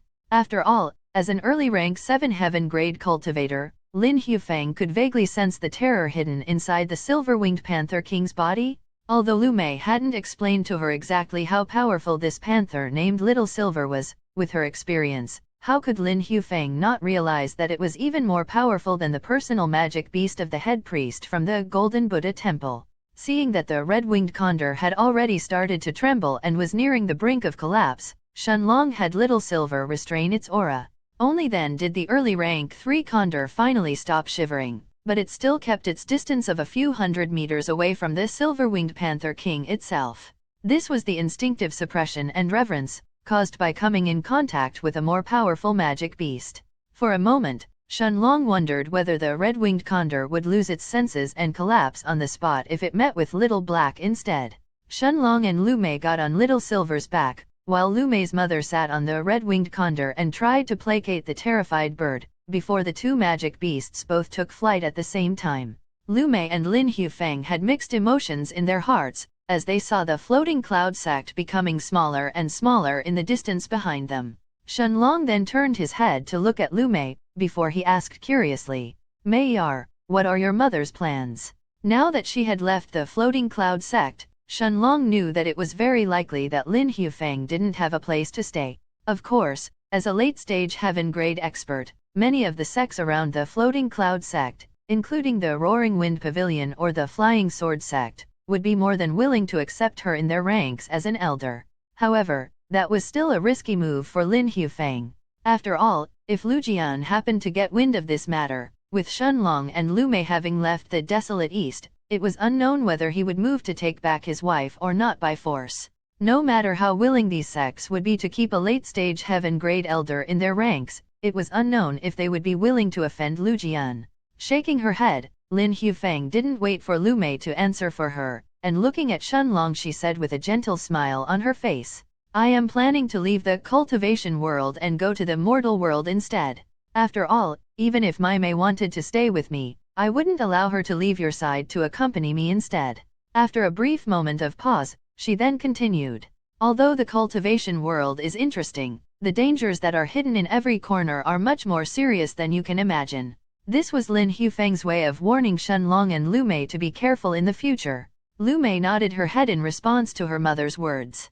She knew that before her mother had met Lu Jian in the past, she had traveled to many places of the desolate east, and had nearly lost her life twice. Looking at his mother-in-law, Shenlong smiled in response, before he asked her in a serious tone, "In that case, Miss Lin, do you want to stay in the place that my parents are? They are now living in a mortal kingdom, in one of the islands of the mortal world. Even if Lu Jian knows that you are in the mortal world, it will be almost impossible for him to find you between so many islands, kingdoms, and cities." Lin Hufeng was stunned for a moment, while her eyes lit up after hearing Shenlong's suggestion. This was indeed not a bad choice. After all, instead of wandering around the mortal world alone, this way, she would be able to meet Shenlong's parents as well. Shenlong smiled when he saw Lin Hufeng nodding her head, while the last feeling of uncertainty disappeared from his heart.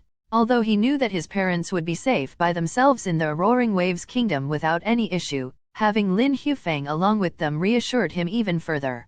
This way, both Shenfang, Shunan and Lin Hufeng would be able to be in the same place, and in case that something really ended up happening, Lin Hufeng would surely be able to help them.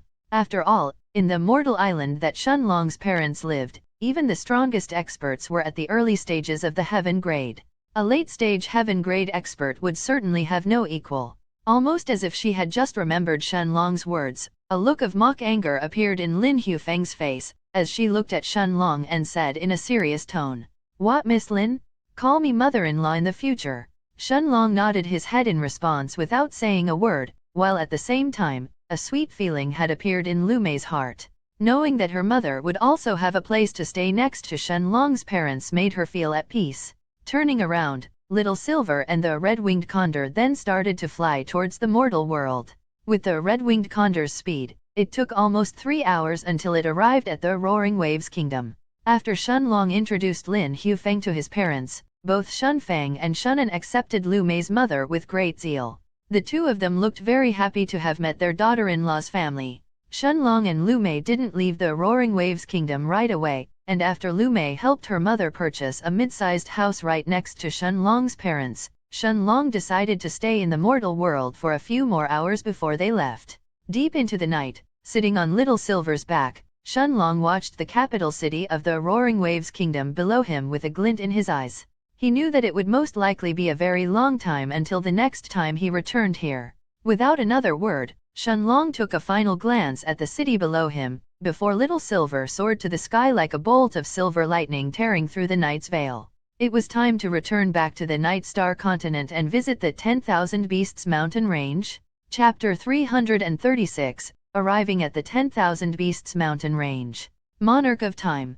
Sitting on Little Silver's back, Shenlong watched as the mortal island below him quickly turned into a small, black speck in the ocean, and just a few moments later, he and Lu Mei had already arrived back in the cultivation world.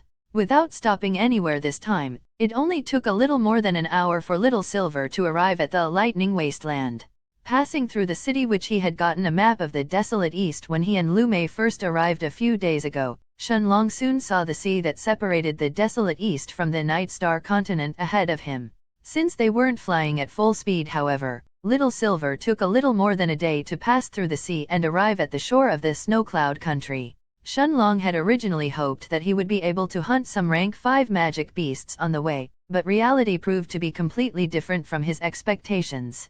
Aside from a few rank 4 magic beasts that weren't fast enough to swim away from Little Silver, Shenlong and Lu Mei didn't notice even a single rank 5 magic beast in the sea. As soon as they sensed the Black Panther's powerful aura, all of the rank 5 magic beasts immediately fled deeper inside the sea, almost as if they were competing on which of them could dive deeper inside. Of course, Shenlong wasn't willing to give up on these moving beast cores like that, but even if he had Little Silver dive inside the sea, he knew that it would be pointless. Although the Silver-Winged Panther King was almost unmatched in the air by magic beasts at the same level, its speed would be slowed by many times in the water. That, and in addition to the fact that peak rank 5 magic beasts inside the water were almost as fast as the Black Panther was in the sky, when it was still a rank 5 beast, made Shenlong reluctantly give up. Of course, the idea of summoning Little Black and hunt these magic beasts also flashed through his mind, but considering that he was heading towards the 10,000 Beasts mountain range where rank 5 and even rank 6 magic beast were abundant in numbers, made Shenlong give up on this idea of his. After stopping at a random restaurant in the royal capital of the Snow Cloud country for a little more than an hour, Shenlong and Lu Mei continued forward, as they flew towards the west of the Night Star continent. The reappearance of the aura of a powerful rank 6 magic beast had quickly placed the capital of the Snow Cloud country into extreme unrest, as the head guard who was at the late stages of the nascent soul stage was immediately dispatched by the Dao Kings of the royal palace to investigate this matter. Of course, since the head guard wasn't willing to court death by directly investigating where the aura of a rank 6 magic beast was coming from. By the time that he had finished his search, Shenlong and Lu Mei had already left the city. A full day later, the Black Panther was hovering in the sky, a few tens of miles away from the Heaven's Dome city. As he opened the map in his hands, Shenlong noticed that they had already covered half the distance. There were no dangerous places to pass through this time, like the Nether Spirit Forest that directly blocked the way from the Heaven's Dome city to the Dragon Lord's villa, and a little more than a day later, Shenlong saw a gigantic mountain range emerging in the distance. The mountain range spanned further than Shenlong's eyes could see, and was filled with enormous trees that were even taller than the ones inside the Vermilion Realm, where the members of the half-fiend race lived. It seems that Kui Kuliang used the trees from this place in order to create his forest of giants in the Vermilion Realm. However, his own rank 3 heavy bark earth trees haven't matured enough, and they can't be compared with the ones in this place. As this thought flashed through Shenlong's mind, he immediately understood that the forest in front of him was filled with a relatively common kind of tree called the rank 3 heavy bark earth tree, which was the same kind that Kui Kuliang's clone had used when he created his forest of giants. Although Shenlong knew that this tree couldn't be used in any kind of alchemy or pill concoction, it was one of the most favorite places for rank 4 and rank 5 magic beasts to live in. As the Black Panther approached closer and closer to this place, the roars of magic beasts could be heard even from the huge distance that separated them, bringing Little Silver a sense of excitement, as if it was going to eat its fill this time. At the same time, Shenlong only needed a glance to recognize that this place was the 10,000 Beasts mountain range. Right before the mountain range itself, a small city was actually erected. Although this city was small when compared to big cities like the Heaven's Dome city, it was actually only half the size of the Silver Sword city itself. Shenlong didn't choose to head to the city right away, but instead, he first had Little Silver return back to the Stone of Time. Shenlong wasn't afraid of anyone coveting Little Silver and tried to take it as a magic beast. Instead, he was afraid that the aura of a rank 6 magic beast would scare the rank 4 and rank 5 beasts away, leaving no prey to him and Lu Mei. After all, Shenlong had two main reasons for coming to the 10,000 Beasts mountain range. The first was to find rare rank 5 and rank 6 medicinal herbs that could only be found in this place, while the second one was to hunt rank 4 and even rank 5 magic beasts as he and Lu Mei trained to both become stronger. Although Lu Mei only had to summon her skeletons or her undead knights during a fight and they could simply fight by themselves, there were still different ways that she could guide them when they fought, instead of allowing them to rush forward blindly. Lu Mei had also noticed this during her fight with Lu Jian, where she had intentionally guided her two undead knights to attack him at the same time, one from the front and the other one from the side, leaving Lu Jian with no room to dodge. Additionally, it was also rumored that the 10,000 Beasts mountain range even had rank 6 magic beasts deeper inside. Even with Little Black's strength, Shenlong wasn't willing to stir up this hornet's nest just yet, unless he had absolute certainty that he could successfully hunt a rank 6 beast and escape without revealing Little Black's existence. After Little Silver had returned back inside the foggy space in the Stone of Time, Shenlong and Lu Mei flew towards the city in the distance by themselves. Barely 15 minutes later, Shenlong and Lu Mei, who had already put her white veil back on her face, arrived in front of the empty city gates. Shenlong was surprised that not a single guard was actually guarding the city gates, or the city walls, or that there wasn't anyone asking for an entrance fee to enter the city. After all, there were hundreds of people entering and leaving the city at the same time, and most of them were either coming from the 10,000 Beasts mountain range or they were heading there, making it clearly obvious that this was a bustling city. After thinking about it for a few moments, in the end, Shenlong took a step forward, as he led himself and Lu Mei in the nameless city in front of him. Chapter 337, 10,000 Beasts City. Monarch of Time. Walking past through the city gates, Shenlong and Lu Mei both entered the bustling city in front of them without any obstruction. Surprisingly, although this city wasn't too big in size, it seemed to have even more people than medium-sized cities like the Silver Sword City and the City of Sin. People had crowded the streets, while the amount of street stalls that were erected as people showed off their merchandise exceeded anything that Shenlong or Lu Mei had ever seen before. After a brief glance, Shenlong noticed that most of these people were selling rank 3 and rank 4 magic beast corpses, or beast cores, while their cultivation mostly ranged at the middle and late stages of the spirit realm. It only took a moment for Shen Long to realize what was going on. It was obvious that once these people had a successful hunt in the 10,000 Beasts mountain range, they would bring their loot in this city that was located right at the edge of the mountain range itself. The prices for the rank 4 magic beasts varied greatly, depending on the magic beast's level, whether or not the beast's parts were useful in alchemy in the creation of formations, as well as the condition of the beast. A single early rank 4 magic beast was priced at 600 middle grade spirit stones, a middle rank 4 beast was priced at 1000 middle grade spirit stones, while a peak rank 4 magic beast's price varied from 2000 to 4000 middle stage spirit stones. Of course, Shen Long guessed that for people to hunt a single peak rank 4 magic beast, they needed to have at least a single nascent soul stage expert in their group, or at the very least, 3 or 4 peak rank 9 spirit realm experts. The person who was responsible for selling the beast corpse was most likely just a member of one big group. After all, people usually fought in numbers when they hunted magic beasts, and this was even more true for mercenaries from the Mercenaries Association.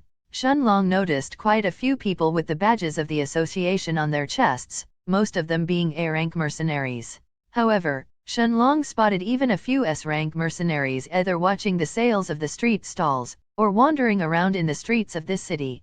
Lu Mei also remembered that S-rank mercenaries corresponded to powerful early and middle stage nascent soul experts. No matter how strong she and Shen Long were right now, Lu Mei knew that they were unable to fight against an S-rank mercenary by themselves head-on. Shen Long, however, didn't seem too bothered by the nascent soul stage experts on the streets. Instead, he and Lu Mei continued to walk around the city, seeing whether he could gather any useful information. Aside from the countless street stalls that seemed to have taken up every corner of the city, Shen Long saw many different shops, including alchemy shops that sold pills, or the corpses and cores of magic beasts, as well as many formation masters' workshops. Of course, these alchemy shops charged a huge premium in order to sell the magic beasts' parts that the mercenaries usually found, taking more than 40% of the profit. This was the reason why many mercenaries preferred to set up their own street stalls and patiently wait until they sold their loot. And yet, the alchemy shops continued to thrive in this city no matter what. Since people would enter the 10,000 Beasts mountain range to hunt magic beasts, they needed pills to ensure their own survival. Pills that healed these mercenaries' injuries, as well as antitoxin pills in case they met with an accident, were the most popular ones that were purchased.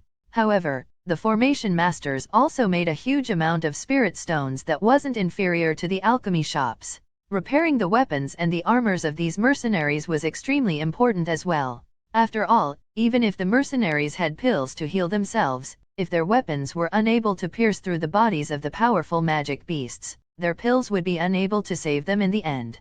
Keeping their weapons and armor in top condition was vital to every mercenary who wanted to enter the 10,000 Beasts mountain range, including even the S-ranked mercenaries. Shen Long also got to know that the name of this city was the 10,000 Beast City. He also heard that a late-stage Dao King was actually responsible for keeping order in this city, but because he was a solitary figure, he didn't care about placing any guards in the city entrance to collect fees. Instead, the pill shops and the formation masters' workshops would proactively offer this powerful figure a cut of their own profits every year, and in return, that person would make sure to keep order in the city. Hearing that there was a late-stage Dao King inside the city, Shen Long avoided from having Little Black scan the city with his soul search. Since he wasn't planning on actually staying in the city, there was no reason to try and verify whether there really was a late-stage Dao King in this place.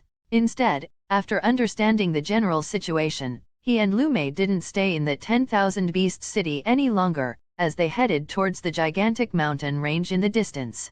This was the most famous mountain range in the entire Night Star continent, as well as one of the most dangerous places as well. Even Dao Kings were said to have lost their lives in this place, which gave the rumor that there were powerful peak rank 6 magic beasts hidden inside. As they neared closer to the 10,000 Beasts mountain range, Shen Long noticed countless groups that had set up camp outside the mountain range's boundaries. Even though there were many inns inside the 10,000 Beast City for the mercenaries to rest, Shen Long could easily guess that these people who were waiting here were either trying to find more powerful groups to join, or they were waiting for their own partners or guild members to come out from the 10,000 Beasts mountain range. After all, it wasn't uncommon to get separated from your group inside this place, especially if you chanced upon the den of a powerful magic beast. Seeing Shenlong and Lu Mei walk forward by themselves, some groups tried to probe them out of curiosity, since they could easily see that Lu Mei's strength was only at the middle rank 4 of the spirit realm. However, after seeing that they were actually unable to discern the strength of the young man next to her, they avoided doing anything in broad daylight.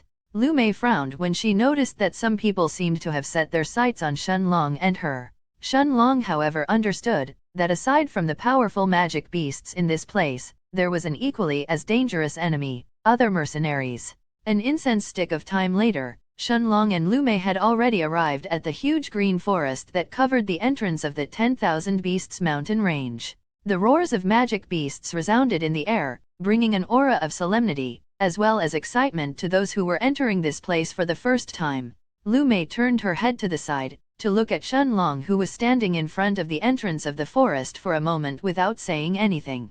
After taking a deep breath, a smile soon appeared on his face, and looking at Lu Mei's bright eyes, Shenlong held her hand before he stepped forward, entering inside the 10,000 Beasts mountain range. Chapter 338, Sneak Attack. Monarch of Time. As soon as he entered inside the forest, Shenlong could smell the scent of blood assaulting his senses, as well as the thick amounts of pure qi that had filled the air around him. Without being hasty, Shenlong first examined his surroundings before he chose which way he and Lu Mei were going to head towards. Although the 10,000 Beasts mountain range was said to be heaven for the lucky adventurers of the Night Star continent, since they could both hunt magic beasts or chance upon rare medicinal herbs that would grow in this environment, it was actually the same for the powerful magic beasts inside. More often than not, these mercenaries that came to this place either to hunt magic beasts or find rare medicinal herbs, would end up in the belly of one of the magic beasts living here. Although magic beasts would grow when they consumed the flesh of other magic beasts, the flesh of powerful cultivators was still a good supplement for them, even if it couldn't be compared to that of other magic beasts. It was also the instinctual feeling of these beasts to hunt humans who invaded their territories. Knowing that Shenlong intended to train himself this time, Little Black didn't spread his soul sense too far to sense the magic beasts around him. Instead, the black dragon kept eating the stalks of dragon blood grass as he happily observed his master from the Stone of Time. Although Little Silver had now become more accustomed to Little Black, the Black Panther still felt an instinctive fear towards the huge black dragon. Oblivious to the feelings of his two magic beasts, however, Shenlong had just finished examining his surroundings before he chose to head towards the north. According to the footsteps that were still left on the ground, most mercenaries who chose to enter the 10,000 Beasts mountain range seemed to head towards the north and the east. This meant that there was a high chance that the danger would increase significantly if someone chose to head towards the west, which was why most mercenaries seemed to avoid that route. As Shenlong and Lu Mei walked deeper inside, Shenlong's eyes noticed that the 40 meters 130 feet tall trees around him didn't completely cover him and Lu Mei from the flying magic beasts that were traveling in the sky. Although the trees' branches were long and thick, their leaves were much smaller in comparison, allowing the flying magic beasts in the sky to get a clear view of the people below. However, since there were mostly rank 3 magic beasts near the entrance of the forest, none of them actually dared to attack them after feeling Lu Mei's aura at the middle of rank 4 in the spirit realm. Of course, Shenlong and the rest of the mercenaries who entered this place could fly in the sky as well if they wanted to, but if they attracted the attention of a powerful flying magic beast, they would definitely be put in a bad spot. After all, although cultivators at the heaven grade could fly, their speed was simply incomparable to flying magic beasts. Even Shenlong himself guesses that even with his second monarch's domain created by his Dao of Time, his speed wouldn't be much faster than an early rank 4 flying magic beast in the sky. Suddenly, Shenlong felt a clear feeling of danger in his heart, while the ground beneath his feet had started to tremble. He hurriedly jumped backwards almost by instinct, and Lu Mei did the same barely a moment later than him, when a magic beast had suddenly drilled itself from the ground, its sharp claws aiming to slash Shenlong's body in half. This beast's sharp claws were a bright silver color, while its dark brown body had black-colored marks on it that resembled burn marks. Its pitch-black eyes were staring at Shenlong with hints of malice inside them, almost as if the beast had gone crazy. It only took a moment for Shenlong to remember the name of this magic beast based on his memories. A rank 4 silver-clawed earth burrower. Lu Mei had never heard of this magic beast before, and was staring at it with hints of puzzlement in her eyes, but between her hands, a black ball filled with her death chi had already been condensed.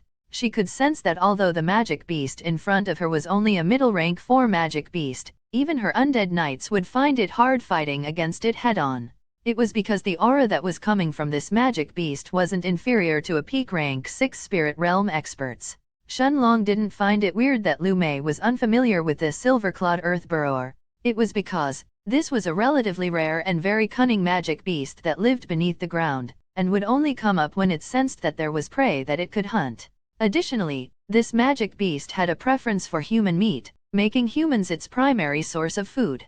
Unfortunately for Shenlong, although this beast's claws could be used to create powerful silver-grade weapons, none of the parts on its body was actually suitable to be used in alchemy aside from its beast core. And yet, Shenlong still smiled when he saw the middle rank 4 silver-clawed earth burrower in front of him. He was certain that with his current strength, it wouldn't be too hard for him to take care of this magic beast. Seeing the illusionary purple blade that had appeared in Shenlong's right hand, the silver-clawed earth burrower felt a sudden feeling of danger. Magic beasts always relied on their instincts rather than their eyes. Although the illusionary purple blade looked extremely attractive, the feeling of lethal danger that it was emitting made the middle rank 4 magic beast shiver. After shooting a wary look at Lu Mei and seeing that she wasn't actually attacking it, the silver-clawed earth burrower dove into the ground without hesitation. Silence immediately descended around Shenlong and Lu Mei as the middle rank 4 magic beast had suddenly disappeared. And yet, neither Shenlong nor Lu Mei moved from their original spots. That was because they knew that the silver-clawed earth burrower could attack at any time. This was indeed the perfect environment for such a magic beast to hunt. In a situation where the mercenaries couldn't fly in the air as they would attract the attention of the powerful flying magic beasts, using its ability to hide on the ground and mount sneak attacks to ambush its prey was extremely efficient. Lu Mei had a worried look on her face, but seeing the confident look in Shenlong's eyes, she didn't hurriedly summon her undead knights to help him. After all, she clearly knew that Shenlong intended to use this chance to train himself. Standing still, Shenlong closed his eyes, as an invisible power completely covered his body before it started to slowly spread outwards. Now that he had already reached the middle rank 4 of the spirit realm and had consumed thousands of top-grade spirit-enhancing pills, Shenlong's spirit sense was already many times stronger than before. He could now use his spirit sense to cover almost 2 meters (6.6 feet) around his body and sense the space around him even with his eyes closed. He knew that this was a power similar to Little Black's soul sense. Although Shenlong's spirit sense hadn't evolved into a soul sense just yet, it was very similar in this regard.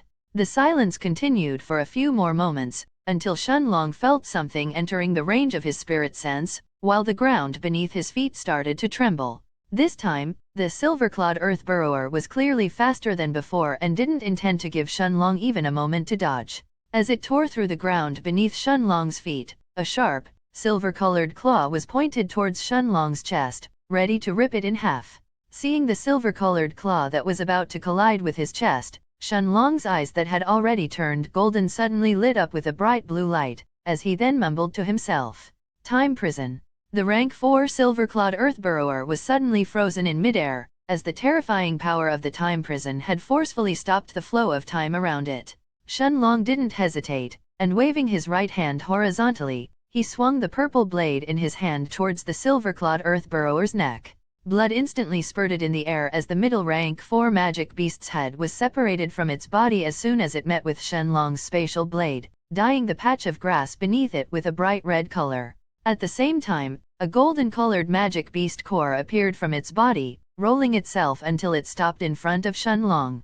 Chapter 339, Prey. Monarch of Time. Seeing the shiny golden-colored beast core that had rolled its way in front of his feet, Shenlong didn't hesitate to pick it up and place it inside the herb garden in his stone of time. At the same time, only when she saw the corpse of the middle rank 4 magic beast fall on the ground did Lu Mei allow the black ball of death chi from her hand to disappear. Although she and Shenlong were both many times stronger than before, Lu Mei guessed that if the silver-clawed earth burrower had reached the peak of rank 4, they may not have been able to kill this beast even with all of her skeletons and undead knights combined. After all, even Shenlong wouldn't have been able to affect a peak rank 4 magic beast with his Dao of Time just yet, while his cultivation was still at the middle of rank 4. Despite having almost half of his chi being drained at once after using his time prison, Shenlong didn't sit down to recover just yet, and instead, after removing the silver-clawed earth burrower's silver claws as well, he abandoned the useless parts of its body, as he and Lu Mei continued further inside. Staying in that place to recover his chi would only bring more trouble. Shenlong knew that the scent of blood coming from the middle rank 4 magic beast would certainly attract other predators in this area. If a powerful peak rank 4 or even a rank 5 magic beast showed up, then it would surely cause a commotion and attract even more people and magic beasts in this area. Additionally, although Shenlong had a certain degree of certainty in dealing with an early or even a middle stage rank 5 magic beast using the soul poisoning hellgrass poison, he also knew that some magic beasts were naturally immune to poisons as well. He wouldn't bet things on luck to see if the magic beasts that were attracted here were actually affected by the soul poisoning hellgrass poison or not. As he and Lu Mei continued walking deeper inside, time continued to pass, but Shenlong was disappointed that even after 4 hours of walking, they didn't seem to find any other rank 4 magic beast. Even early rank 4 magic beasts seemed to have been scarce in this area, which was completely different from the rumors about this place. Shenlong suddenly understood that the 10,000 Beasts mountain range seemed to have certain layers that it was comprised of, which also indicated the different territories of the magic beasts here. The first layer that he was at now seemed to still be the very outskirts. The magic beasts in this place seemed to be at the early rank 3 to the peak of rank 3. Of course, among the rank 3 magic beasts, there probably existed some powerful rank 4 magic beasts that were usually hidden as well, like the silver-clawed earth burrower, but these beasts were extremely rare and wouldn't easily show themselves. If it wasn't because the silver-clawed earth burrower had sensed that Lu Mei's aura was at the middle of rank 4 of the spirit realm, this beast would have certainly avoided attacking them. As he and Lu Mei continued to walk deeper inside the 10,000 Beasts mountain range, night soon fell, before the sounds of fighting as well as miserable cries of men and women sounded from the distance.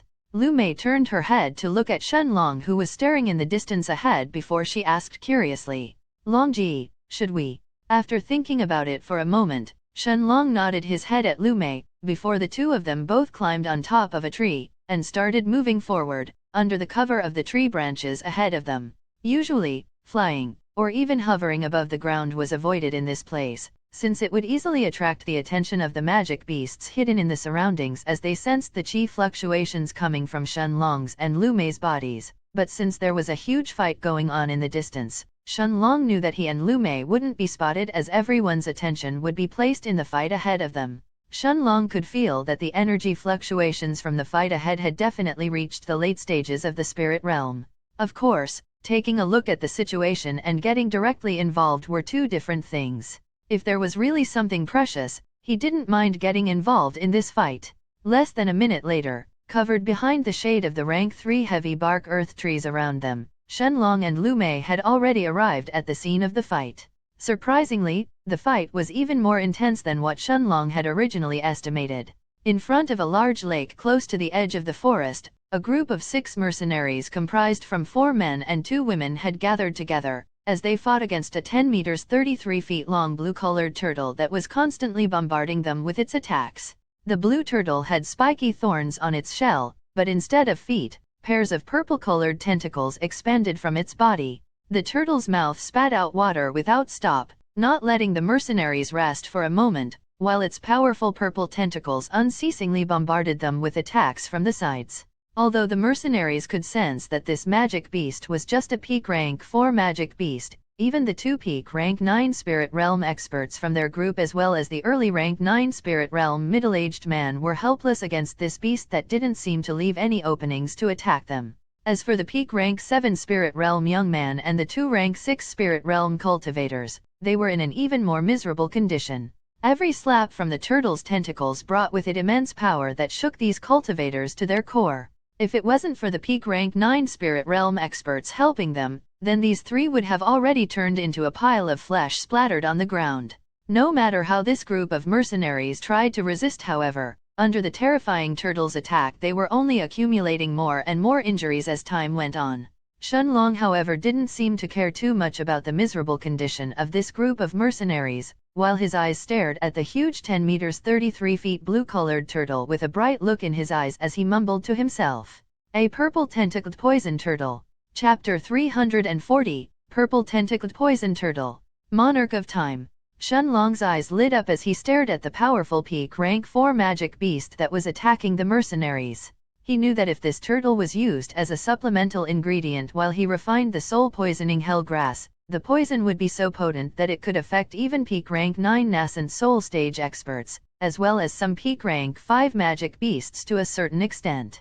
Although it would most likely be unable to kill them, however, just the ability to incapacitate a peak rank 9 nascent soul stage expert or a peak rank 5 magic beast was already more than extraordinary. Seeing that Shenlong had actually gotten excited after seeing the huge turtle, Lu Mei couldn't help asking him in a low voice, "Longji, is this magic beast suitable to be used for alchemy?" Nodding his head, Shenlong stared at the rank 4 purple tentacled poison turtle that was still bombarding the group of 6 mercenaries with its attacks, as it was slowly breaking through their defenses, before he seriously explained.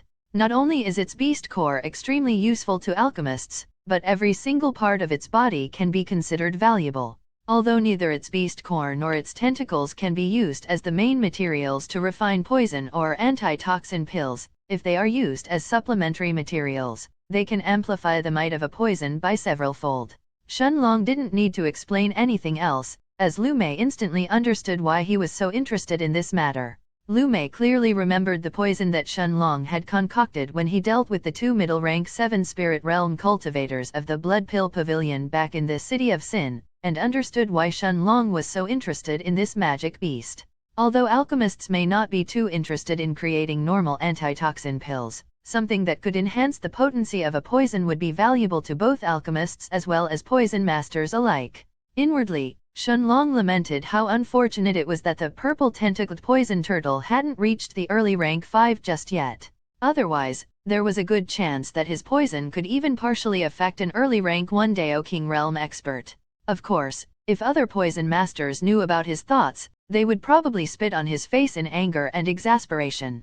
A middle rank 4 spirit realm expert creating a poison that could affect a rank 1 nascent soul stage expert was already unbelievable. But affecting a rank 9 nascent soul stage expert and even a rank 1 Dao King? This was purely boasting. Of course, the reason behind this was the extreme potency of the rank 5 soul poisoning hell grass as well as the premise that Shenlong could enhance the potency of the poison even further. Otherwise, the soul poisoning hell grass would at most be able to kill middle stage nascent soul stage experts or late stage ones who didn't have high grade or top grade antitoxin pills to enhance the poison's effects. However, there were still other issues behind the fact that a poison master could use poison. Although the usage of poison was often frowned upon in the cultivation world, Shenlong wasn't worried about that. However, not letting people know that he was a poison expert and exposing his secrets was another matter altogether. A few more minutes later, the group of 6 mercenaries had already reached a desperate situation. Knowing that it was only a matter of time before they all died, one of the 2 peak of rank 9 spirit realm experts turned his head around, and shot a meaningful look at the peak rank 6 spirit realm cultivator behind him, before he continued the fight. The young man who was at the peak of rank 6 of the spirit realm nodded his head indiscernibly, and a few moments later, a bright gleam flashed through his eyes as he stared at a purple-colored tentacle that was coming his way. Just as the poison turtle's tentacle was about to hit him, the young man suddenly ducked and completely avoided its attack, allowing it to hit the middle-aged woman who was about to help him withstand the turtle's attack. Under everyone's shocked eyes, miserable cries left the peak rank 7 spirit realm middle-aged woman's mouth as soon as the purple-colored tentacle hit her, while her body had also started to turn purple. At the same time, the middle-aged man at the early rank 9 of the spirit realm hurriedly turned his head around with a shocked expression on his face as soon as he heard the woman's scream, when he abruptly felt himself losing his balance as a powerful force violently pushed him from behind, sending him flying towards the tentacle in front of him. Without a chance to dodge, the middle-aged man's body collided with the purple tentacle, as miserable shrieks of pain and fear left his mouth. This sudden turn of events had caught the remaining young man who was at the peak rank 9 of the spirit realm and was still parrying off the turtle's attacks, as well as the young woman at the peak of rank 6 of the spirit realm, both off guard. Even Shenlong and Lu Mei were stunned for a moment after seeing this traitorous move. These two men had cooperated to send the middle-aged man who was at the early rank 9 of the spirit realm, as well as the middle-aged woman at the peak of rank 7, both towards the turtle's tentacles at the same time. Seeing that two of the turtle's tentacles were now occupied, both the middle-aged man who was at the peak of rank 9, as well as the young man at the peak of rank 6 took this chance to escape from the turtle's range of attacks. A furious roar filled with anger and disbelief erupted from the young man who was left fighting off the purple tentacled poison turtle, as he turned his head to look at the peak rank 9 spirit realm middle-aged man and asked in a disbelieving tone, "Hao Qin, have you gone crazy? Weren't you the one who wanted to explore this lake? How dare you betray old Han?" Shenlong and Lu Mei could both hear the anger hidden inside the young man's disbelieving tone as he furiously roared at the middle-aged man who was named Hao Qin. Hao Qin, however, shook his head, and without any hints of anger or regret on his face, he looked at the angry young man who was still fighting off the two tentacles of the purple tentacled poison turtle before he said in a relieved tone, "Chen Yan, you can't blame me. We have been fighting this beast for more than 1 hour and it still had the upper hand. Instead of waiting for it to kill us off one by one, why shouldn't we just push you forward so we can escape?" Chen Yan's face seemed to have turned red from anger, but no matter how much he wanted to, he could no longer divert his attention to speak to Hao Qin, as he had to place his entire focus on fighting off the peak rank 4 purple tentacled poison turtle in front of him, whose attacks had started to become even more ferocious. Now that the turtle only had 2 opponents, the pressure on the young man named Chen Yan had more than doubled. Without another word, Hao Qin and the young man behind him both shook their heads, before they instantly turned to fly away with relieved expressions on their faces. Although flying in the 10,000 Beasts mountain region was dangerous, there was nothing more dangerous to Hao Qin and the young man behind him than the gigantic blue-colored turtle in this place. Shenlong and Lu Mei both understood that the two men were trying to escape before the purple tentacled poison turtle finished off the young man named Chen Yan and the young woman behind him, and turned its attention back to them.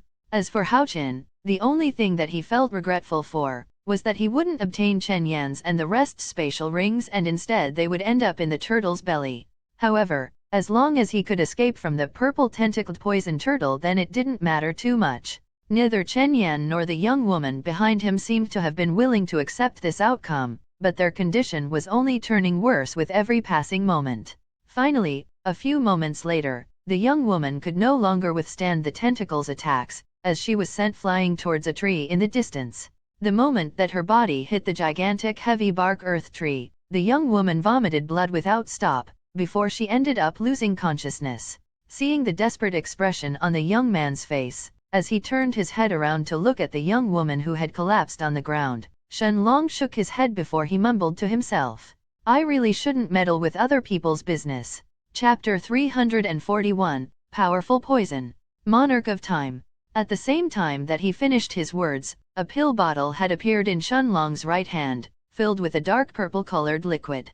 Lu Mei was stunned for a moment, but a smile soon appeared on her face when she saw Shenlong's actions. She knew that Shenlong wasn't a person who would usually meddle in other people's business, unless there was a reason. Of course, Lu Mei didn't dislike this trait of his. She had already learned that, in the cultivation world, even if you lend a hand to help others, your hand may end up being bitten in the end. This didn't mean that all cultivators were ungrateful, but that taking a risk to help others may end up not only giving you nothing in return, but it could also harm your own life. The same rule applied for this young man and young woman in front of them. However, just like Shenlong, Lu Mei could also feel the strong emotions that the young man who was still fighting with the purple tentacled poison turtle had for the young woman who had fallen on the ground. Despite the injuries that were accumulated in his body, the young man named Chen Yan still didn't try to run and abandon the young woman who had already lost her consciousness. Of course, part of that could have been because Chen Yan already knew that it was pointless to try and run in front of the purple tentacled poison turtle by himself. Even the middle-aged man named Hao Qin had to sacrifice the early rank 9 middle-aged man in order to find a chance to escape. As he slowly walked forward, Shenlong then mumbled to himself with a serious look in his eyes, If these people really end up being ungrateful, Little Silver can have them as a meal tonight. As he finished his words, Shenlong jumped down from the 40 meters 130 feet tall tree, before he landed on the shore near the lake where the young man was still fighting with the 10 meters 33 feet tall poison turtle. When he noticed Shenlong approaching him while he was still fighting with the peak rank 4 magic beast in front of him, a shocked look appeared in Chen Yan's eyes, while faint glimmers of hope had also appeared in his heart. He knew that he would definitely be doomed if he had to fight the peak rank 4 purple tentacled poison turtle by himself, but perhaps if this young man helped, then there would be a chance for them to escape.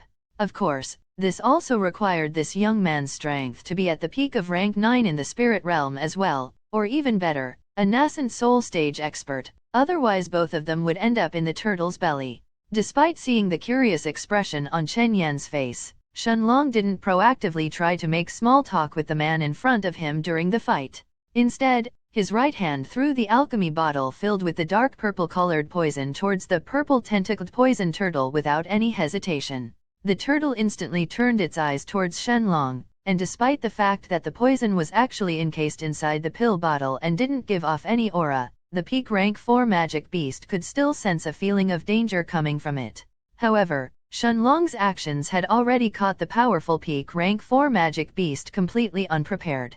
Without any time to dodge, before the pill bottle filled with the purple liquid could approach its giant head, the poison turtle used its own tentacles to slap the pill bottle away from its body. However, a scene that completely shocked the young man named Chen Yan suddenly unfolded in front of his eyes.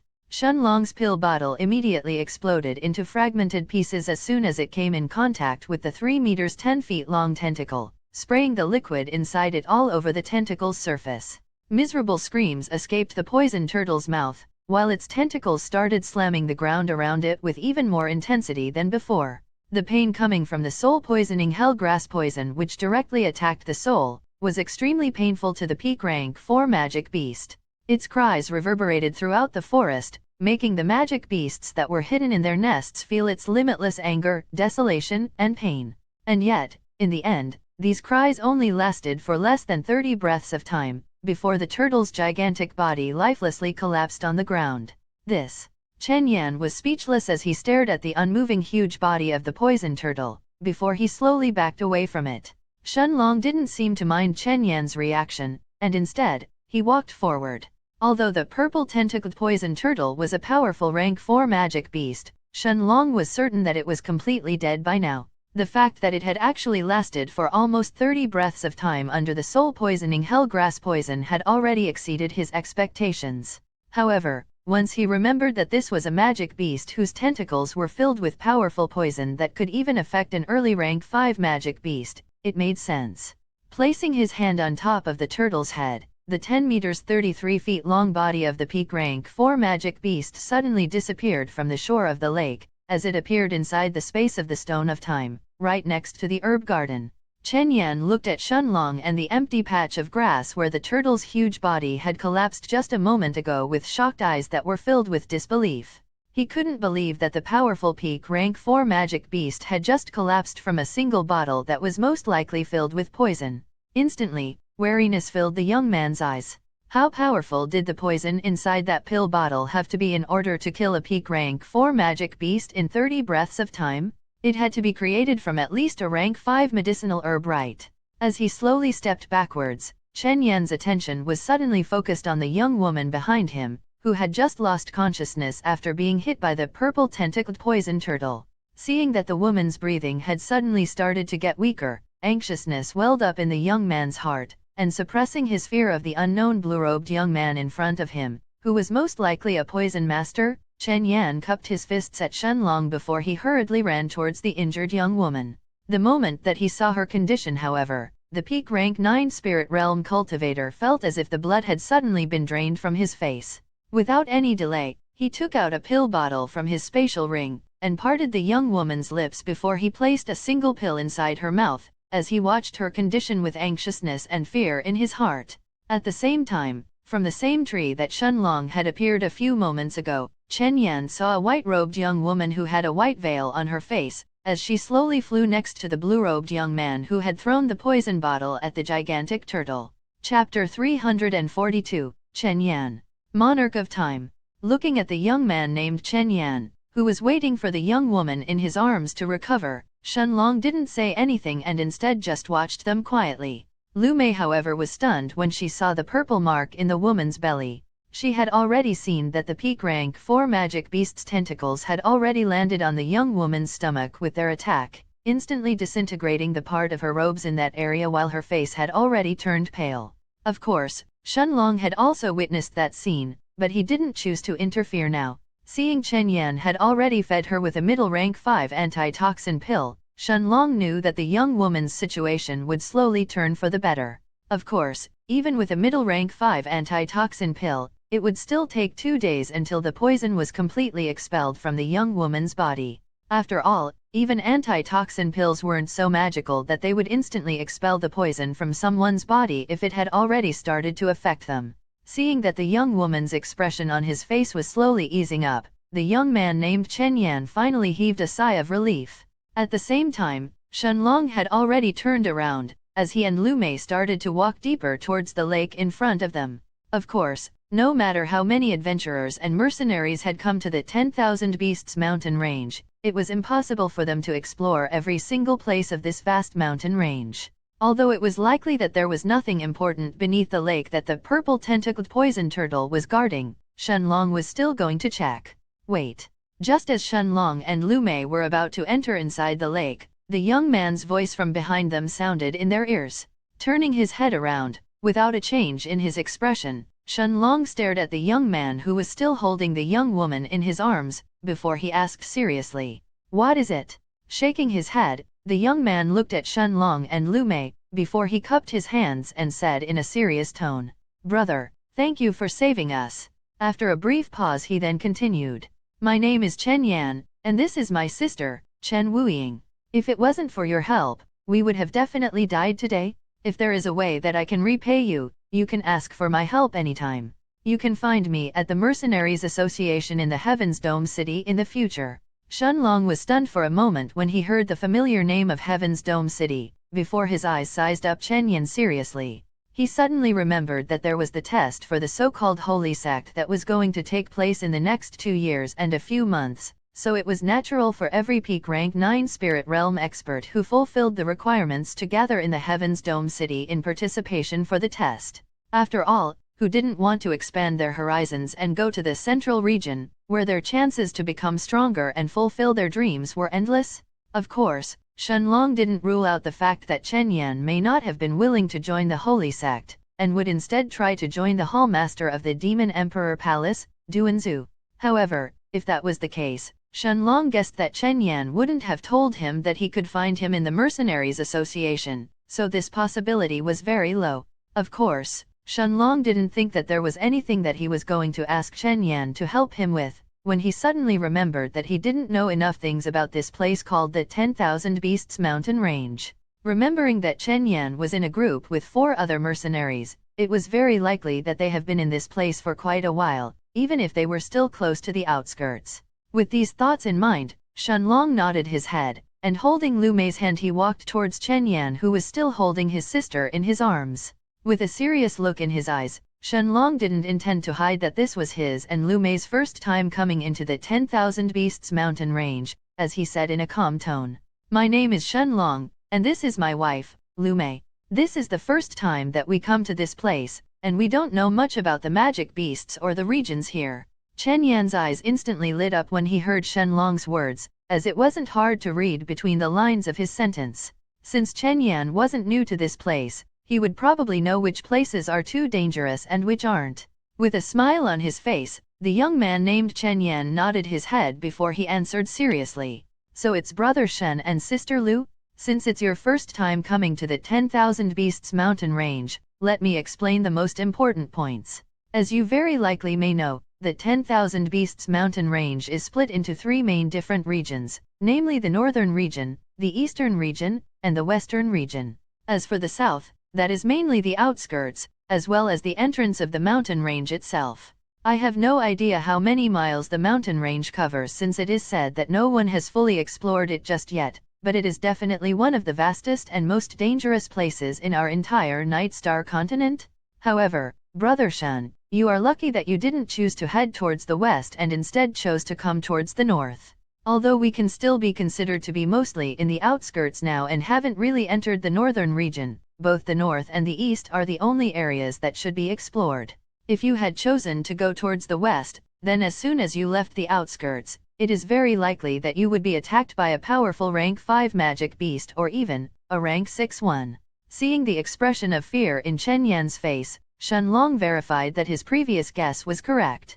Indeed, the western region of the 10,000 Beasts mountain range is definitely more dangerous than the northern or the eastern regions. Without interrupting the young man in front of him, Shenlong continued to hear what Chen Yan knew about this place. With a mocking look on his face, Chen Yan looked at the lake ahead as he said with a rueful smile, "Of course, even if you don't go to the western region, if you are unlucky enough, then you can definitely end up as me and my sister. There are many hidden powerful magic beasts even in the outskirts of the northern region, and this lake proved to be one of them. However, it's also true that the deeper you go into the eastern, the northern, or the western region, the more likely it is to face powerful magic beasts. After all, the more powerful some magic beasts are, the bigger their territory would be." Shenlong nodded his head, as he already knew about this even without Chen Yan mentioning it. This wasn't something specific to the 10,000 Beasts mountain range, but a characteristic of powerful magic beasts as a whole. After a brief moment of pause, Shenlong looked at Chen Yan's sister, Chen Wuying, whose face was still pale but her breathing had started to ease before he said seriously, "Don't worry about the poison inside her. Although the purple tentacled poison turtle's tentacles are poisonous, as long as you consume a high-grade rank 4 antitoxin pill within half an hour, there is no danger of dying. As long as you protect your sister for the next 2 days, her condition should be back to normal." Chen Yan's eyes lit up, before he cupped his fists once again as thanks. He didn't even know the name of the magic beast that had attacked their group, let alone the effects of its poison. The only thing that he could do after seeing his sister's condition was feed her with a middle-grade rank 5 antitoxin pill and hope that it would be enough to resolve the issue. At the same time, his eyes fell on the 2 corpses of the middle-aged man and the woman who had already died to the poison turtle earlier, and a heavy feeling had appeared in his heart. Although his sister was able to parry the turtle's attacks to a certain extent, Chen Yan knew that the old man that he had called Old Han earlier, as well as that middle-aged woman, had both fallen headfirst into the turtle's tentacles, dying almost instantly from the impact of its attacks rather than the poison seeping inside their bodies. After chatting for a few more minutes with Chen Yan and having verified the most important issues that he and Lu Mei should take note of in this place, Shenlong cupped his hands at the young man in front of him before he and Lu Mei stood up and walked towards the lake behind him. Shenlong knew that it was very likely for some treasures to exist in the bottom of the lake itself. Chapter 343, Chen Yan's Request. Monarch of Time. Shenlong looked at the clear and cold waters in front of his feet, and after deliberating for a moment, he and Lu Mei both consumed a top-grade rank 4 antitoxin pill each, before Shenlong held her hand as he dove inside the lake. After all, as the den of a powerful peak rank 4 magic beast like the purple tentacled poison turtle, Shenlong knew that despite the waters of the lake appearing crystal clear, there was a very high chance that they had been actually filled with the turtle's poison after such a long time. As he felt the clear waters around him, Shenlong entered deeper inside the lake with Lu Mei following right next to him. Of course, since this was still the outskirts of the 10,000 Beasts mountain region, no other magic beast would be allowed to survive in the same lake as the purple tentacled poison turtle, as it would have already turned into food for the giant turtle. Barely 10 breaths of time had passed, until Shenlong and Lu Mei quickly reached the bottom of the small lake. A cave more than 20 meters 66 feet in height and almost 10 meters 33 feet in width could be seen at the depths of the lake, without any light coming from it. Standing in front of the cave's entrance, Shenlong thought seriously for a moment, before he used his spirit sense to cover his body. Although he had guessed that there shouldn't be any dangers inside the cave, he still prepared himself before he and Lu Mei slowly entered inside. Shenlong couldn't use his spirit sense to cover the area around his body for a long time since it was extremely taxing to his spiritual strength, but luckily, the cave itself wasn't deep. Shenlong and Lu Mei didn't encounter any dangers, and half a minute later, they had already arrived at the end of the cave itself. Surprisingly, the cave wasn't empty, as more than 30 human skeletons were piled inside on top of each other. The moonlight coming from the sky could barely illuminate the cave itself, but it was bright enough for Shen Long to realize that most of these skeletons had most likely been buried in this place for a long time. Although there was nothing else inside the cave, more than 30 spatial rings found their way into Shen Long's hands. Despite the spatial rings being corroded due to the passage of time, as well as the amount of time that they had stayed underwater, they were still usable, as Shen Long found more than 140,000 middle-grade spirit stones inside them, as well as countless bottles of middle-grade rank 4 Qi replenishing pills and anti-toxin pills. Since there wasn't anything else inside the cave, Shen Long and Lu Mei didn't continue to stay in here, as they quickly swam back to the surface of the lake. After taking a look at his surroundings and seeing that there were still a few hours until morning, Shen Long decided to head deeper inside the 10,000 Beasts mountain range before he found a place to rest. Although this lake seemed to be relatively peaceful right now, however, once the magic beasts in the surrounding region realized that the peak rank 4 purple tentacled poison turtle was already dead, they wouldn't hesitate to invade this area. At the same time, Chen Yan's eyes lit up when he saw Shen Long and Lu Mei coming out from the lake so quickly. Of course, as a mercenary himself, he wouldn't ask if Shen Long had found anything inside the lake. However, seeing that Shen Long and Lu Mei were about to leave the area of the lake and head deeper inside the forest, Chen Yan took a deep breath before he shouted in a somewhat hesitant voice, "Brother Shen." Shen Long, who hadn't expected for Chen Yan to call for him, turned his head around to look at the young man who had now stood up and was cupping his hands at him. Shen Long noticed that there was a serious look in Chen Yan's eyes as he continued, "Brother Shen, I wonder if you are interested in cooperating with me." Cooperate. A look of curiosity flashed through Shen Long's eyes as he looked at the black-robed Chen Yan, while different possibilities flashed through his mind. He wants to cooperate? Is it because he saw the effectiveness of the soul-poisoning hellgrass poison and wants to deal with a powerful magic beast, or is this actually a trap and he intends to rob me and Mayer instead? As these thoughts flashed through Shen Long's mind, he didn't choose to ask what Chen Yan needed help with, and instead, he stayed silent, as he waited to hear the man's reason before deciding. Right. Chen Yan nodded his head when he saw that both Shen Long and Lu Mei were both silent after hearing his offer, before he continued. The truth is, a month ago, our group discovered 2 stalks of a rank 5 icicle soul grass as we adventured in a mountain. Without waiting for Shen Long to respond, Chen Yan then continued. Of course, as Brother Shen can guess, our group was extremely happy when we found the grass.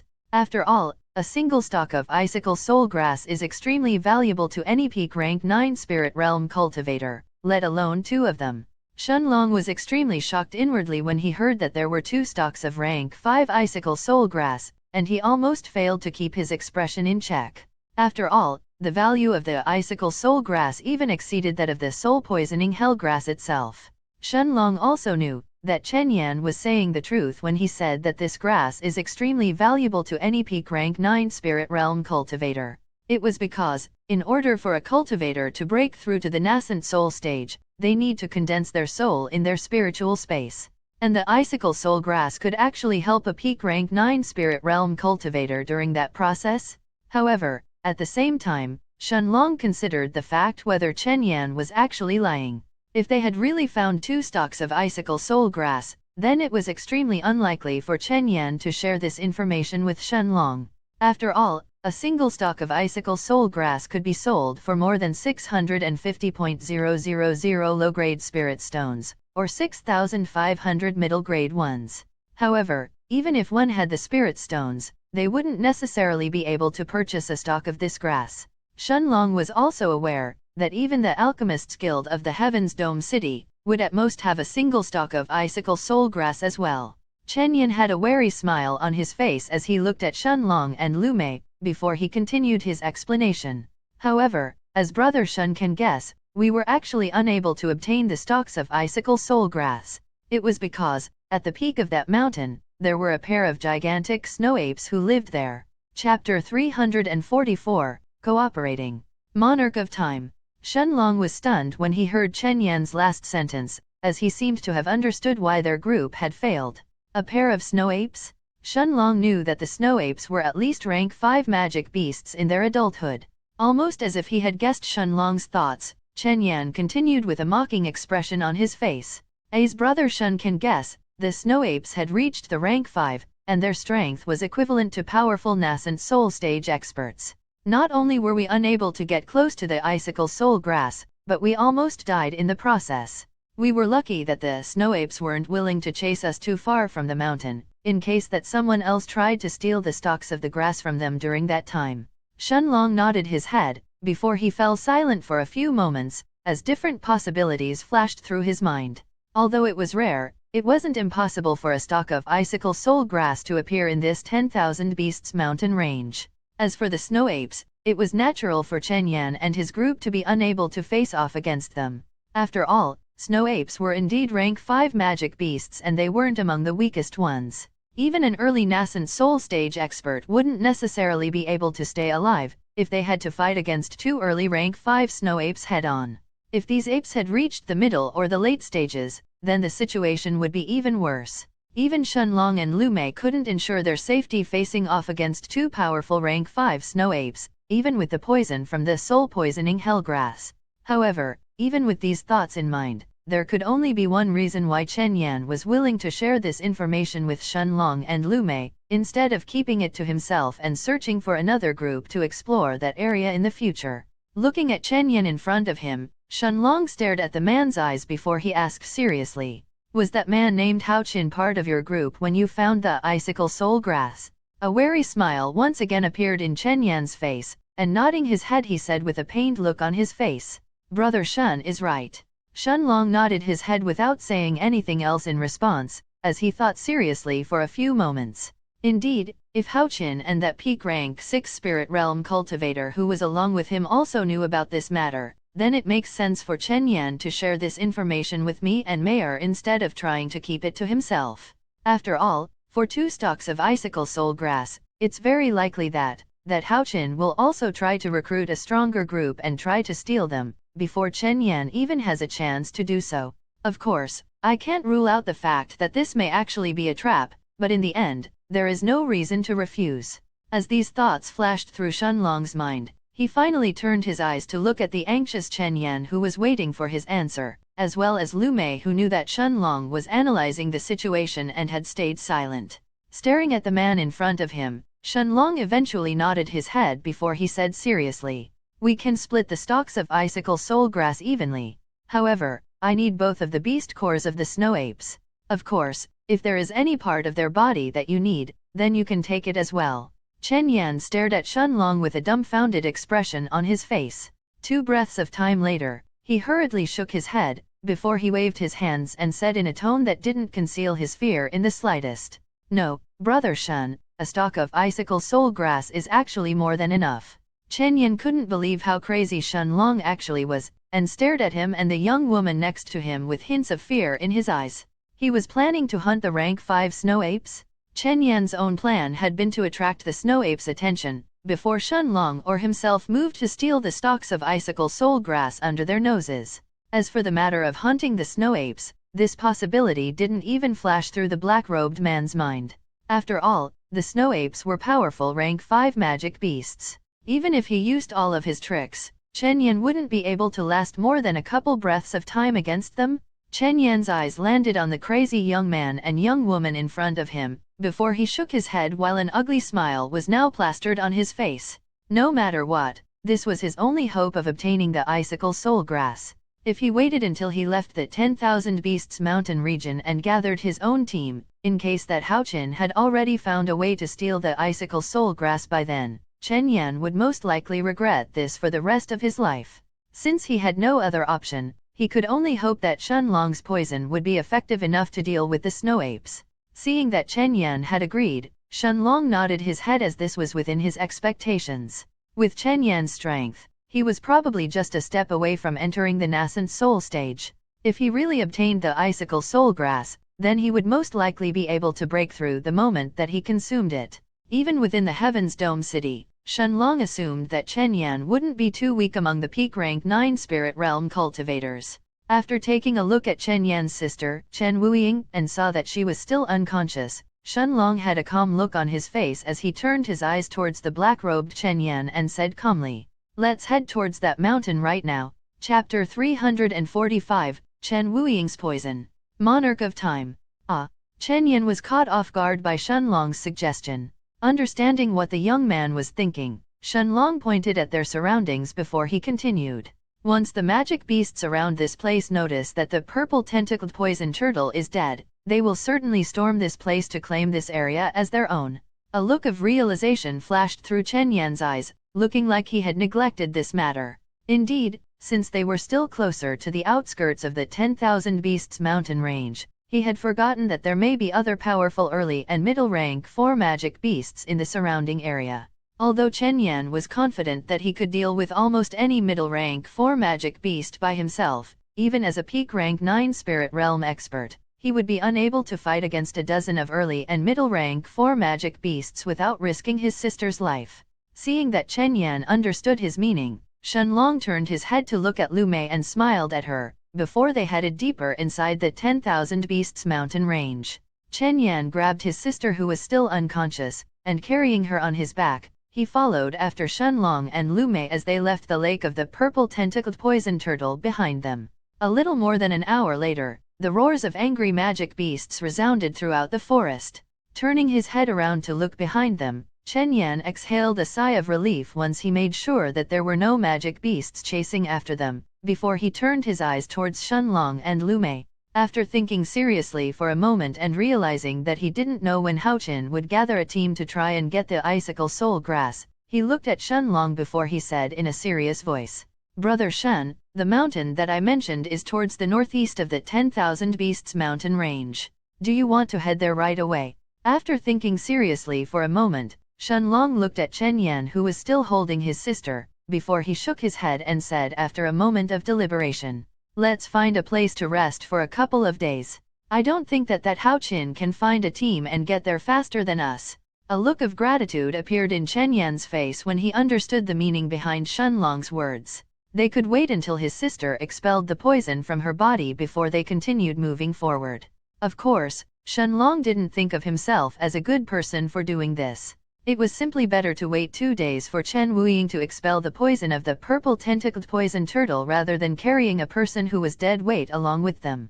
After all, Chen Yan wouldn't be able to fight while holding his sister in case that any magic beast attacked them, and Shenlong couldn't casually just enter the foggy space in the Stone of Time and make endless amounts of the soul-poisoning hellgrass poison. If they were to casually take their time and move forward, it wouldn't matter. But this time it was a race against Hao Qin and his own team.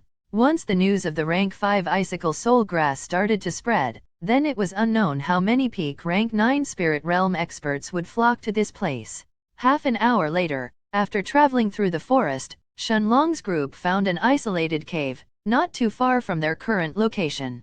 After placing Chen Wuying on the ground, Chen Yan smiled politely at Shenlong and Lu Mei, before he closed his eyes to recover. After all, although Chen Yan wasn't poisoned like Chen Wuying, Shenlong acutely noticed that the injuries in his body were actually much worse than his sister's. Shenlong nodded his head at Chen Yan, before he and Lu Mei sat down to cultivate. Since Chen Yan and Chen Wuying were in the cave along with him and Lu Mei, Shenlong couldn't enter the foggy space in the Stone of Time, so he simply sat cross-legged on the ground and tried to further his comprehension in the Dao of Time. The night soon passed, and as the sun rays started to peer through the cave's entrance as they illuminated the interior of the cave, Shenlong heard a groan coming from the young woman next to Chen Yan before he opened his eyes. He then saw the black-dressed Chen Wuying who had already opened her eyes, but her body was still extremely weak. Her groan had also alerted Lu Mei and Chen Yan, making the latter have a joyous expression on his face as he looked at his sister who had finally opened her eyes. Chen Wuying looked around the cave in confusion, before she spotted Shenlong and Lu Mei, immediately placing herself on guard. Chen Yan smiled before he introduced Shenlong and Lu Mei to his sister, explaining how they had survived against the peak rank 4 purple tentacled poison turtle after she had lost consciousness.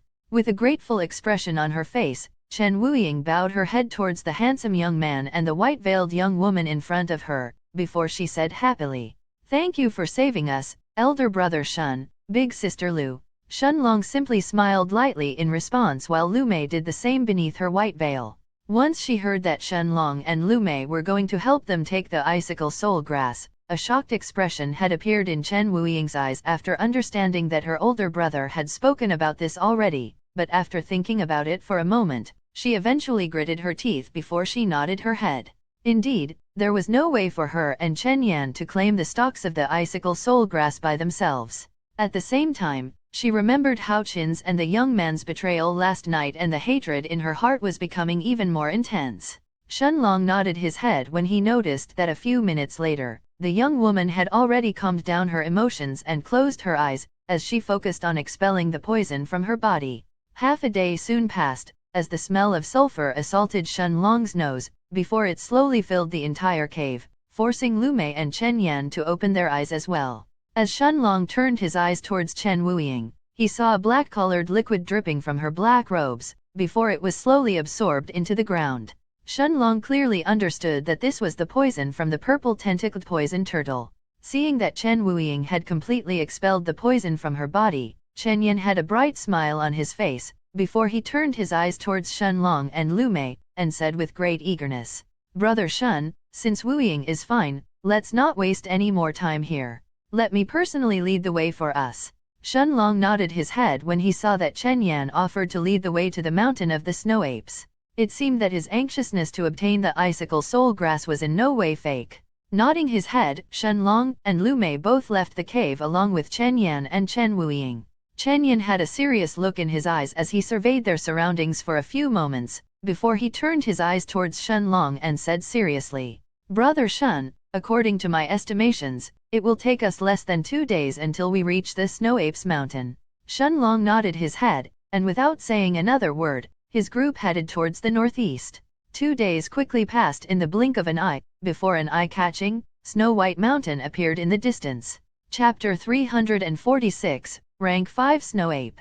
Monarch of Time. Chen Yan excitedly turned his head to look at Shenlong, before he said in a voice that couldn't hide his joy, "Brother Shen, that's the mountain of the snow apes." Shenlong nodded his head, as his eyes stared at the gigantic mountain in the distance that was covered in snow. Indeed, it had only taken 2 days for them to arrive here. In these 2 days, their journey had also been relatively smooth, as less than a handful of middle-rank 4 magic beasts ended up attacking them.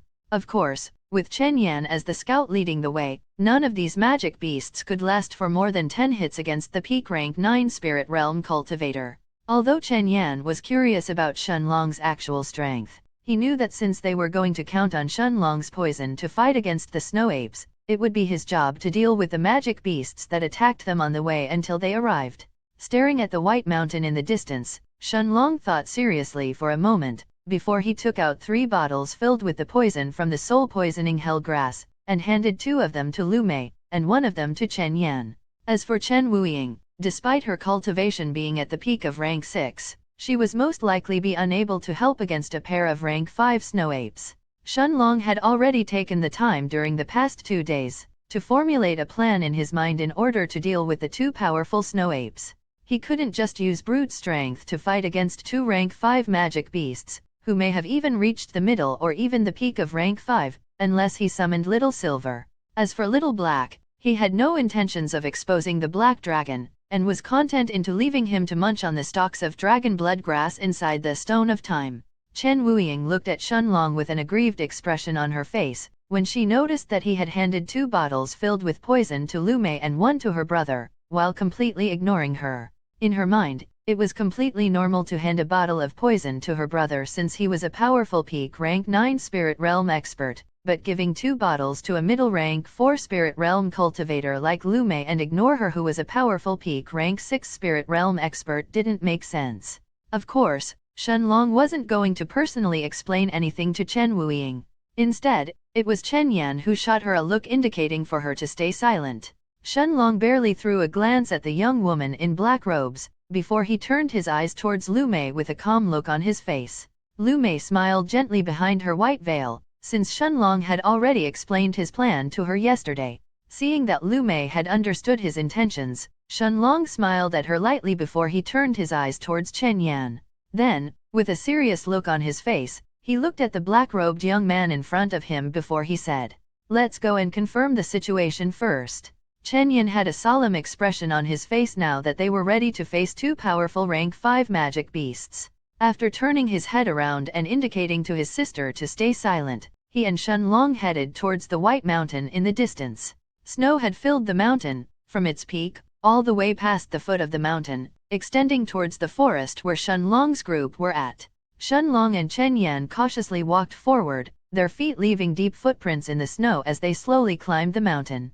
At the same time, inside the Stone of Time, Little Black suddenly opened his eyes and stared at the distance ahead of Shenlong for a moment, before he closed them once again with a bored look on his face, as he continued munching on the stalks of dragon blood grass in front of him. Half an hour quickly passed by, until Shenlong and Chen Yan arrived just a few hundred meters away from the mountain's peak. With an excited expression on his face, Chen Yan turned his head to the side to look at Shenlong, before he pointed towards the peak of the mountain, at two light blue-colored stalks of grass that were protruding from the mountain's peak, and said in a low voice, "Brother Shen, these are the stalks of the icicle soul grass." Shenlong nodded his head while a bright light flashed through his eyes as he instantly recognized the two stalks of icicle soul grass as well. At the same time that Shenlong and Chen Yan had arrived at this place and were looking at the two crystal-like stalks of grass, a loud roar that shook the entire mountain came from the snow-white peak. Roar? The moment that he heard the loud roar, Shenlong immediately circulated the monarch's hourglass, as the invisible figure of an hourglass expanded from his body. The color of his eyes instantly turned golden, as a new scene appeared in Shenlong's mind. A large silhouette appeared from the mountain's peak, as it ran towards Shenlong's and Chen Yan's location, shaking the mountain beneath its feet in the process. It was a large ape more than 7 meters (22.9 feet) tall, with long limbs and a snow-white fur covering its body. Shenlong's eyes instantly turned serious, and without any hesitation, a gust of wind appeared around his feet as he activated the gale steps, before he jumped backwards and headed towards the foot of the snow mountain. Chen Yan's face paled when he saw the powerful rank 5 snow ape running towards his and Shenlong's direction, but the peak rank 9 spirit realm cultivator didn't lag behind Shenlong in the slightest, as he ran towards the foot of the mountain as well. Shenlong had a serious look in his eyes as he turned his head around, and noticed that the gigantic snow ape was still chasing after him. At the same time, Shenlong instantly realized that the aura coming from this snow ape wasn't at the early rank 5, but at the middle of rank 5 instead. Chapter 347, Fighting the Snow Ape. Monarch of Time. Chen Yan had already told Shenlong that the snow ape that had chased after their group last time was at the early rank 5, but the other one that had only appeared at the mountain's peak and hadn't chased after them, was unknown whether it was at the same level as the first. Since their group was too far away the last time, they couldn't confirm the strength of the second snow ape and could only speculate that it was at the early rank 5 as well. However, seeing that the powerful middle rank 5 magic beast that was now chasing after them was actually at the middle of rank 5 instead, made Chen Yan's heart constrict in fear. At the same time, shock had filled the peak rank 9 spirit realm expert's face when he noticed that Shenlong's cultivation was actually at the middle of rank 4 of the spirit realm. The person whom he had guessed that he was most likely a gold grade poison master was actually just a middle stage spirit realm cultivator. And yet, once he remembered the poison that Shenlong was carrying with him, Chen Yan didn't dare to belittle Shenlong in his heart. At the same time that these thoughts flashed through the peak rank 9 spirit realm expert's mind, another rank 5 snow ape had appeared at the top of the mountain, watching Shenlong and Chen Yan with a cold look in its eyes. This snow ape seemed hesitant to give chase, and in the end, it decided to just keep watch from the mountain peak instead. Shenlong, who turned his head around to check the situation, had already expected this outcome. After all, he already knew that the snow apes were magic beasts whose intelligence wasn't low. Since the snow apes knew that humans would most likely come here to take the icicle soul grass, there was no way that they would leave the 2 stalks of grass unattended. As Shenlong and Chen Yan were descending from the mountain, Chen Yan looked at Shenlong and was about to speak, when a shocking scene suddenly appeared in his eyes. An army of jade-white skeletons holding crystal-like bone swords were led by 12 huge knights dressed in black armor, as they all ascended the mountain like an unstoppable army, as they headed towards their direction. Fear appeared in Chen Yan's heart when he saw the shocking scene in front of him. Although the aura of the skeletons and the black-armored knights was extremely weak in front of him, if he really wasted time fighting these creatures, Chen Yan was certain that the middle rank 5 snow ape would definitely catch up to him. After all, the powerful middle rank 5 magic beast had already been closing the gap between them extremely quickly during this time. As for Shenlong, although Chen Yan knew that his poison was indeed terrifying, even if it could affect the ghastly creatures in front of them, in the end he probably only had just a few more bottles left. Seeing the despair that had appeared in Chen Yan's eyes, Shenlong turned his eyes to look at him before he said in a calm voice, "Don't fight against them." Confusion filled the peak rank 9 spirit realm expert's eyes, but seeing the calm look that the blue-robed young man next to him had, he gritted his teeth before he nodded his head in response. As Shenlong and Chen Yan dove head-on in the midst of the undead army, Lu Mei's undead knights and skeletons looked like they couldn't even see the two young men around them, as they continued forward towards the gigantic snow ape. Roar! The snow ape roared angrily as it jumped forward, landing in the middle of Lu Mei's undead army. Without any suspense, the powerful middle rank 5 magic beast tore through the army that blocked its way without any obstruction, like a giant that was swinging its arms, crushing tens of enemies with every swing. It didn't matter whether it was the 3 meters 10 feet tall undead knights, or the jade-white skeletons that stood in the snow ape's path, they were all crushed under the terrifying magic beast's arms and feet one after another. The 7 meters 22.9 feet tall ape swung its long limbs and destroyed everything that dared to stand in front of it, as it continued to chase after Shenlong and Chen Yan. It was clear that the snow ape had already recognized Chen Yan, and wouldn't let him leave a second time. However, just as the snow-furred ape swung its left arm and destroyed a black-armored undead knight, the knight who was actually holding a bottle filled with a dark purple threw it towards the ape's chest, before his body was destroyed by the ape's attack. The snow ape felt a sudden sense of danger when it saw the dark purple liquid flying towards it, as its instincts of a middle rank 5 magic beast screamed at it to avoid the pill bottle. The powerful rank 5 magic beast jumped to the side, as it hurriedly avoided the bottle filled with the purple liquid, that landed a few tens of meters away from it and fell to the ground. Before the ape had a chance to move, however, another undead knight had appeared behind it and threw a second identical pill bottle towards the ape's head.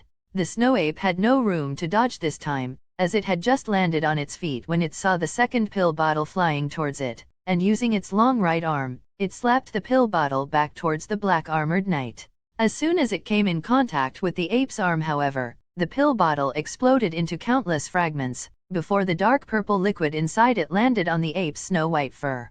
Grow AAR. Under Shenlong's and Chen Yan's gazes, the snow ape let out painful screams, as the terrifying poison started to affect it almost instantly. The snow ape suddenly started to rampage around due to the pain, moving its arms and legs wildly, destroying tens of skeletons around it in the process. Chen Yan, who was standing a few meters next to Shenlong, unconsciously opened the distance between them, as he stared at the powerful middle rank 5 snow ape that was writhing in pain with disbelief in his eyes. At the same time, the snow ape on top of the mountain's peak heard its companions' roars, and after hesitating for a moment, it headed towards the foot of the mountain as well. Barely 2 minutes, however, had passed, when the powerful middle rank 5 snow ape's cries slowly came to a halt, before its gigantic body collapsed on the ground. Chapter 348, Enraged Snow Ape. Monarch of Time. A shocked expression appeared on Chen Yan's face when he saw the middle rank 5 magic beast that had suddenly stopped breathing. In less than 2 minutes, a powerful middle rank 5 snow ape had lost its life. Roar! A powerful roar filled with anger and fury reverberated throughout the forest, shaking the entire snow-white mountain in front of Shenlong, as the second snow ape's aura was now filled with killing intent and was about to go berserk. Its eyes that were originally a yellow color had already turned red now, as the snow ape descended the mountain at an extremely rapid pace heading towards Shenlong and Chen Yan. The look in Shenlong's eyes had turned serious, while Chen Yan also had a solemn expression on his face. It was obvious that Shenlong's plan had certainly involved taking care of the first snow ape, but the second one was up to him and Shenlong to take care of.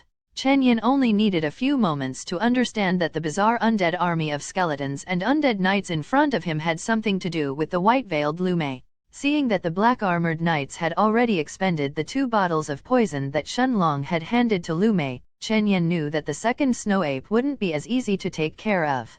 At the same time, a few meters away from Lu Mei, Chen Wuying had a shocked expression on her face as she stared at the white-robed young woman next to her. She still didn't understand how Lu Mei could summon an army of skeletons out of nowhere. At the same time, Her eyes scrutinized Lu Mei with confusion as well as curiosity inside them, trying to understand what Dao this white-veiled young woman next to her had comprehended. Lu Mei however didn't seem to pay any attention to the black-robed Chen Wuying, as her eyes stared at the second snow ape that was moving towards Shenlong with apprehension inside her gaze. Although Lu Mei had absolute confidence in Shenlong, she knew that handling an early rank 5 magic beast was extremely dangerous. The enraged snow ape furiously stomped on the ground, and in just a few moments it had already arrived in the midst of Lu Mei's undead army. The snow ape stared at the remaining undead knights around it with hatred in its eyes, before it violently swung its long arms like two long hammers that were flying towards them. The middle rank 4 spirit realm undead knights as well as the jade white skeletons around them couldn't even last for a second against the snow ape's enraged attacks. The moment that the snow ape's fists landed on the undead knights, the black armor around them broke into countless pieces, before their bodies slowly turned into dust. The fate of the jade-white skeletons wasn't any different either, as their bones were pulverized after meeting with the powerful snow ape's attacks. Seeing that Lu Mei's army was quickly getting destroyed, Shenlong first glanced at the frozen-like Chen Yan, before a gust of wind appeared around his feet, as he moved towards the early rank 5 magic beast by himself. Chen Yan hesitated for a moment when he saw the angry snow ape easily destroying the undead army in front of it without any obstruction, but seeing Shenlong moving forward, he gritted his teeth before he also did the same. He knew that he wouldn't have any face to claim even a single stalk of the icicle soul grass if he just stayed behind and watched without lifting a finger.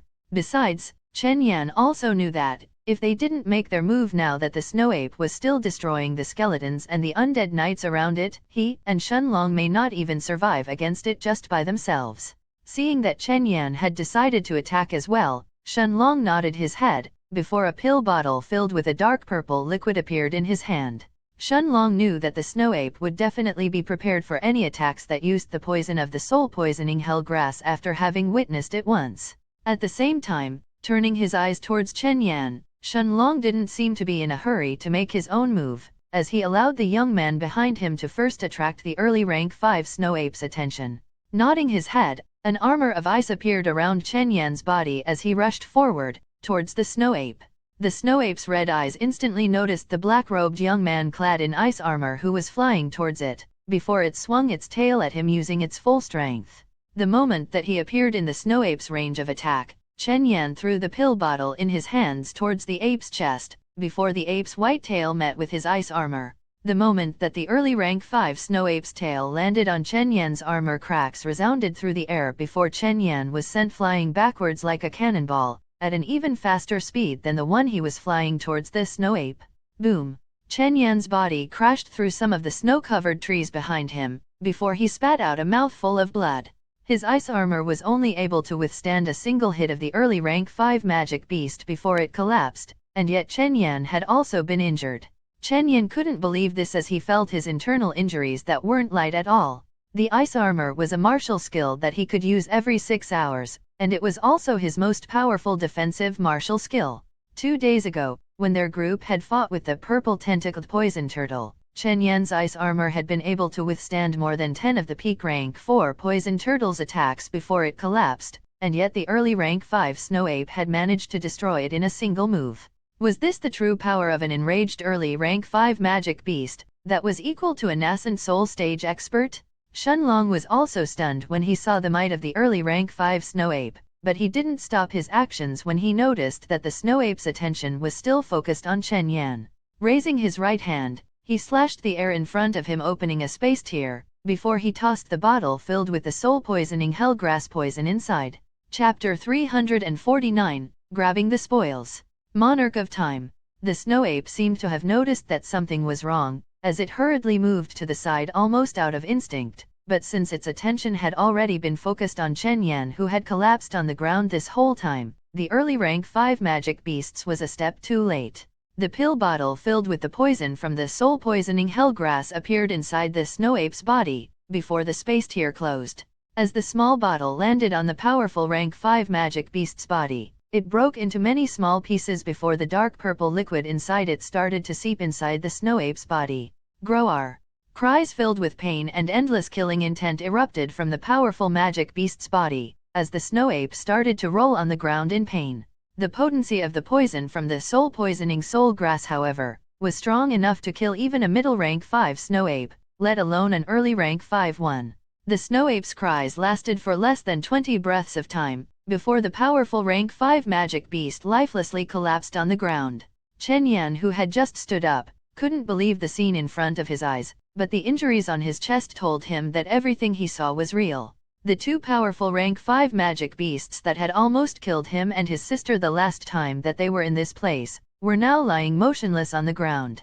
No, it was only one of these magic beasts that had chased after their group the last time, otherwise, there was no way that they would have escaped alive. Of course, the black-robed peak rank 9 spirit realm expert didn't feel any sense of pity for the two powerful rank 5 magic beasts in front of him. The nature of magic beasts was to devour other humans and magic beasts alike. Even if Chen Yan didn't invade their mountain, the snow apes would occasionally roam around the 10,000 Beasts mountain range and hunt humans and other magic beasts by themselves. At the same time, his eyes were instead focused at the top of the mountain, where the two stalks of icicle soul grass were waiting for them.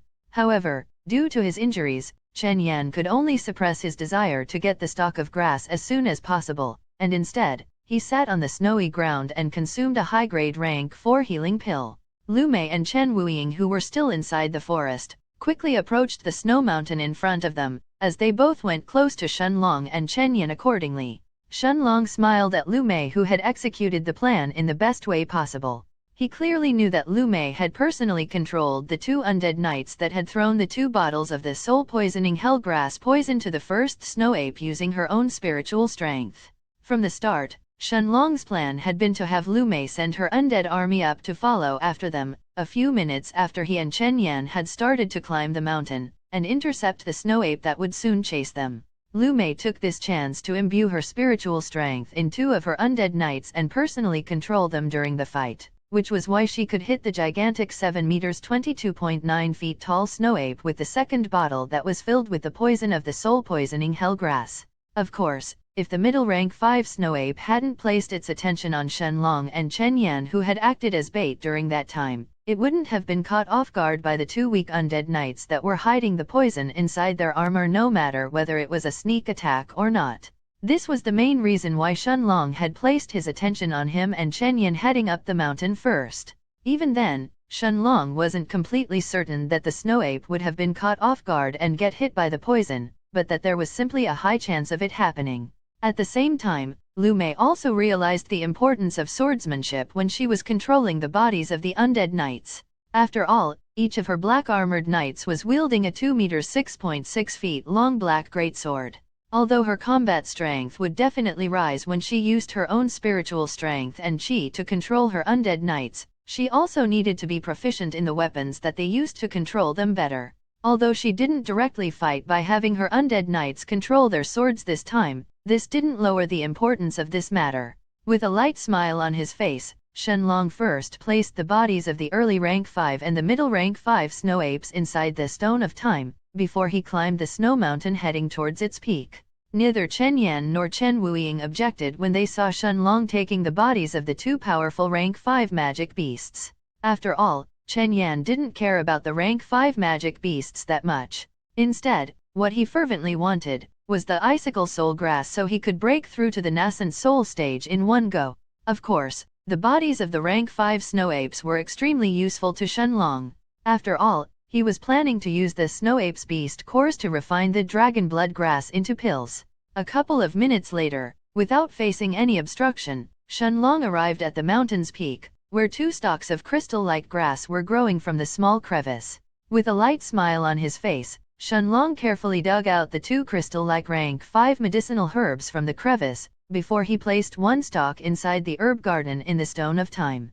After taking another look at the mountain peak and making sure that there was nothing else of value in this place, Shenlong headed back to the foot of the snow mountain. Seeing Shenlong returning from the peak of the mountain, Chen Yan was completely unable to conceal the fervent look in his eyes as he stared at the crystal-like grass in Shenlong's hands. Ignoring his injuries, the peak rank 9 spirit realm cultivator stood up hurriedly, as he smiled and said, "Brother Shen." Shenlong nodded his head at the black-robed young man, before he tossed him the stalk of the icicle soul grass in his hands. "No matter what, since he had promised to give it to him and Chen Yan had also participated in the fight against the snow apes, Shenlong wouldn't go back on his word. Holding the rank 5 icicle soul grass in his hands, an excited expression had appeared in Chen Yan's eyes as he cupped his hands in thanks. Then, with a smile on his face, the young man looked at Shenlong and Lu Mei, who still had the white veil on her face, before he asked curiously, "Brother Shen, Sister Lu, me and my sister are going to return back to the Heaven's Dome City. Do you want to come with us?" Chapter 350, Future Plans. Monarch of Time. Shenlong smiled lightly when he heard Chen Yan's offer, but he didn't even consider it before he shook his head in response. Return to the Heaven's Dome City? He and Lu Mei had left the city because they weren't strong enough. Although their cultivation had definitely advanced a lot since then, but in front of the strongest people of the younger generation of the Night Star continent, they would be unable to even put up a fight. Forget about the strongest people of the continent, even Chen Yan's cultivation is more than 5 minor ranks above mine and Mayer's. Don't even mention those who have already reached the nascent soul stage, like the third princess of the Dark Elves or the blue-haired young master of the Golden Exchange firm, Hu Lu, as well as the rest of the people at the top of the rankings. As this thought flashed through Shenlong's mind, he was even more determined to become stronger. Seeing that Lu Mei had also stayed silent, obviously agreeing with Shenlong's decision, Chen Yan sighed before he shook his head and cupped his hands in response. Then, with a smile on his face, he first turned his eyes to look at his sister, before he looked at Shenlong and said with a light smile on his face, "In that case, brother Shen, let's part ways here. If we are lucky enough to meet in the future, then let's have drinks together." Shenlong nodded his head at the smiling Chen Yan and Chen Wuying, who was actually pouting her lips as she looked at him. As the two siblings left, Lu Mei turned her head to look at Shenlong, and after a moment's hesitation, she asked seriously, "Longji, do you want to join the holy sect?" After she had seen the eager look in Chen Yan's face once he received the icicle soul grass, Lu Mei understood that practically everyone from the younger generation of the Night Star continent would be willing to join the holy sect or the Demon Emperor Palace and go to the central region. Shenlong thought seriously for a moment after hearing Lu Mei's question, before he shook his head and said, "That will depend on what kind of sect it really is. If it's a sect that restricts its disciples from even leaving the sect's premises, like the Floating Cloud sect, then of course there is no reason for us to join. At the same time, it doesn't make much of a difference whether we join the Holy Sect or the Demon Emperor Palace. However, if this is the only way to leave the Night Star continent, then we will most likely have to join one of these powers in the future." After a moment of deliberation, Shenlong had a mocking smile on his face as he continued, "Of course, if they are sects like the Floating Cloud sect, then I don't mind using them until we arrive at the central region before I leave." Lu Mei nodded her head with a serious look in her eyes when she heard Shenlong's words. Indeed, if they didn't want to stay confined in the Night Star continent forever, then they had to go towards the central region if they wanted to become stronger. After all, Lu Mei already knew that Shenlong had certain things that he had to do in the future. She also knew that Shenlong had some kind of secret inside his body, even if he hadn't explicitly explained what it was. So if he suddenly ended up disappearing again just like the last time in the City of Sin, he needed to be strong enough in order to stay alive the next time. Of course, it wasn't that Shenlong didn't trust Lu Mei, which was why he didn't tell her about the Stone of Time, but because he knew that the mental burden from a secret like this would definitely pressure Lu Mei a lot. At the same time, Lu Mei didn't care too much about what kind of secret Shenlong had in his body either. As long as he was safe and they continued to stay together, then this was enough for her. Seeing that Lu Mei had understood his intentions, Shenlong smiled at her before he held her hand and said seriously, "Mayar, let's look for a place to rest for the next few days." Seeing Lu Mei nod her head, Shenlong took a look around their surroundings, before they actually left the snow mountain behind them.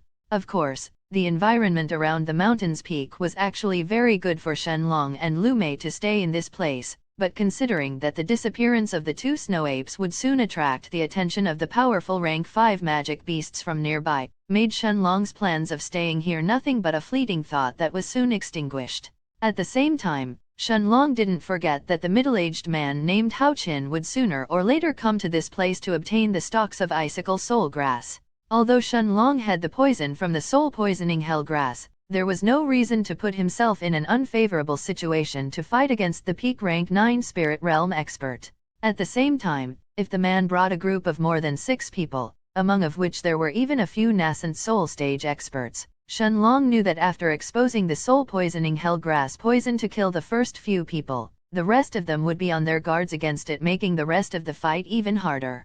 As for summoning Little Silver to take care of these people, unless absolutely necessary, Shenlong wasn't willing to expose the Black Panther in this den of magic beasts. He didn't know if there were any peak rank 9 Dao Kings hidden at the depths of the 10,000 Beasts mountain range looking for rank 6 medicinal herbs or magic beasts, who could actually be attracted by the Panther's aura and would try to tame Little Silver for themselves.